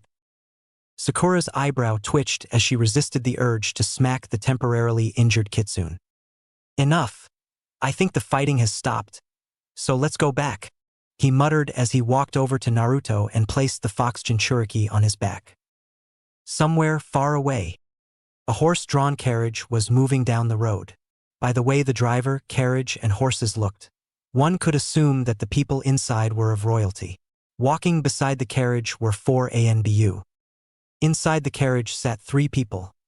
One was an old man, dressed in royal blue robes. He had gray hair and a gray beard. The second was an old woman, dressed in a royal blue kimono. She also had long gray hair. The last was a beautiful teenage girl. She had long, braided, blonde hair. Her eyes were deep cerulean. She wore a flowered purple kimono. On her lap sat a Sansatsuken 3-piece staff. The pieces of it were a crimson red. The old woman smiled. Soon we'll be in Konoha. The teenager sneered inwardly. Soon. Soon I will get more revenge. Naruto Uzumaki. A week later, Naruto was walking down the road, dressed in a black outfit, his whisker marks hidden by bandages. This is one of the only times the villagers have seen him without his trademark apathetic smile. In years. His eyes were red and puffy, obviously from crying. Just thinking back to the events of the day made him want to continue crying. Flashback, about an hour ago. The third's funeral. Every ninja in the village was there to give their respect to the old man, except some ANBU who had guard duty and would pay their respects later. Naruto was there. Sasuke and Kakashi were to his side, at his right respectively. Sakura and her parents were to the right of Kakashi. The rest of the Rookie Nine as well as Guy's team followed Sakura, along with their parents and their Jounin senseis. To Naruto's left was Iruka, holding a bawling Konohamaru. The heads of all the clans were there, as well as Rei and Yoko, the former head of the Heiate clan. Somebody was giving a very moving speech about the third, but Naruto never bothered to learn her name. All he knew of her was that she was another one of those asshole council members, and she was one of the third's old teammates. Next to her stood Sarutobi's other teammate and Jiraiya. Naruto sighed in depression. He couldn't find the strength to raise his smile at a time like this. He felt his eyes stinging, and kept expecting himself to start crying for the third Hokage. Heyy. Did you hear that? I think the effects of the Shodame's jutsu are starting to wear off. Can you hear me? Naruto's eyes widened and the tears finally fell. Ow. He cried out as he closed his eyes, tears falling like waterfalls. His legs buckled from under him and he fell to his knees. He felt people approach him. He opened his eyes to see Sakura, Rei, Haku, Kakashi, Iruka, Konohamaru, and even Sasuke come up to him, all with worried faces, though you really couldn't tell with Kakashi. Naruto looked past them towards the third's casket and started muttering, "Why couldn't it have been me?" over and over again. Some of the older ninjas looked at him sadly for the first time. The third Hokage was the only one who truly did care about the boy. The child must be truly saddened by his death. Some ninjas muttered. End flashback. Geez. You would think that I complicate and ruin your life to the point where you don't even want me around. Naruto felt the tears sting his eyes again. I'm not even going to dignify that question with a response. The fox shrugged in his cage. So, anyway, I think the reason the Shodame's jutsu affected us so badly had to do with two reasons. First off, because you were the user of the technique, being a Jinchuriki yourself and all. And secondly, because you used it on another Jinchuriki, the whole backlash thing and all. Naruto shrugged, not really caring that much. Naruto walked back to his apartment, picking up his mail at the same time. He opened his door, walked in, and started reading his shuffling through his mail. Bills, hate mail, blackmail, threat, hate mail, threat. What? Naruto paused as he found one letter. Very important, from the council. Naruto tore it open and pulled out the contents.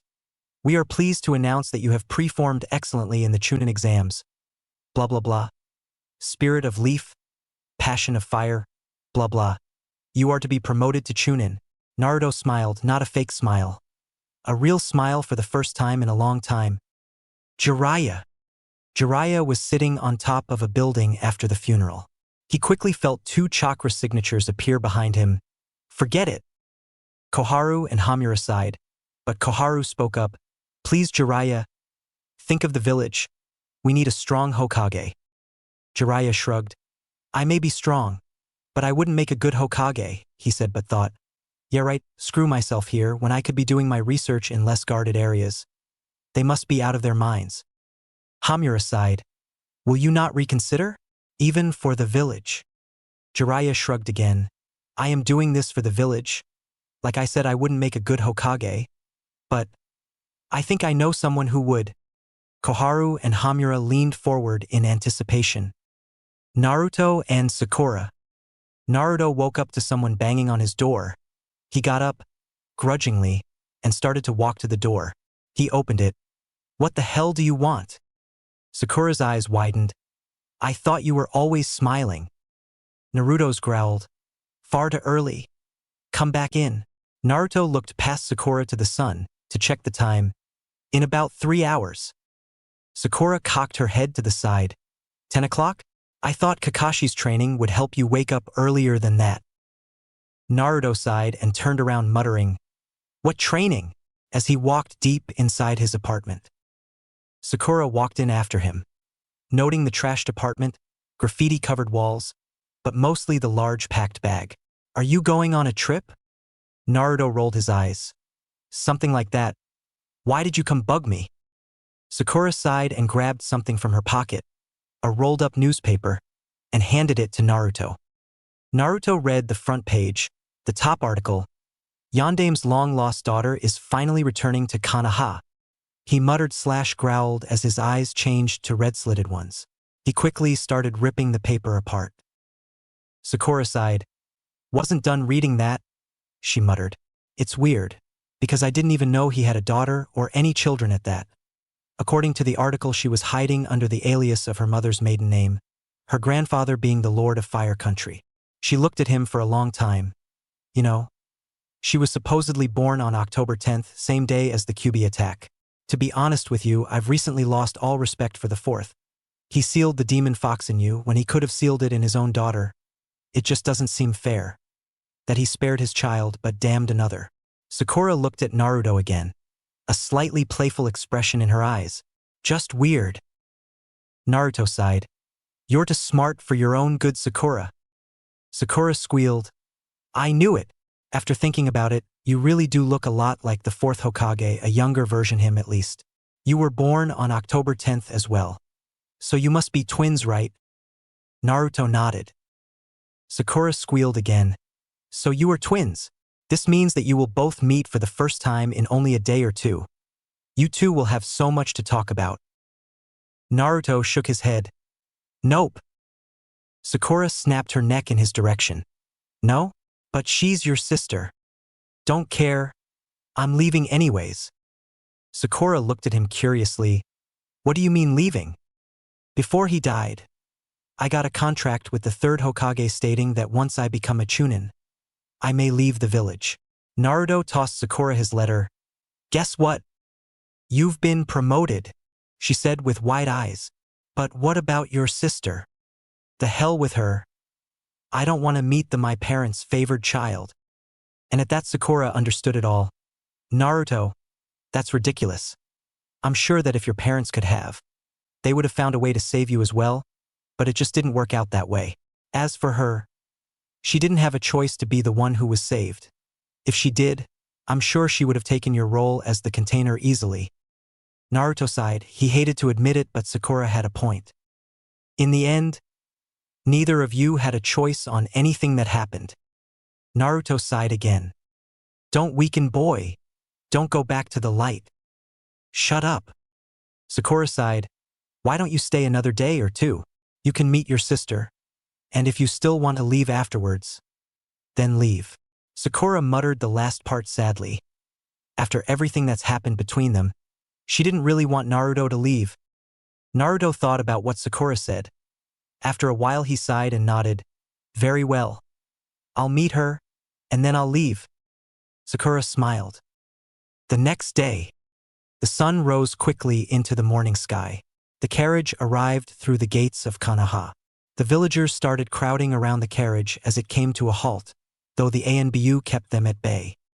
Many people came to give their respects, including some noteworthy clan heads and council members. Off to the side somewhere were two ninjas from Team 7. Sakura and Naruto were both to the side, hiding in an alleyway. Naruto sighed. "I can't stay here. If anyone sees me waiting for her, they'll assume the worst." Sakura sighed. "You don't actually think someone will try to kill you just for wanting to take a look at the only child of the fourth, do you?" Naruto laughed. "No. They'll probably just stick me with about 8 or 9 warning kunai to the back, poison-tipped and with explosive tags." Sakura sighed. "We'll come back later then. I wanted to go visit Sasuke-kun anyway. I think Ino Pig is trying to pull something." Naruto rolled his eyes as the two ninjas walked away, though they caught the eye of one ninja. Kakashi glanced to the side just in time to see the retreating two ninja and sighed. Why do I sense that this won't end well? Rin snapped her head towards Kakashi. You say something? Kakashi just shook his head. Ichiraku. Naruto sat alone in the ramen stand as he thought about his situation. Ayam walked up to him. Here's your ramen, Naruto? Why the long face? She asked Ichiraku's favorite customer worriedly. Naruto regained his composure and almost blinded Ayam with his smile. I'm fine. Hokage Tower. The royal trio walked into the Hokage's tower to be greeted by Jiraiya, Hamura, and Koharu. It is a pleasure to see you all. Takaru-sama, Izumi-hime, Yuki-na-hime. Koharu greeted, the last name indicating the teenager. Takaru, Izumi, and Yuki-na nodded towards the three ninjas. Hamura and Koharu bowed respectfully. Takaru laughed. Good morning, you two. You said that you wanted to give my granddaughter something the moment she arrived, he said as he placed his hand on Yukina's shoulder. Hamura and Koharu both looked grim for a moment. I'm afraid that we'll have to wait a little bit longer. We already have a meeting taking place between some ambassadors from other hidden villages. We hope this isn't too big of an inconvenience. Takaru waved it off. Oh well. We can use the time to look around the village. Izumi sighed. I'm afraid I'll have to decline, Takaru-kun. I was hoping to catch up on some sleep. I could barely catch a wink of sleep since we left. Koharu grabbed something from her pocket. Here. She handed Izumi a set of keys. We didn't arrange for any hotels. One of the things we wanted to give Yuki-na was her father's old mansion. It's already been cleaned recently. Tomorrow we'll be sending a few people there to act as servants. Izumi smiled. Jiraiya took a look at Yuki-na, noting the fact that she had a monotone look on her face since she got in. Why don't I show you around the village? Takaru grinned at Jiraiya, the aged Fire Lord being a big fan of Ika Paradise. We'd be delighted, Jiraiya-sen, he said as the four started walking out the door. Jiraiya looked out the door to see a mob of people waiting for them. He looked at a few ANBU. You five. We need a diversion, Jiraiya ordered. The ANBU nodded and three of them took the form of Takaru, Izumi, and Yuki-na. The five ANBU walked out the door. Jiraiya and five ANBU snuck the royal family out another exit. Somewhere in the village, a few hours later, Jiraiya, Takaru, and Yuki-na were walking down the road. Izumi had gone to the Kazama estate to rest, as did two ANBU to keep an eye on her. Jiraiya's group was currently being followed by three more ANBU. Luckily, most of the village was following the doppelgangers of the royals, so the streets were almost completely deserted. Jiraiya and the ANBU, composed of the retired ANBU Captain Kakashi, the ANBU's top medic Rin, and the new ANBU Captain Yamato, all sensed a familiar chakra signature following them, and though they knew it was necessary, they didn't like it. Naruto stood a few meters away and was currently following Jiraiya's group. Naruto sighed as he continued. It was by luck that he managed to find them, as they passed by the deserted Ichiraku ramen stand. After thinking it over for a while, Naruto decided to make himself known to the group. He jumped off the building he was currently on and landed a few yards from the group. Jiraiya, Rin, Kakashi, and Yamato all sensed him even before he decided to reveal himself. Takaru and Yuki-na were another story completely. They sensed him for the first time the second he landed, the former not having ninja training, though being a skill fighter nonetheless, and the latter not being as skilled as the other four. Yuki-na turned to look at the ninja that had been following them. Her eyes widened when she saw his face. Whisker marks. She growled as she reached behind her and grasped her three-piece staff and launched herself at Naruto. Naruto Uzumaki. Naruto's eyes widened as she brought one piece of her Sansatsuken on Naruto's head, smashing in his skull. Uchiha Estate. Sasuke was currently training. I got to get stronger. If I can't even match Naruto, how am I ever going to match Itachi? Sasuke growled as fire danced around him. Sakura and Ino were arguing to the side, about some nonsense. Sasuke sighed inwardly. I keep changing the locks and those two still get inside. Maybe I should get some guard dogs. Sasuke started concentrating all of his flames, compressing it all to a single spot. The twins. Takaru gasped as Yukina's Sansetsuken made contact with Naruto's head. Jiraiya and the ANBU didn't appear distressed at all. They always expected something like this to happen, though they expected the positions to be reverse. Yukaina grinned as she saw that her attack connected, but growled as Naruto turned into a log. Naruto appeared a few yards to her left. His head was down and his Hitai-8 had disappeared.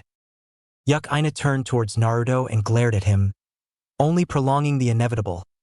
I will destroy you for what you have done to me and this village, nine-tailed fox. The older ninja cringed as she screamed that last part. Takaru sighed, Yukaina, you're wrong. You need to understand that Naruto. Enough. The fox nearly destroyed the village. Father died sealing it inside of that shell, she said, indicating Naruto's body. This thing must die for its crimes. Naruto didn't make any indication that he heard her. He just kept looking at the ground. Tell me, what have I done to you, any of you? Yukaina sneered. Because of you my father and mother are dead. Do you know how hard my life has been because of you? Do you know what it's like to be an only child growing up without a father or mother? She screamed with tears in her eyes. The elder ninja cringed again and Takaru looked at her disappointingly. Jiraiya sighed. Okay. Letting these two work it out for themselves was a horrible idea. Maybe I should stop this. The ANBU were thinking more or less the same thing. Naruto, however, only caught two words. Only child. It made him think back to his mother's last letter to him. I never thought that I'd be damning one of my own children to save another. So that's what she meant. She didn't mean that she was separating us. She meant that she was practically erasing the fact that we are even related. Thought the kitsune. Ha ha ha ha ha ha. Naruto laughed. Yukaina sneered as she got into her fighting stance, holding the outer pieces of her staff with each hand. You dare laugh at me? She growled. Naruto, for the first time since he did Kawarimi, looked to face Yukaina. His eyes were red and slitted. His whisker marks became larger. He was smiling. Not a happy smile. Not an apathetic smile, but a malicious smile. The same smile Gaara had when he was fighting Rock Lee. Kyuubi was actually terrified by this point as he felt his chakra start to leave her. He's taking chakra from me? He shouldn't be able to do that without my consent, Kyuubi thought to himself. Kyuubi started laughing nervously as he moved to the deepest part of Naruto's mind. Naruto continued to laugh. Are you going to come after me, little girl? Don't you want to avenge your pathetic mom and dad? He laughed, partially lying. Yukaina sneered as she launched herself at Naruto, attempting to smash his head in again. Naruto placed his hand into the air, grasping the weapon quickly. The impact hurt Naruto's hand, though Kyuubi's chakra quickly numbed the pain.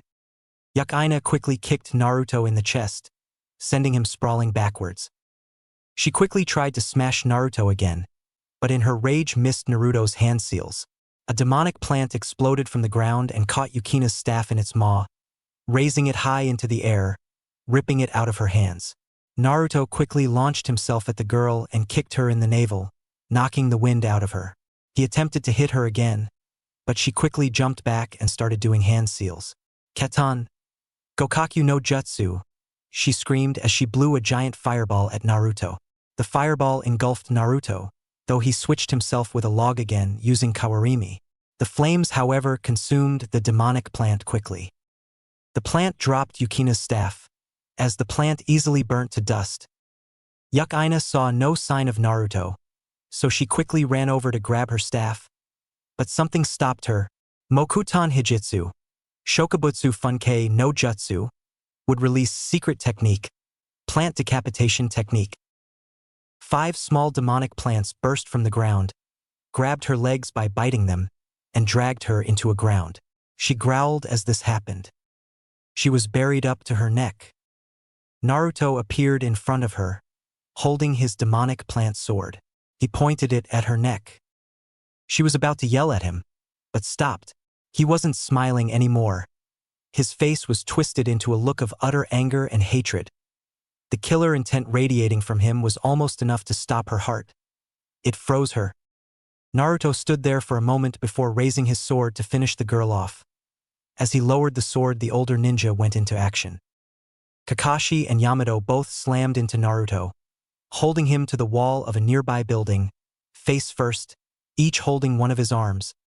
Rin and Takaru quickly dug Yuck-Ina out of her hole, but she quickly pushed the two aside. Naruto was growling, "Let go of me! Damn! You let me go!" Kakashi sighed, "Naruto, calm yourself." "Keep holding him," screamed the girl. The three elder ninjas turned to see Yuck-Ina holding something. Kakashi's visible eye widened. Rasengan. She launched herself at Naruto, ready to slam the spinning ball of chakra into him. Kakashi and Yamato didn't budge, though they were ready to interfere if Yuck-Ina got too close. They didn't have to. Jiraiya appeared in front of Yuck-Ina, grabbed her arm, and smashed her hand against the wall, a few feet to the right of Kakashi, who was to the right of Naruto and Yamato. The Rasengan exploded and took out a big chunk of the wall. Yuck-Ina glared at Jiraiya. "Sensei, what are you doing? We need to destroy the demon." Jiraiya growled at the girl. "If I had known that you would misuse that technique, I would never have taught it to you," he said as he brushed past the shocked girl. "Let him go." Kakashi and Yamato reluctantly let the boy go. Naruto launched himself at Yuck-Ina again, but was grabbed by Jiraiya, who disappeared doing Shunshin no Jutsu. Kakashi sighed. At least Naruto didn't go all out. If he would have tapped deeper into the demonic chakra, everyone might have sensed it. He sighed as he looked into the air. She may have attacked first, but Seichi is the daughter of the fourth, while Naruto is merely the fourth's tool for containing the demon. What a mess you've made your family into, Sensei. In a clearing. Naruto and Jiraiya appeared inside of a clearing. Naruto, still partially feral, tried to punch Jiraiya. Jiraiya quickly caught his fist, though. Naruto quickly started launching a flurry of attacks on Jiraiya. A few hours later, Yuck-Ina, Takaru, and Izumi were both sitting in the Hokage's office. The latter two had a disappointed look on their face. Koharu and Hamura were in front of them as they held out an envelope for them. Koharu growled, "I'm sorry that rift raft was allowed so close to you." Yuck-Ina growled. Takaru glared at her. "I do not see why he is so disrespected. According to Kazuna, my daughter, he has the QB sealed in him." Hamura shook his head. "That child has been nothing but trouble ever since he was born." Takaru sighed. "But what has he done? QB destroyed the village, but what has Naruto done?" Koharu growled again. "Just the fact that he's among us is an insult to the village." Takaru sighed. Knowing that he wouldn't get a direct answer from these two, he thought back to his last conversation with his daughter. She informed him of Arashi's fate, of the boy Naruto Uzumaki. She begged him to raise her daughter, and told him the fate of her son. He knew that Kazuna was pregnant with twins, but because of the QB, one died. He didn't have the heart to inform Yuck-Ina of this, though. In the end, he had hoped that she would get over her hatred for the boy, but it may be harder than he thought. Koharu handed her an envelope. "This is the farewell letter from your father." Yuck-Ina opened it and pulled out a piece of paper. "Dear Yuck-Ina, hello, my daughter. If you haven't guessed yet, your old man is the Hokage, the fourth to be exact. Because of this, I expect you to become much stronger than I was, and you better become stronger. Anyway, I just want to say I'm sorry for everything that I'm most likely missing out on. Birthdays, graduations, the first time you held a kunai. I hope you aren't being spoiled too badly. I hope the same applies to your brother. He better be looking out for you. He has unimaginable power inside of him. Since I sealed the QB inside of him." Yukina's eyes widened. "Anyways, I hope you two are faring well. I wish I could write more, but I can hear the QB coming. Hey, make sure to learn Kage Bunshin. Really cuts down on time. Remember that I love you so much. Your father, Arashir Kazama. P.S. Don't let your brother become a pervert." Yukina's eyes were at their widest as tears fell from them. Her knees buckled as she fell down. The other four quickly ran to her. Jiraiya and Naruto. Naruto panted as he lay on the ground. Exhausted. He was definitely wrong about the pervert. Jiraiya proved to be quite strong. So ready to quit, brat? Naruto didn't reply. Good. So pack your bags. I've got a little mission I need to do and you're coming with me. Naruto got up. No. I'm leaving this hellhole for good. Jiraiya sighed. You can't do that, Naruto. Naruto grinned. Actually, I can. Jiraiya smirked. Actually, you can't. I know all about your deal with Sarutobi. Problem is that he didn't think of one problem with your deal. You aren't actually a Chunin until the Hokage hands you your vest.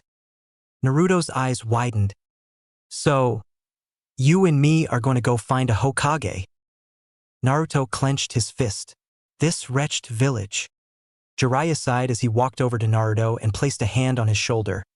It's one of the reasons I'm asking you to come along. We can spend a few weeks outside of the village, and hopefully by the time we get back, you'll only have to spend a few more days here. Naruto unclenched his fist. Fine. Let's go. Jiraiya nodded. Sad thing is, convincing Tsunade to come back may be even harder. A village far, far away.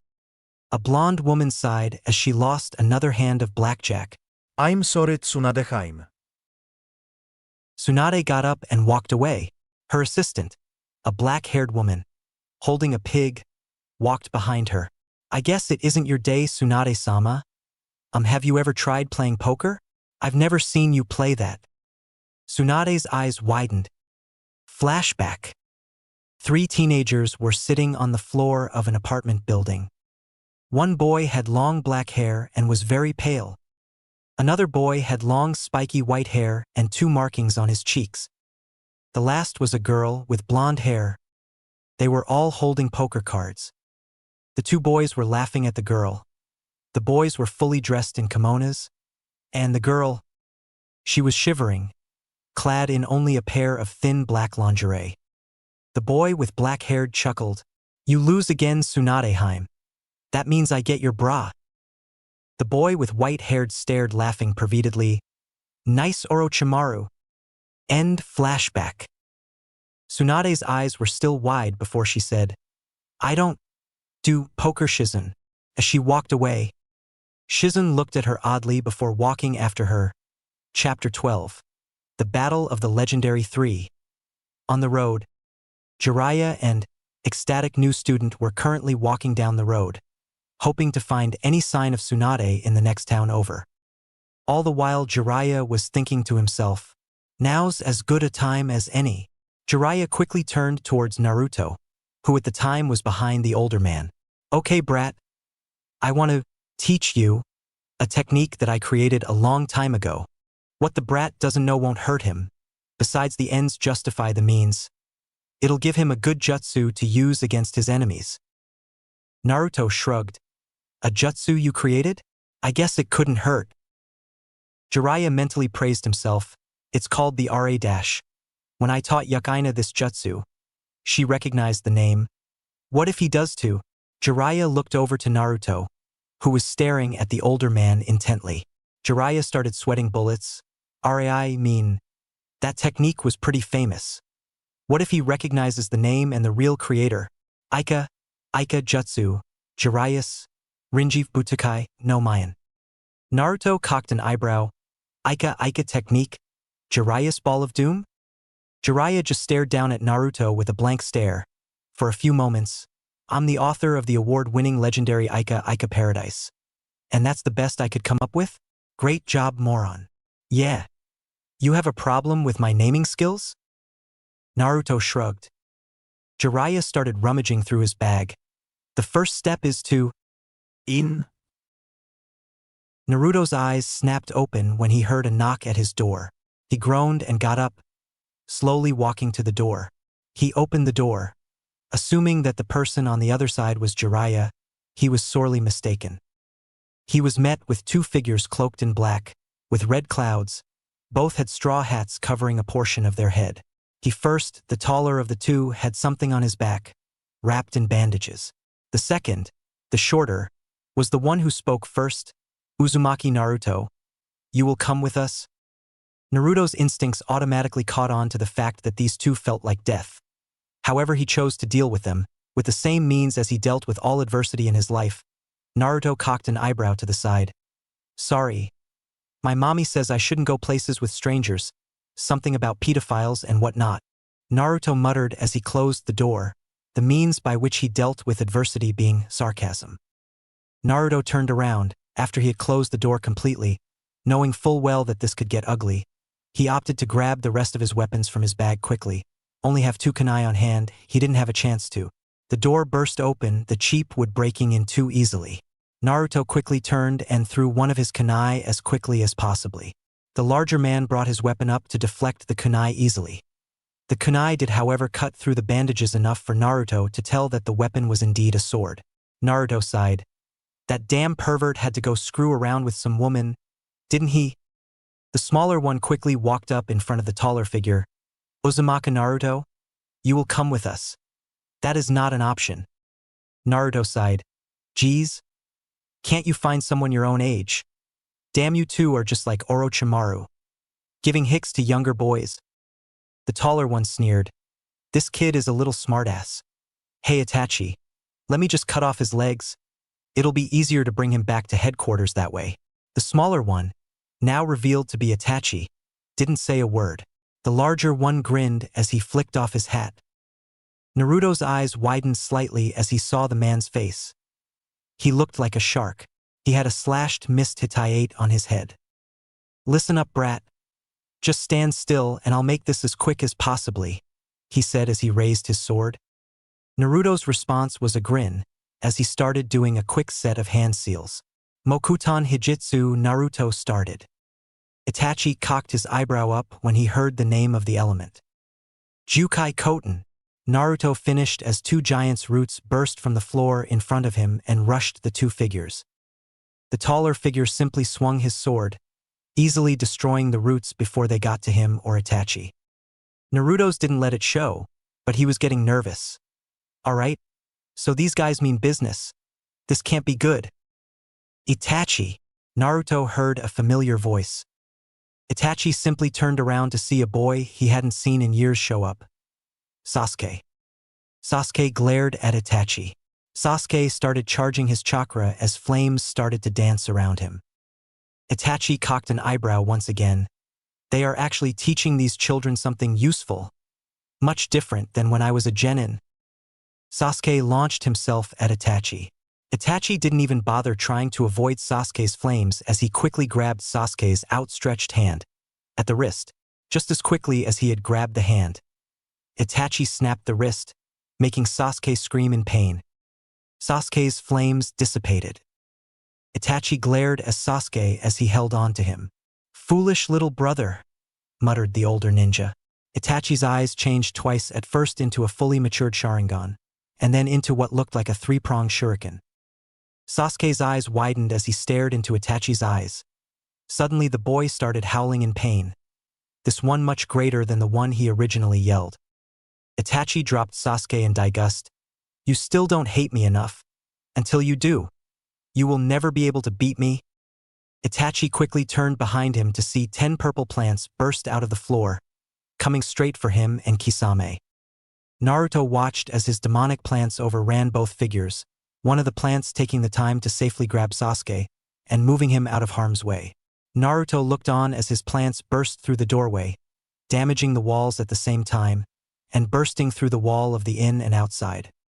Naruto sighed in relief, but almost as quickly stiffened when he felt a hand grab his shoulder. He turned to see Itachi, the hand, with Kisame standing right behind him. Itachi pushed him hard, slamming the boy against the wall, slightly to the side of his plants. Kisame, faster than Naruto could see, disappeared and reappeared in front of him, swinging his sword in a horizontal manner, fully intending on cutting the boy's legs off. Naruto clenched his eyes shut, not having the speed to do anything more, and waited for impending doom. It never came. Naruto slowly opened his eyes to see the remnants of smoke and a frog of about his size in front of him holding Kisame's sword. Naruto smirked. I guess the pervert is useful. Kisame glared at the oversized toad in front of him. Jiraiya quickly appeared behind Naruto, grabbing him and pulling him to the side. After he released Naruto, the older man started doing hand seals, Kuchios, Gamaguchi Shibari, summoning, toad mouth bind. Suddenly the area around Itachi and Kisame faded, and they found themselves in what looked like an esophagus. Itachi quickly, summoning up his Mangekyo Sharingan. Amaterasu, shining heaven. Itachi blasted the side of the esophagus with jet black flames, easily burning a hole through the side of it. Kisame, Itachi yelled as he jumped through the hole. Kisame quickly ran after him. Jiraiya sighed as he released the jutsu. Walking up to the black flames at the same time, he pulled out a scroll and quickly did a quick hand seal, Fukahoin, fire sealing method. After he said that, the black fire started being consumed by the scroll, until it all disappeared. Naruto quickly went to check on the unconscious Uchiha, noting that he was fine though was twitching slightly. A few weeks later, Naruto and Jiraiya were on the road again, the former continuing to practice the Rasen Jiraiya special ball of doom. After the battle with the two members of Akatsuki, a few Jounins showed up and took Sasuke back to the village. Apparently Kakashi was in the same condition as Sasuke, and only one person could help heal them out of the condition quickly. That person being Tsunade. Jiraiya noted that Naruto was coming along quite well, already being on the third and final step. He's come so far in such a short amount of time. It took Erashur 3 years to create the technique. It took Yukaina about 1.5 years to learn that jutsu. At this rate, he'll learn it in about a month. Jiraiya saw a sign up ahead. Okay. I heard from a reliable source that she was up ahead in this village. Naruto nodded, though he didn't look up from his hand. Village. Naruto and Jiraiya both arrived in the village. Jiraiya walked ahead, waving Naruto over behind him. She's either at the nearest bar or casino. We'll start at the bar. Jiraiya quickly walked into the closest bar. Naruto started to follow when he heard growling in his head. Ka I smell snake.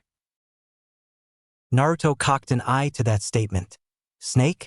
What importance could that possibly have? I don't know. How many snakes do you know?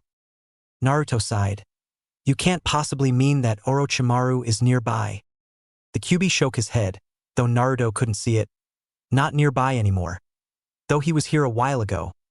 Now what are the chances that two of the most powerful ninja, both of whom were on the same team, are in the same village? Coincidence? Naruto sighed as he walked forward. I better tell the pervert. He'll want to know. Naruto quickly walked into the bar. He looked around and saw Jiraiya with 2 women and a pig. One was a blonde. The second had black hair. Naruto quickly walked towards the table. When he got there, he noticed that the 2 women were staring at him as he sat down next to Jiraiya, across from the 2 women. Jiraiya looked at Naruto. These 2 are Tsunade, pointing at the blonde, and her student Shizune, pointing at the woman with black hair. Jiraiya then looked at the 2 women, whilst patting the boy on the head. This is Naruto. Tsunade took a moment to look at the eerily smiling blonde next to her old teammate, before looking back to the pervert. What do you want, Jiraiya? Jiraiya sighed. I came to tell you that Sarutobi-sensei is dead. He died defending Konoha during an attack from both sound and sand. Tsunade shrugged. Jiraiya sighed. We want to offer you the role of Hokage. Ah. Tsunade started cracking up at the statement. Like I would go back to that village to become Hokage. She's not that bad after all. Tsunade merely shrugged. The old fool died and you want me to take his place? Naruto slightly tensed when she called the third a fool. He didn't know why, but he didn't like her talking about him that way. So you are Jiraiya's teammate? Tsunade turned towards Naruto. Yeah. What's it to you? Naruto shrugged. Expected someone. Naruto paused for a moment to switch his statement around. Younger. The second Naruto said that, expecting the reaction he would receive, he pushed himself backwards with his foot. He wasn't disappointed as Tsunade's fist came hurling in front of him. When Tsunade found she was out of range for Naruto, she turned and smacked Jiraiya in the side of the head, sending him flying against the wall. Naruto chuckled at Jiraiya's situation, as Tsunade looked about ready to pounce on him. Shizune quickly stood up. Tsunade-sama, please. He's just a child. Tsunade let out a sigh as she sat back down, still glaring at Naruto. You'd be wise to show some respect, brat. Naruto smirked at the older woman. Like you showed respect to your deceased sensei. Tsunade growled.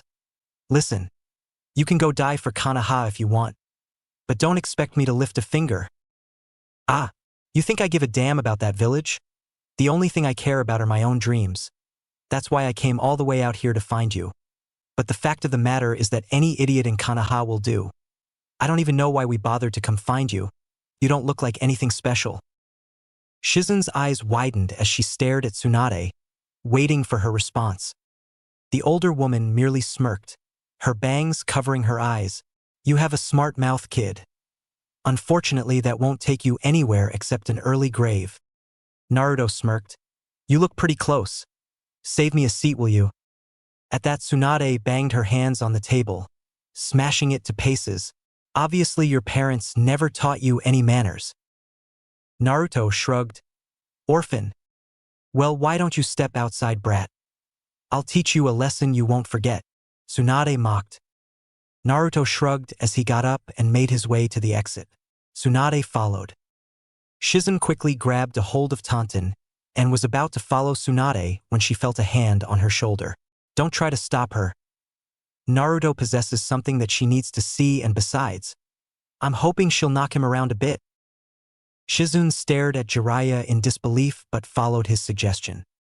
Outside, they could see Naruto and Tsunade standing apart, facing each other.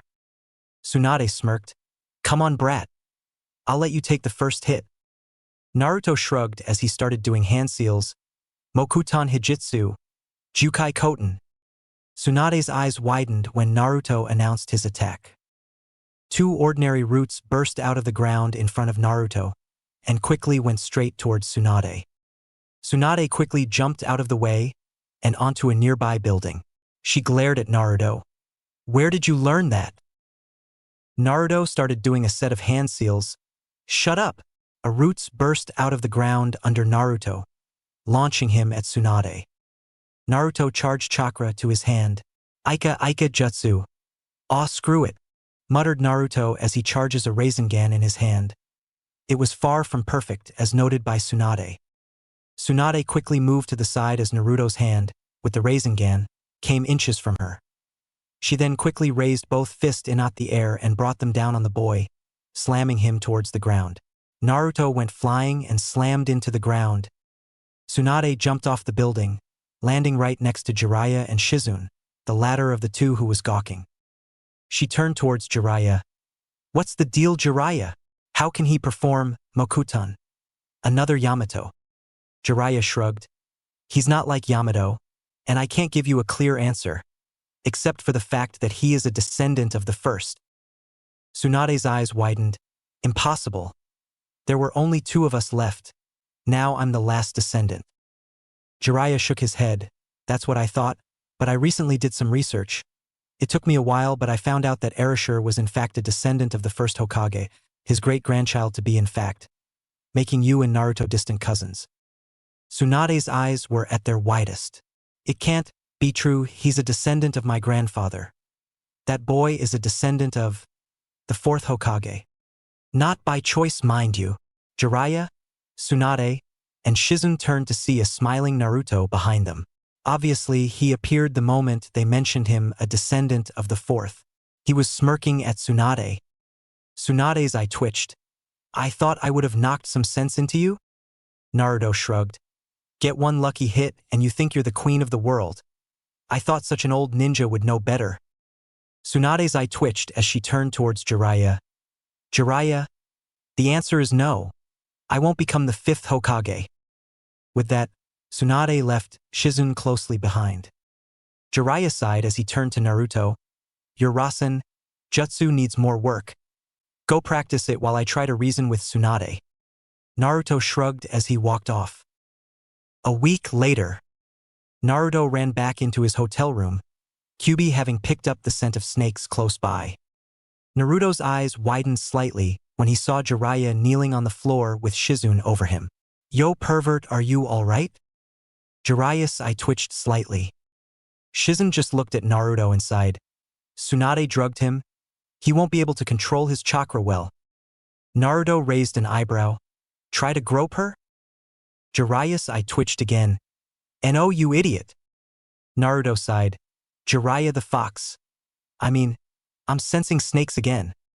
Jiraiya nodded, remembering the last time Naruto sensed snakes. He told Jiraiya so the night after Tsunade and he fought. It appears that Tsunade has made a deal with Orochimaru. We've got to stop her though. Naruto and Shizune nodded. In a clearing. Jiraiya, Shizune, and Naruto arrived in a clearing, only a few meters from Tsunade. She was accompanied by Orochimaru and Kabuto. Tsunade looked about ready to tear the latter two apart. Orochimaru smiled. So, Jiraiya and the fox brat have arrived. Tsunade lifted an eyebrow. Fox brat. Naruto laughed it off. Hey pedophile, Konohagakure is looking for a new Hokage, and I think you'd be perfect for the job. Orochimaru lifted an eyebrow, but his face twisted into a sneer when he remembered his last conversation with Naruto. Brat is getting a little mouthy. Better take that out of him, Orochimaru thought as he ran towards the group of three. Naruto smirked as he hid behind Jiraiya. Orochimaru raised an eyebrow as he continued to run. What's the matter, brat? Losing your nerve dash, Orochimaru quickly jumped backwards as the ground exploded in front of him, narrowly avoiding becoming plant food for 3 hungry demonic plants. Orochimaru sneered. I can't believe I almost let that brat lure me into a trap. Jiraiya smirked at Orochimaru as he bit his thumb and started doing hand seals. In a second, the area under the Naruto and himself exploded, putting the two on top of a giant frog. Tsunade, who had Shizune right next to her, bit her thumb as well. Cuchillose no jutsu. In a moment, Tsunade and Shizune were both on top of a giant white slug. Orochimaru sneered at the two Sannin. You should have taken my offer, Tsunade. You could have been with Dan and your brother again. Kabuto bit his thumb and started doing hand seals as well. In a moment, the two of them were on top of a giant snake. Gamabunta grinned as he pulled out his tanto. I've been wanting a snake wallet. Manda sneered. Useless adversaries? I'm going to require a lot of sacrifices for this Orochimaru. Jiraiya, unlike his two former teammates, was seriously panting due to the fact that he used a lot more chakra on his summoning than usual. This pant is the end pant of your Orochimaru. Pant, I won't hold back against you any more, pant. This time we aren't fighting as teammates, pant. Orochimaru grinned. I wouldn't expect anything less. He turned towards Tsunade and spat out his long tongue, wrapping the appendage around her neck. You were supposed to be invincible in a battle, Tsunadeheim, but what would happen if I rip off your head? Orochimaru asked in slightly slurred words. Tsunade was about to pull the snake Sannin off of Manda when suddenly thorned vines wrapped themselves around the tongue. Orochimaru hissed as he followed the vines to their owner, Naruto. He quickly retracted his tongue, Naruto being forced to let go or risk being pulled off Gamabunta. Gamabunta quickly jumped after Manda, Katsuya about ready to join the frog. Naruto noticed out of the corner of his eye that Kabuto had left the safety of Manda's head. He followed suit. Naruto landed on the ground, just a few meters away from Kabuto. The blonde smirked. Where are you going, Kabuto? The traitor smirked at the blonde. I thought I'd try to sneak behind one of you and take you out, but I guess you ruined my fun. The blonde started doing his regular hand seals. Guess I did Mokutan Hijitsu. Jukai Koten. Naruto yelled as 3 roots grew around him and shot out towards Kabuto. Kabuto easily avoided the roots and appeared right in front of the blonde, attacking him with a kunai. Naruto narrowly avoided having a throat cut. Your allegiance wasn't the only thing you were lying about. You aren't genin level at all. Kabuto smirked. I thought Kakashi would have mentioned that. Naruto shrugged. Nope. Must have not thought it to be important enough, Naruto said as he started doing more hand seals. Kabuto appeared right in front of him and smashed his fist into Naruto's stomach. He should have. I'm at least his level. Naruto groaned as he quickly pulled out a kunai and attacked Kabuto with it. Kabuto easily grabbed Naruto's hand before the kunai connected. The blonde quickly jumped into the air, and implanted both of his feet into Kabuto's stomach, forcing the older ninja to let go of his hand. Kabuto didn't make a sound as he pulled out a few senbon needles and launched them at the leaf nin. Naruto jumped to the side, missing getting hit by most of the senbon, but still taking some hits. Kabuto smirked at the blonde but quickly jumped backwards in time to avoid 3 senbon needles. He turned to see that Shizune had apparently joined the fight. Kabuto smirked as he rushed Shizune, but was promptly intercepted by Tsunade. Kabuto, out of the corner of his eye, noticed that Katsuya was no longer in the fight of the giants. Tsunade glared at the silver-haired ninja. "Shizune, go help Naruto." Shizune nodded as she followed her orders. Kabuto grinned. "You know you have an interesting file at Konoha," Kabuto stated as he cut his own hand with a kunai and quickly whipped the blood at the older ninja. Tsunade winced as she felt the blood hit her body. It made her freeze. Sudden thoughts of her late brother and lover flashed through her mind. Kabuto laughed as he walked towards Tsunade and smacked her with the back of his fist. Such a disgrace to have such a simple weakness. Kabuto, with his bloody fist, was about to hit the older woman again when he felt something latch onto it. He looked at it to huge purple leaves attach themselves to his hands. He flinched as he felt sudden pain. "They are drinking my blood." Kabuto pulled out a kunai with his free hand and quickly sliced off the leaves at their stems. He turned towards the source to see many moves leaves coming straight at him. His eyes widened as he quickly dodged them, narrowly avoiding becoming lunch for the plants. He turned to their source, expecting to see Naruto nearby. However, he saw that the source of the plants wasn't anywhere near Naruto. He couldn't see the blonde at all. Kabuto quickly jumped to the side in time to narrowly avoid becoming food for the plants once again. He started doing hand seals, ending with the tiger seals, but was promptly stopped when he felt of huge pain against his back. He winced as he turned in time to see Naruto, and then an explosion of wind as he was launched forward, straight into the blood-sucking plants. Naruto smirked as he saw Kabuto engulfed by the plants. May not be perfect, but Jiraiya's technique still packs a punch. And after what he did to the old lady, that Kyuketsu Shokabustu was a nice touch. Naruto smirked. Ku. Very nice touch, Naruto. Naruto turned just in time to see Orochimaru plunge a sword into his stomach. Naruto winced as he coughed up blood. Orochimaru grinned. "You should have taken my offer, boy. You wouldn't be in this situation if you would have," Orochimaru said as he began to pull out his Kasangi out of Naruto's stomach. All Naruto could do was grin, though he really wanted to pass out. "Like I told you last time, I won't join your ridiculous cause of vengeance, I have my own dreams and ambitions, to follow, and I won't be your tool. I will fulfill my dreams or die trying." Orochimaru smirked as he raised his sword. "Nice speech. I guess you'll die now." Naruto could only fall to the floor, having exhausted most of his chakra, as well as the small store that Kyubi had given him. "Hang on, you idiot, I'll pump you full of chakra." Orochimaru brought his sword downwards, plunging it into flesh, but not Naruto's. Naruto looked up to see Tsunade right in front of him. Orochimaru's eyes widened as Tsunade muttered, "Infuin, Kai, Shadow Seal, release." Eszé Shoishei, Crisishun Rebirth. Tsunade pulled the sword out of her body as she glared at Orochimaru, her wounds healing almost instantly. Orochimaru just stared at Tsunade. "Why? Why would you save this boy?" Tsunade merely responded, "Because it's my job as the 5th Hokage of Konoha." After her heard those words, Naruto passed out. Hotel room. Naruto opened his eyes to see Jiraiya staring at him with a smile. "Great job, kid." Naruto looked at him curiously. "Huh?" Jiraiya laughed. "Thanks to you, Tsunade has decided to become the 5th Hokage." Naruto raised an eyebrow. "Really?" Jiraiya nodded. "Yeah. All because of some crap about dreams or something like that." Naruto sighed. "And Orochimaru?" "He and Kabuto escaped." Naruto's eyes widened.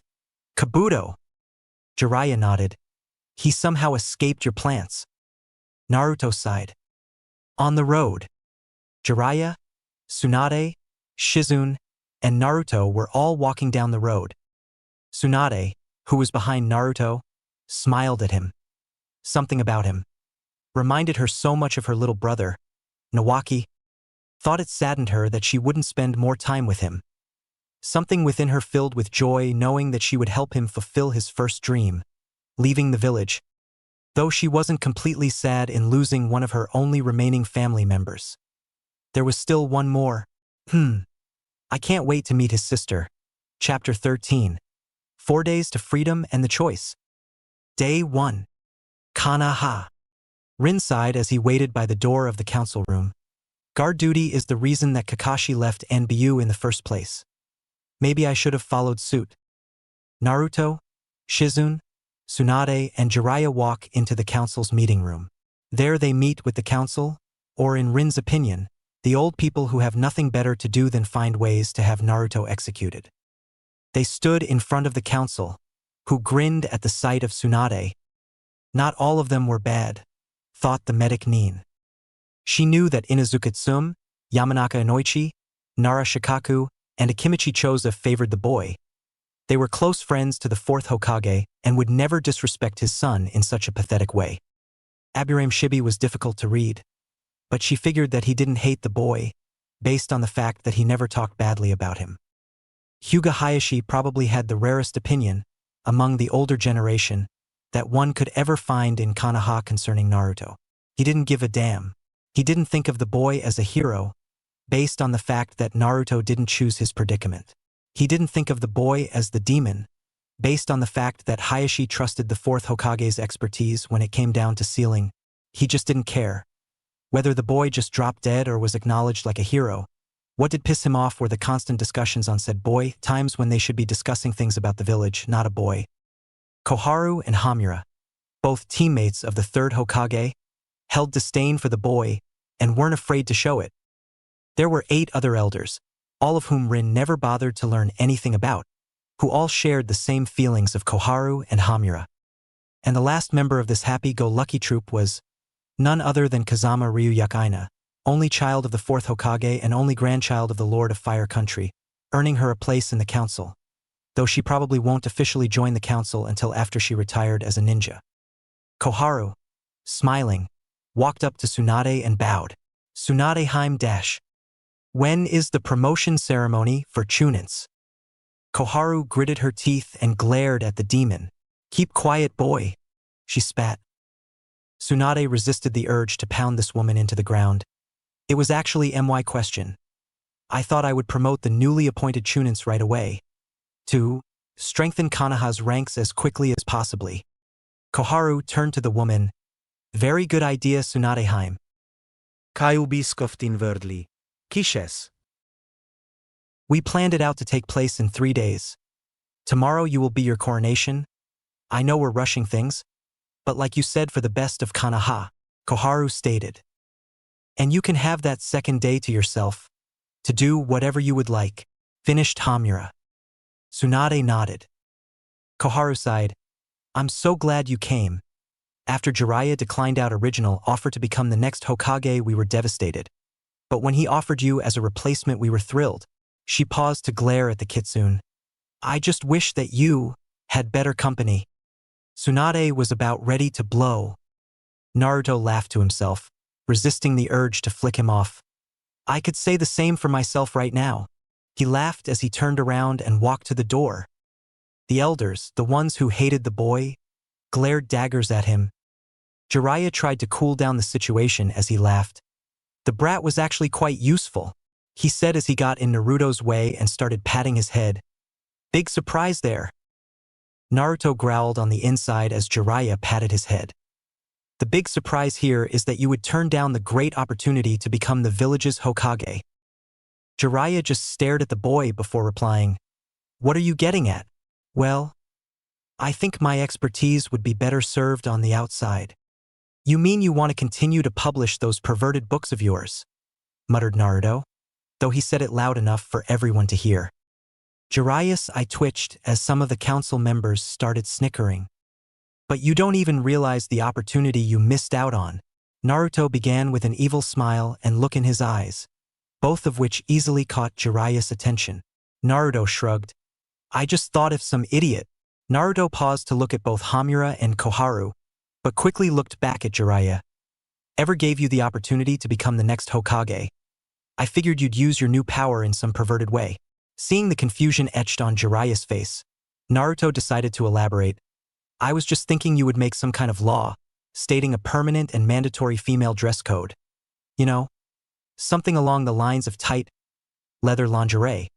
I mean, can you imagine all the kunoichi in Konoha walking around in nothing but that?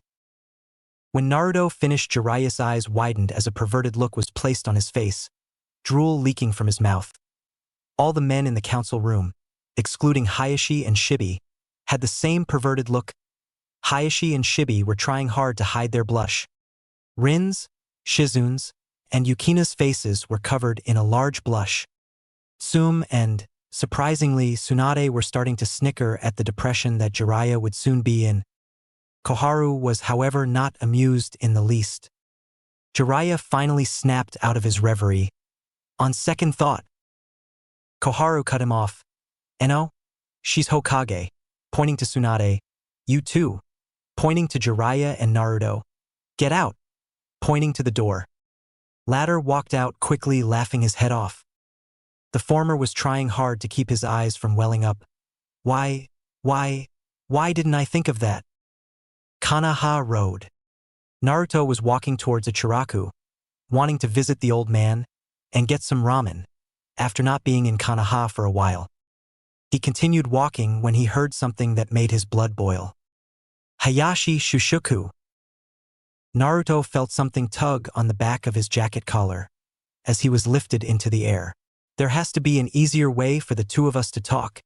And will you stop doing that? This way is easier, and no, Yamato replied as he slung Naruto over his shoulder and walked off. Training field.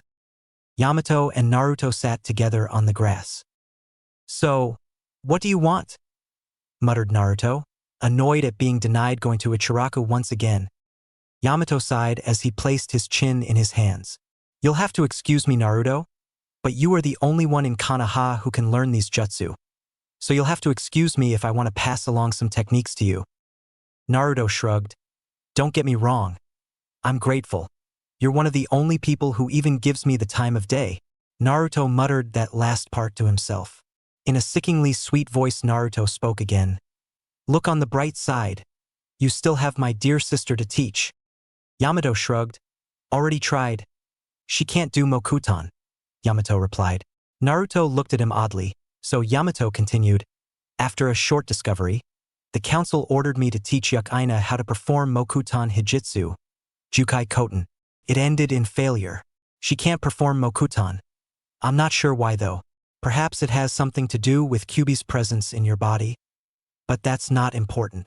Yamato tossed the kitsune 2 scrolls. Naruto looked at them.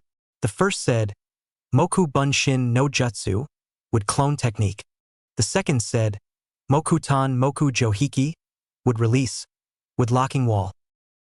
Yamato spoke, Moku Bunshin no Jutsu is very similar to a Kenjutsu, Kage Bunshin no Jutsu, but they are each unique in their own ways. Kage Bunshin splits the user's chakra between the user and the clones evenly, creating solid clones. These clones, however, are easily destroyed. Moku Bunshin is a little more complicated but has never been considered a Kenjutsu, since not many people can actually do it, so it's considered a Hijitsu instead. First off, the Moku Bunshin is formed from your body directly. Roots made out of chakra start to emerge from your body, moving towards your side, and the roots twist themselves into the Bunshin. It sounds like a complicated and long process, but it actually will take a beginner about 5 seconds to complete the clone. I can create one in about half a second, still a little long in the ninja world, but the results are usually worth it. Yamato waited a few seconds to let this information sink in. So, how is it worth it? Yamato continued, okay. First off, to start this technique off, you'll need to ante up chakra to create the clone, about the same amount as Mokuton Hijitsu, Jukai Koten. Afterwards, you'll need to transfer, during the creation of the clone, all the chakra that you wish the clone to have. You do this because your clone can use the same techniques that you do, so you give them chakra to perform jutsu. Now, unlike Kage Bunshins who can only take one hit before they poof out of existence, Moku Bunshins can take a few hits. On the other hand, they can also use the chakra you have given them to regenerate themselves. This proves to be a very useful technique. But keep in mind the huge chakra usage this requires. Also keep in mind that if your clone catches on fire, don't bother trying to regenerate it. Just cut your losses. Naruto nodded. Now the other technique, Mokutan Moku Johiki, will create a half dome of wood to protect the user against enemy attacks. Once again, like all wood technique, fire seems to be a problem against it. Yamato finished. Naruto nodded and got up. Thank you for all your help, Yamato. He paused for a moment and had a foxy smile on his face. I think I'll try out that Moku Bunshin right away. Sounds like a fun jutsu. Yamato nodded. It is. You can do a hell of a lot without getting off your own couch. Hell, it makes being a sensei easier, laughed Yamato. Naruto stared at him curiously before growling, You aren't the real Yamato. Yamato laughed. Took you long enough to figure it out.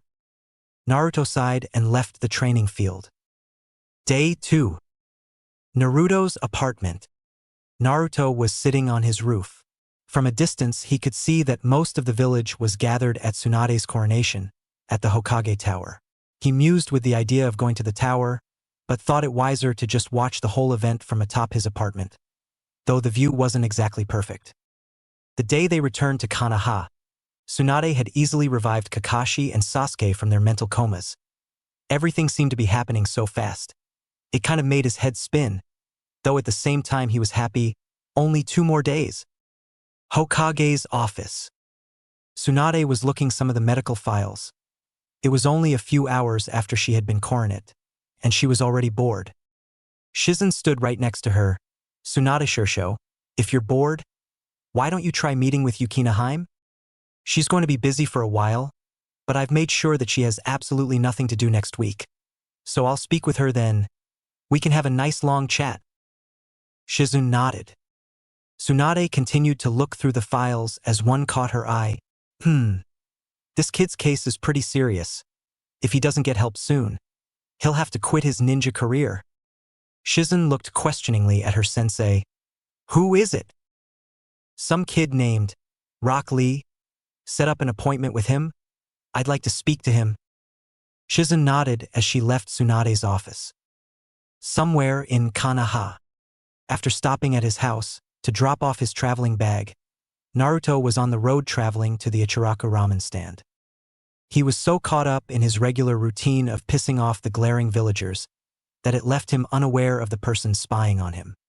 The blonde heiress quietly watched her brother as he continued to walk by the angry villagers with a happy smile. Truthfully, the girl had mixed feelings about her brother. On one side, after reading her father's letter, her grandparents' words, and the opinions of some of the council members, she felt pity and sorrow for her brother.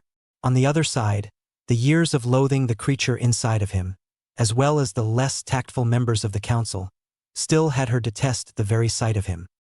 If you still feel hatred towards your brother, try looking at him in an empathetic point of view, were the last words of her grandfather before he was forced to depart. Although both he and her grandmother promised to come back, wanting to speak with their newly found grandson, unfortunately being the Lord of Fire Country meant that one couldn't sit around for a month at a time, so they departed with the promise of returning. Yukaina snuck from one alleyway to another, careful to avoid the villagers who would most likely blow her cover, cheering for the only child of the fourth. Yukaina paused when she felt a hand rest on her shoulder. She turned to see a familiar silver-haired masked ninja. You are Kakashi-san, right? She smiled at him.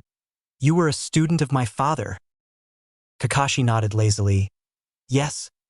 Listen, Yukaina, if you are following Naruto to try and kill him, then forget it. Yukaina frowned. But he dash. Kakashi cut her off. He did not kill my sensei. He was sacrificed by a man who I at one time considered a father to a village that I have long lost respect for. Kakashi sighed. He's a boy who's gone through more trauma than any child should ever go, and I won't let you worsen it. You're trying to protect him, Yukaina muttered in a flat voice. Kakashi snickered slightly. Yes, but not from you. It's already been proven that even with all your advanced training that Naruto can beat you, though mostly from the fact of your lack of experience and him taking you by surprise with his Mokuton. No. The real threat are the ninjas that will go after Naruto if and when he beats you. I can't protect him from everyone. It's apparent that not even your father's memory could do that, Kakashi finished, muttering the last part mostly to himself before walking out of the alley. Yukaina could only stare at Kakashi's retreating back. Her pride hurt slightly. She watched as Kakashi called Naruto over to him. The two conversed about something for a moment before walking off in a different direction than the one Naruto was originally going. Training field. Kakashi and Naruto were both sitting in their team's normal meeting spot, the same spot where the team took their genin exam. Kakashi sat on a rock, whilst Naruto sat against the middle post. So, we're here. What did you want to talk about? Naruto said nonchalantly. Kakashi sighed, as he held his chin in both hands. I wanted to try to talk you out of leaving. Kakashi started, but was cut off. If you were in my position, would you stay? Naruto asked, surprisingly calm. Kakashi sighed again. If I were in your position, I would probably have gone on a killing spree by now, Kakashi chuckled. Naruto chuckled at Kakashi's statement as well. Don't think I haven't thought about it. Damn. You are both such demons. Talking about killing people. Naruto growled inwardly. Shut up, you stupid bastard. Kakashi sighed. Well, then, I'm still your sensei, and I have one final lesson for you. Naruto looked at him curiously. What? You have untapped potential, Naruto, and I don't just mean the fox. I mean you, without the help of the demon inside of you. Since you're leaving, I at least want to set you on the right path. Kakashi stopped for a moment to make sure Naruto was paying attention. He was. So the Jounin continued. Do you remember Sasuke's abilities during the Chunin exams? Naruto nodded. Yeah, besides the obvious boost in speed and strength, he was able to control fire. Kakashi nodded. He used chakra to do so, but not just ordinary chakra. He changed the very nature of his chakra to one of fire. It's a special training one does. It's complicated, Kakashi sighed. Every ninja has the innate potential to control an element. These elements are fire as demonstrated by Sasuke, water as demonstrated by Haku, lightning as demonstrated by myself, wind as demonstrated by Yukaina, and earth as demonstrated by Yamato. At this, Naruto raised an eyebrow, ignoring the mention of Yukina's name. Yamato is earth? I would have thought earth and wood have been classified differently. Kakashi nodded. They are, but at the same time they are not. Let me continue. All ninja have this. If trained properly, one grows an affinity to that element, which, like advanced chakra control training, helps one control jutsu of these elements a lot better. Most jounin usually have about 3 affinities. It helps them vary in ability. Now, like I said earlier, fire, water, lightning, wind, and earth are the elements. These are the only pure elements. Seeing Naruto's confusion, Kakashi continued, these are the elements that occur naturally and independently. All others are formed by a combination of elements. For example, ice is formed by freezing water. So if someone were to cool down water with, say, cold air, ice would be created. Naruto looked at Kakashi with a confused expression. So, Haku uses wind to cool down water? Sort of.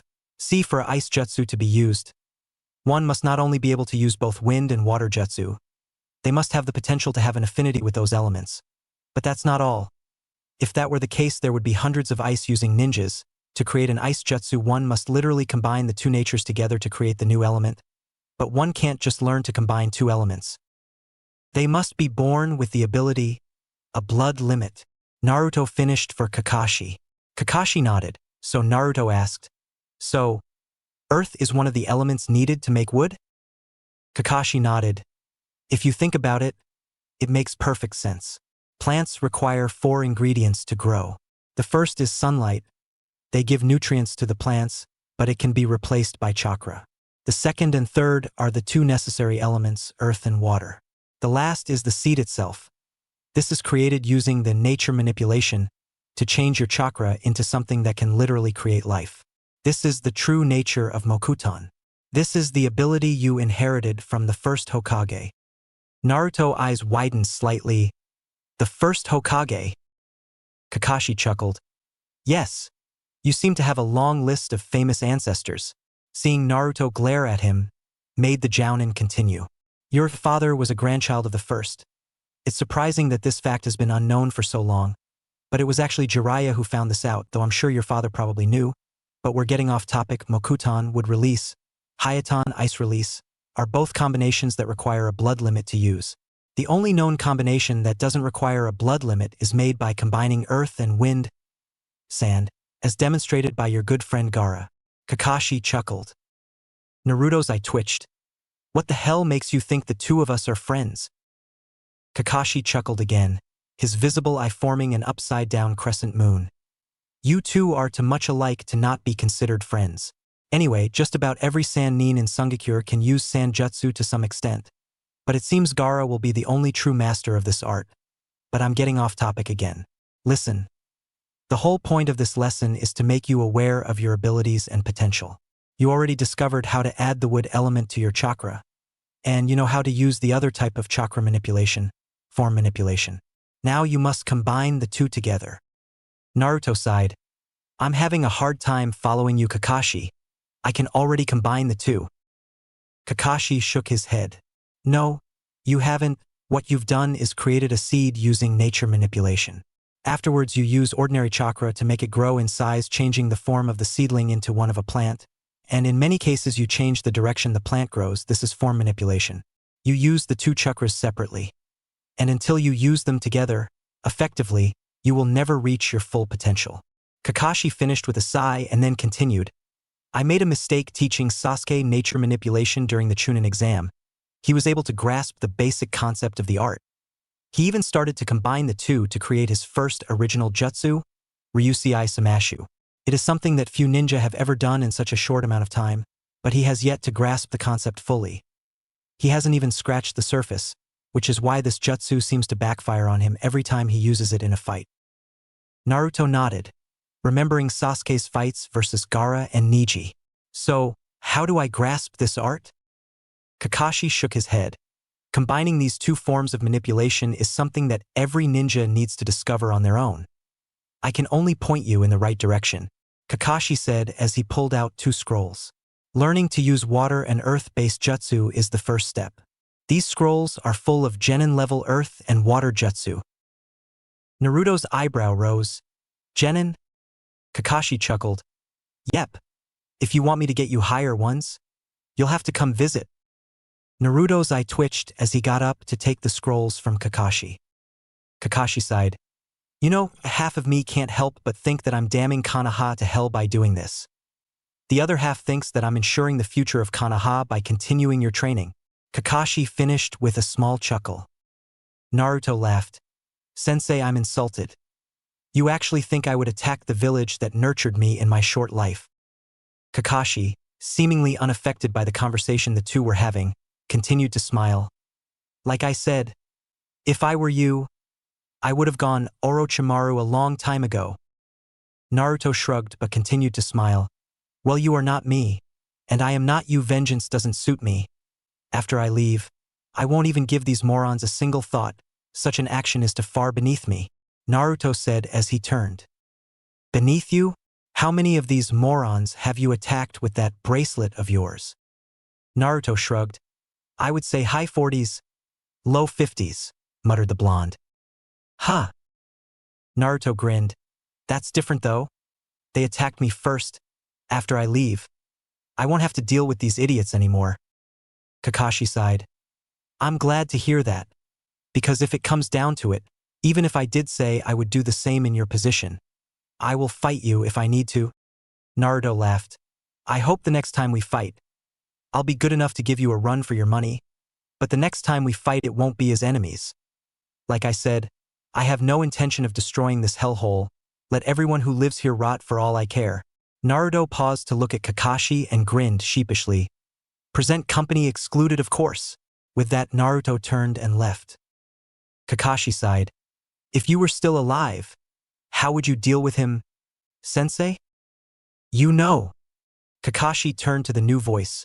Rin, if Sensei were still alive, would things be different? Kakashi sighed. I honestly don't know, Rin. Day 3. Team 21's training field. Naruto was just lounging around, opting to try and keep out of anything major for the rest of the day. He was currently just practicing his Rasengan. Unfortunately, certain forces had other plans. Naruto looked to his right to see Shizune come out of the forest. Hello, Naruto. She greeted with a smile. Naruto nodded. Shizune-chan. Naruto responded. Shizune came over and sat down next to Naruto, who was still lying down, noting the spiraling ball in his hand. Is there anything you wanted? Asked Naruto. Shouldn't you be helping Tsunade get accustomed to her job? Shizune nodded. She's fine.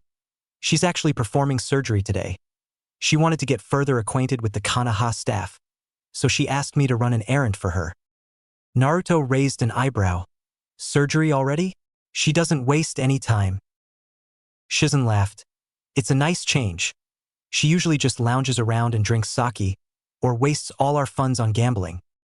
Naruto laughed. So, what did she want? Shizune reached into her pocket and pulled out a book.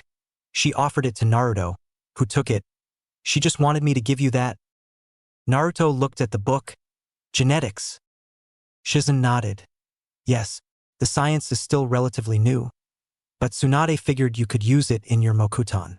She remembered Jiraiya-san saying that you could manipulate your Mokuton by using some red chakra. Shizune feigned ignorance. Naruto nodded. So Tsunade figured that you alter the plant's DNA, and that's what changes the plants into those monstrous things. Old lady is actually pretty smart. That makes perfect sense. Since you barely have any control or concept of the art, you're just pumping the plant with my chakra. If you attain the knowledge to control this, you could come up with a variety of different jutsu. Naruto nodded. Thanks, Shizune-chan. Naruto smiled at the young woman. Shizune waved it off. It was actually Tsunade Shirsho that came up with the idea, so you should thank her. Naruto nodded. I will, but thanks anyways. Shizune smiled as she got up. By the way, that's a really powerful technique you got there. The fourth was a master at creating jutsu, that's for sure. Naruto's eyes widened as lost control of the ball, causing it to explode right next to him, sending him flying. Shizune gasped as she ran to Naruto. Are you all right? Naruto ignored her question. Who did you say created that technique? Shizune looked at him blankly. The fourth Hokage? It's a jutsu called the Rasengan. Naruto's face twisted into one of pure anger. Aro Sennin, he screamed as he burst out of the clearing, leaving a confused Shizune behind. Day 4. Ichiraku Ramen Stand. Naruto sat down in his normal stool, for once reaching his destination without getting interrupted. Naruto had felt a little better about the incident yesterday. It only took the combination of Rasengan and Konohagakure Hiden, Taijutsu no Oji, Sennin-goroshi, Hidden Leaf Secret, Taijutsu Supreme Technique, 1,000 Years of Death, on Jiraiya to calm the boy down. What was even better was the fact that the man had landed in the woman's hot springs, giving the woman a living punching bag. Strangely, he hasn't seen the pervert recently. Naruto sighed and was about to order when, 1 bowl of beef ramen for Naruto, and 1 for me as well. Naruto genuinely smiled. You know me all too well, Irika-sensei.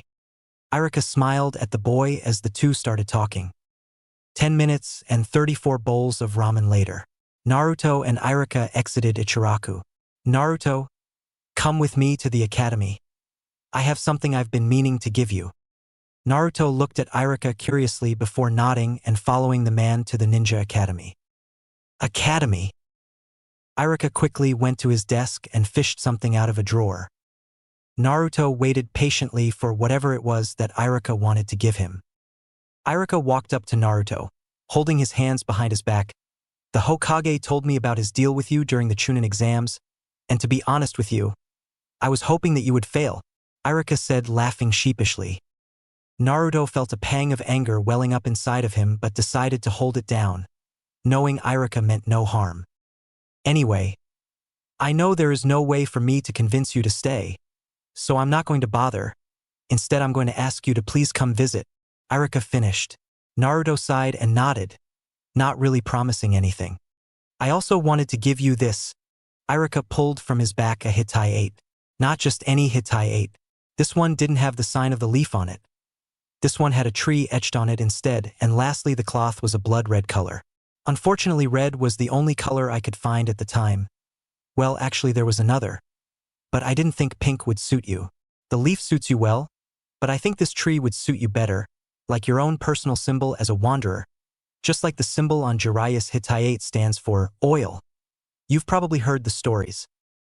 Naruto nodded as he took the Hittite. As he gazed adoringly at the forehead protector, Naruto couldn't help but feel a stinging sensation in his eyes. Naruto reached up to feel water. Am I crying?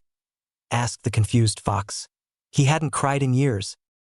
Naruto clenched his eyes shut and threw himself at the older ninja. Irika-sensei. This act caught Irika by surprise. Hy. Careful. This act caught Irika by surprise for the fact that he didn't think Naruto still had kindness left in him. Irika assumed that the village had already robbed him of that, along with his innocence. Irika and Naruto just stood there for a while. God. I knew you were gay. If you guys are going to do stuff, I'm leaving.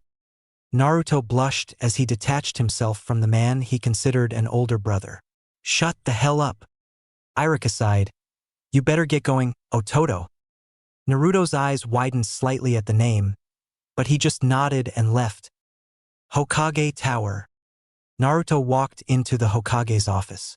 In there were Tsunade, Koharu, Hamura, Kakashi, Asuma, and Shikamaru. He walked up to stand right beside Shikamaru. Kakashi and Asuma stood behind him. So you made it to Shikamaru? Shikamaru sighed.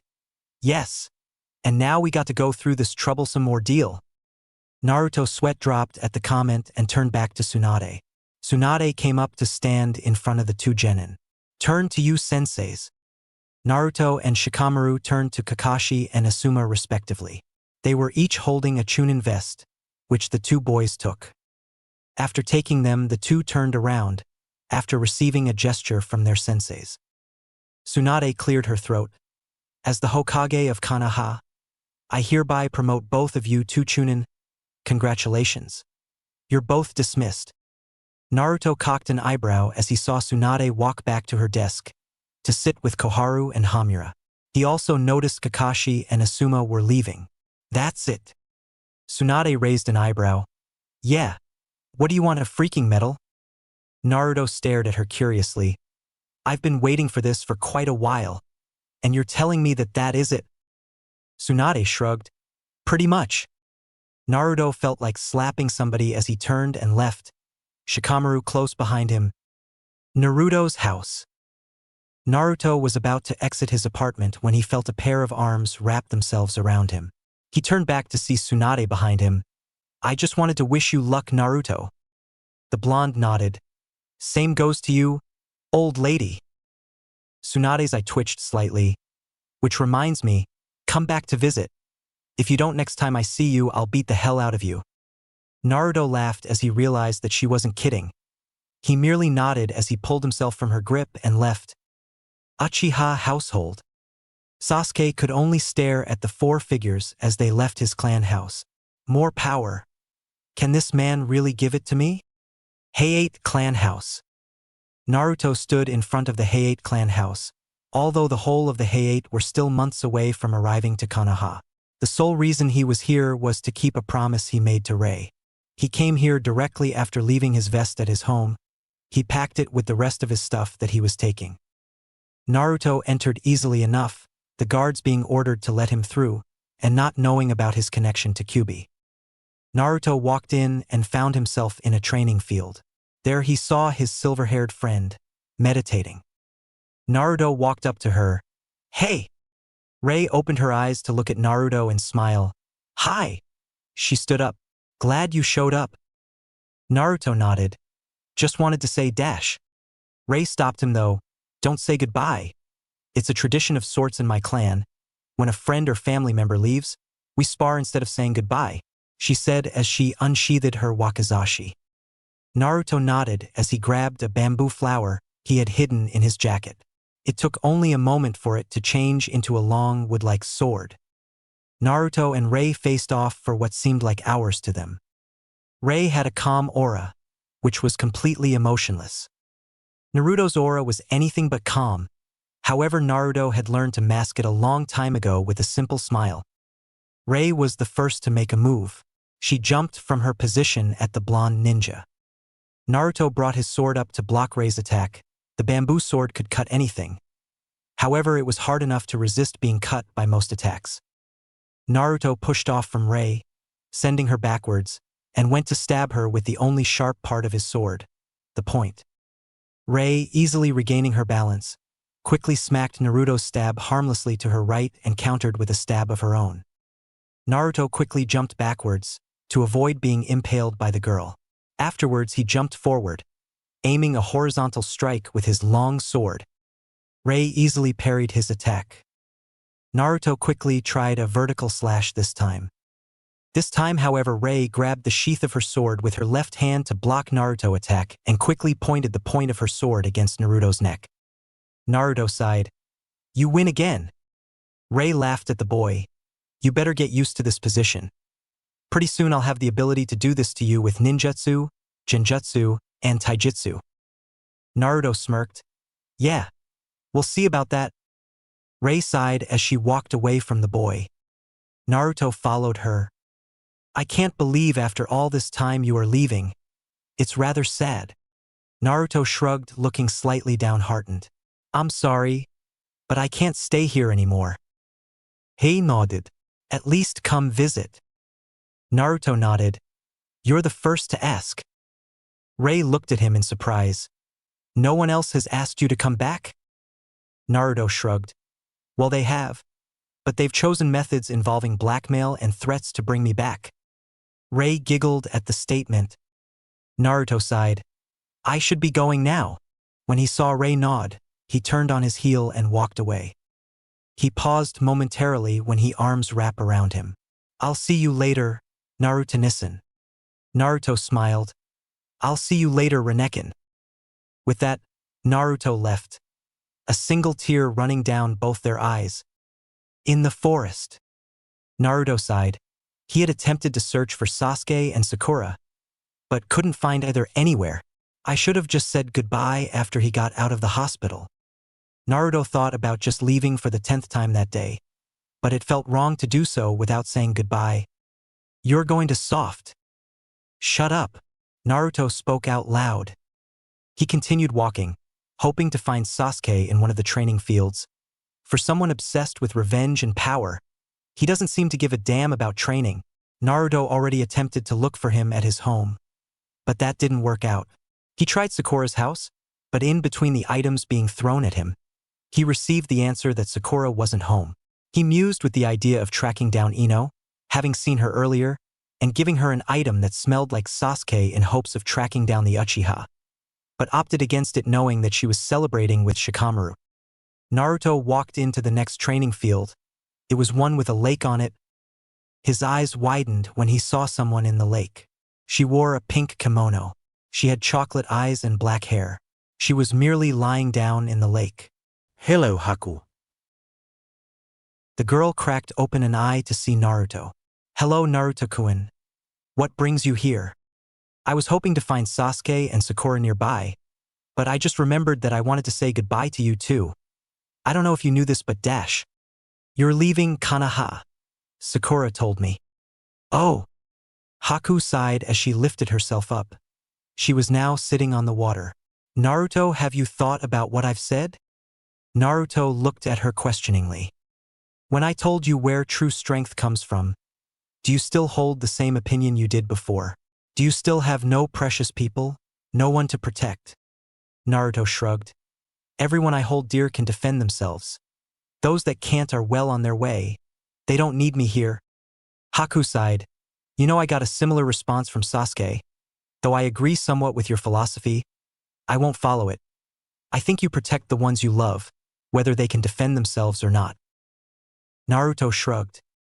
Haku sighed as she got up. Naruto, if I were ever in trouble, would you come help me? Naruto's eyes widened slightly at the question as he watched the girl come closer to him. Seeing the silver moonlight reflect in her eyes, a whirlwind of thoughts ran through Naruto's head as he actually struggled to find the girl and answer. Naruto stopped to take a few deep breaths. Haku, you are a lot stronger than I am. According to Kakashi, Zabuza claims you to be stronger than both of them. If I tried to help you, I would probably just get in your way. Naruto shrugged. Haku sighed.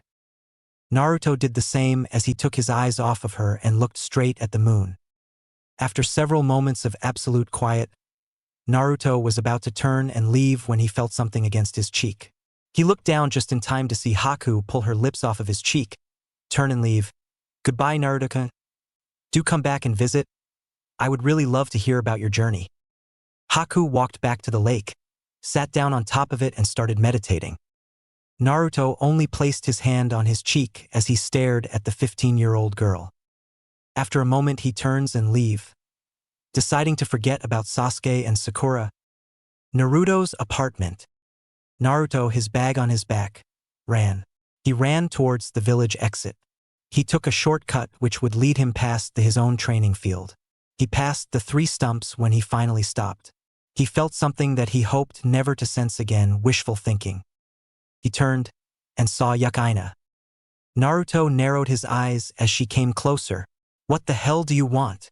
Naruto spat with all the venom he could muster in his throat. Yukaina winced but kept moving closer.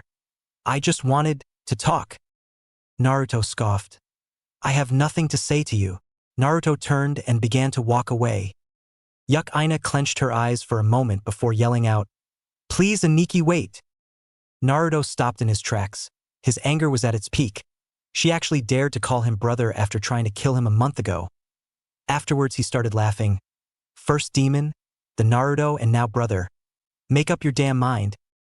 Naruto put on his trademark smirk as he walked up to her. You want to talk?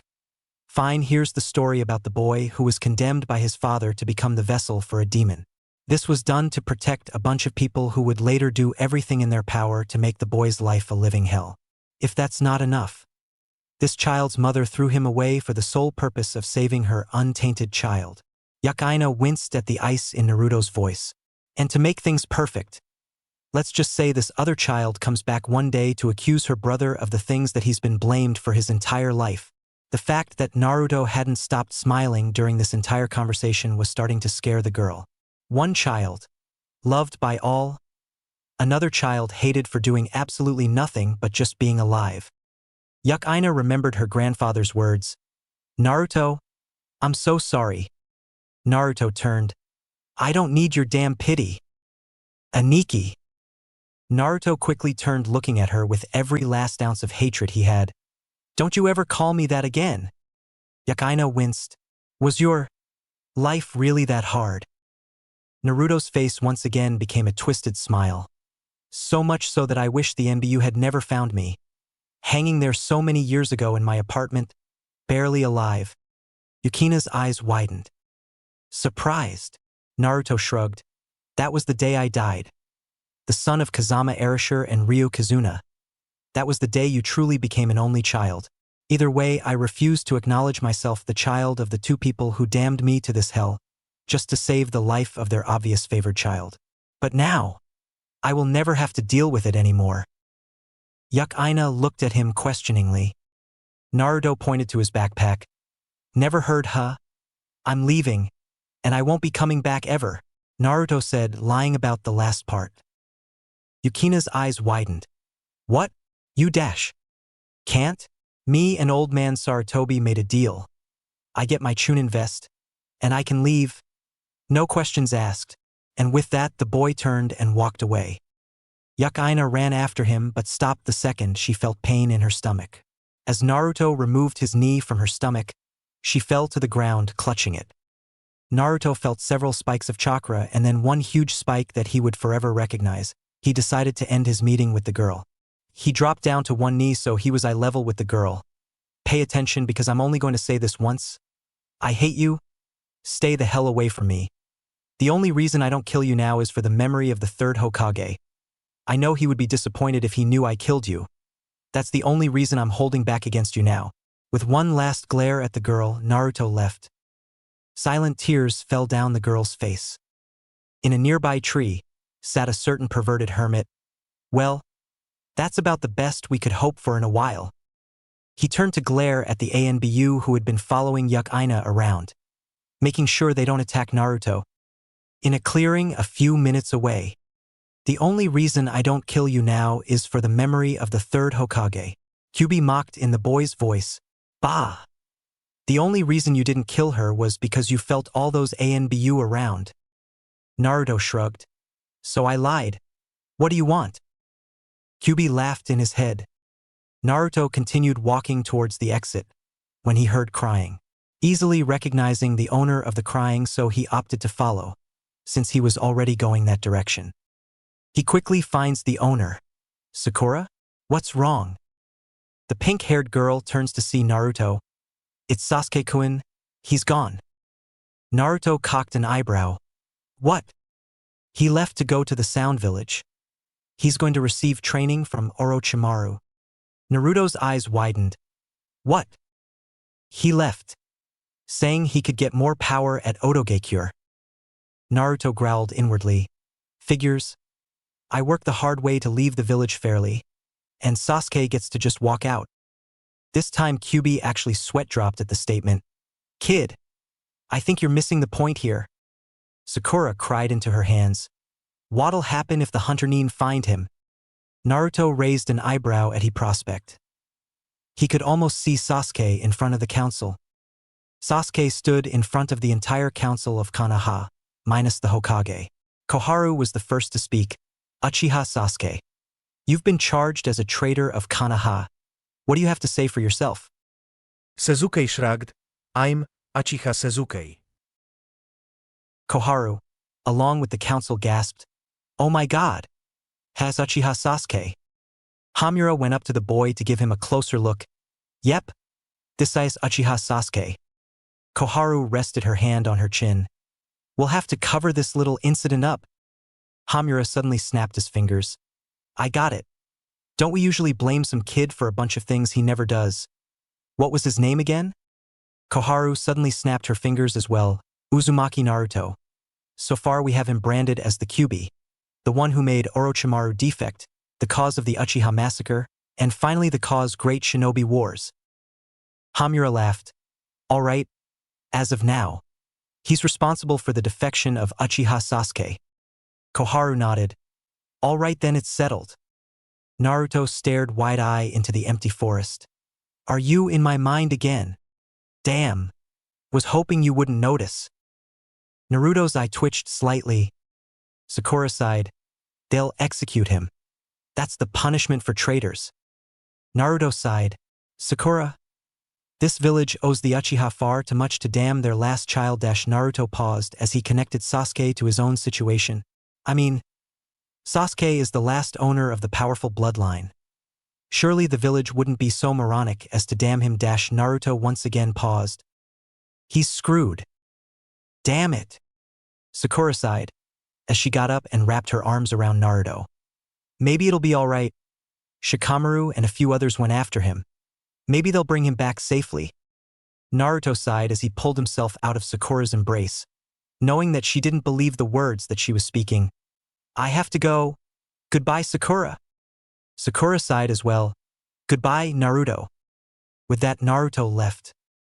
Konoha gate.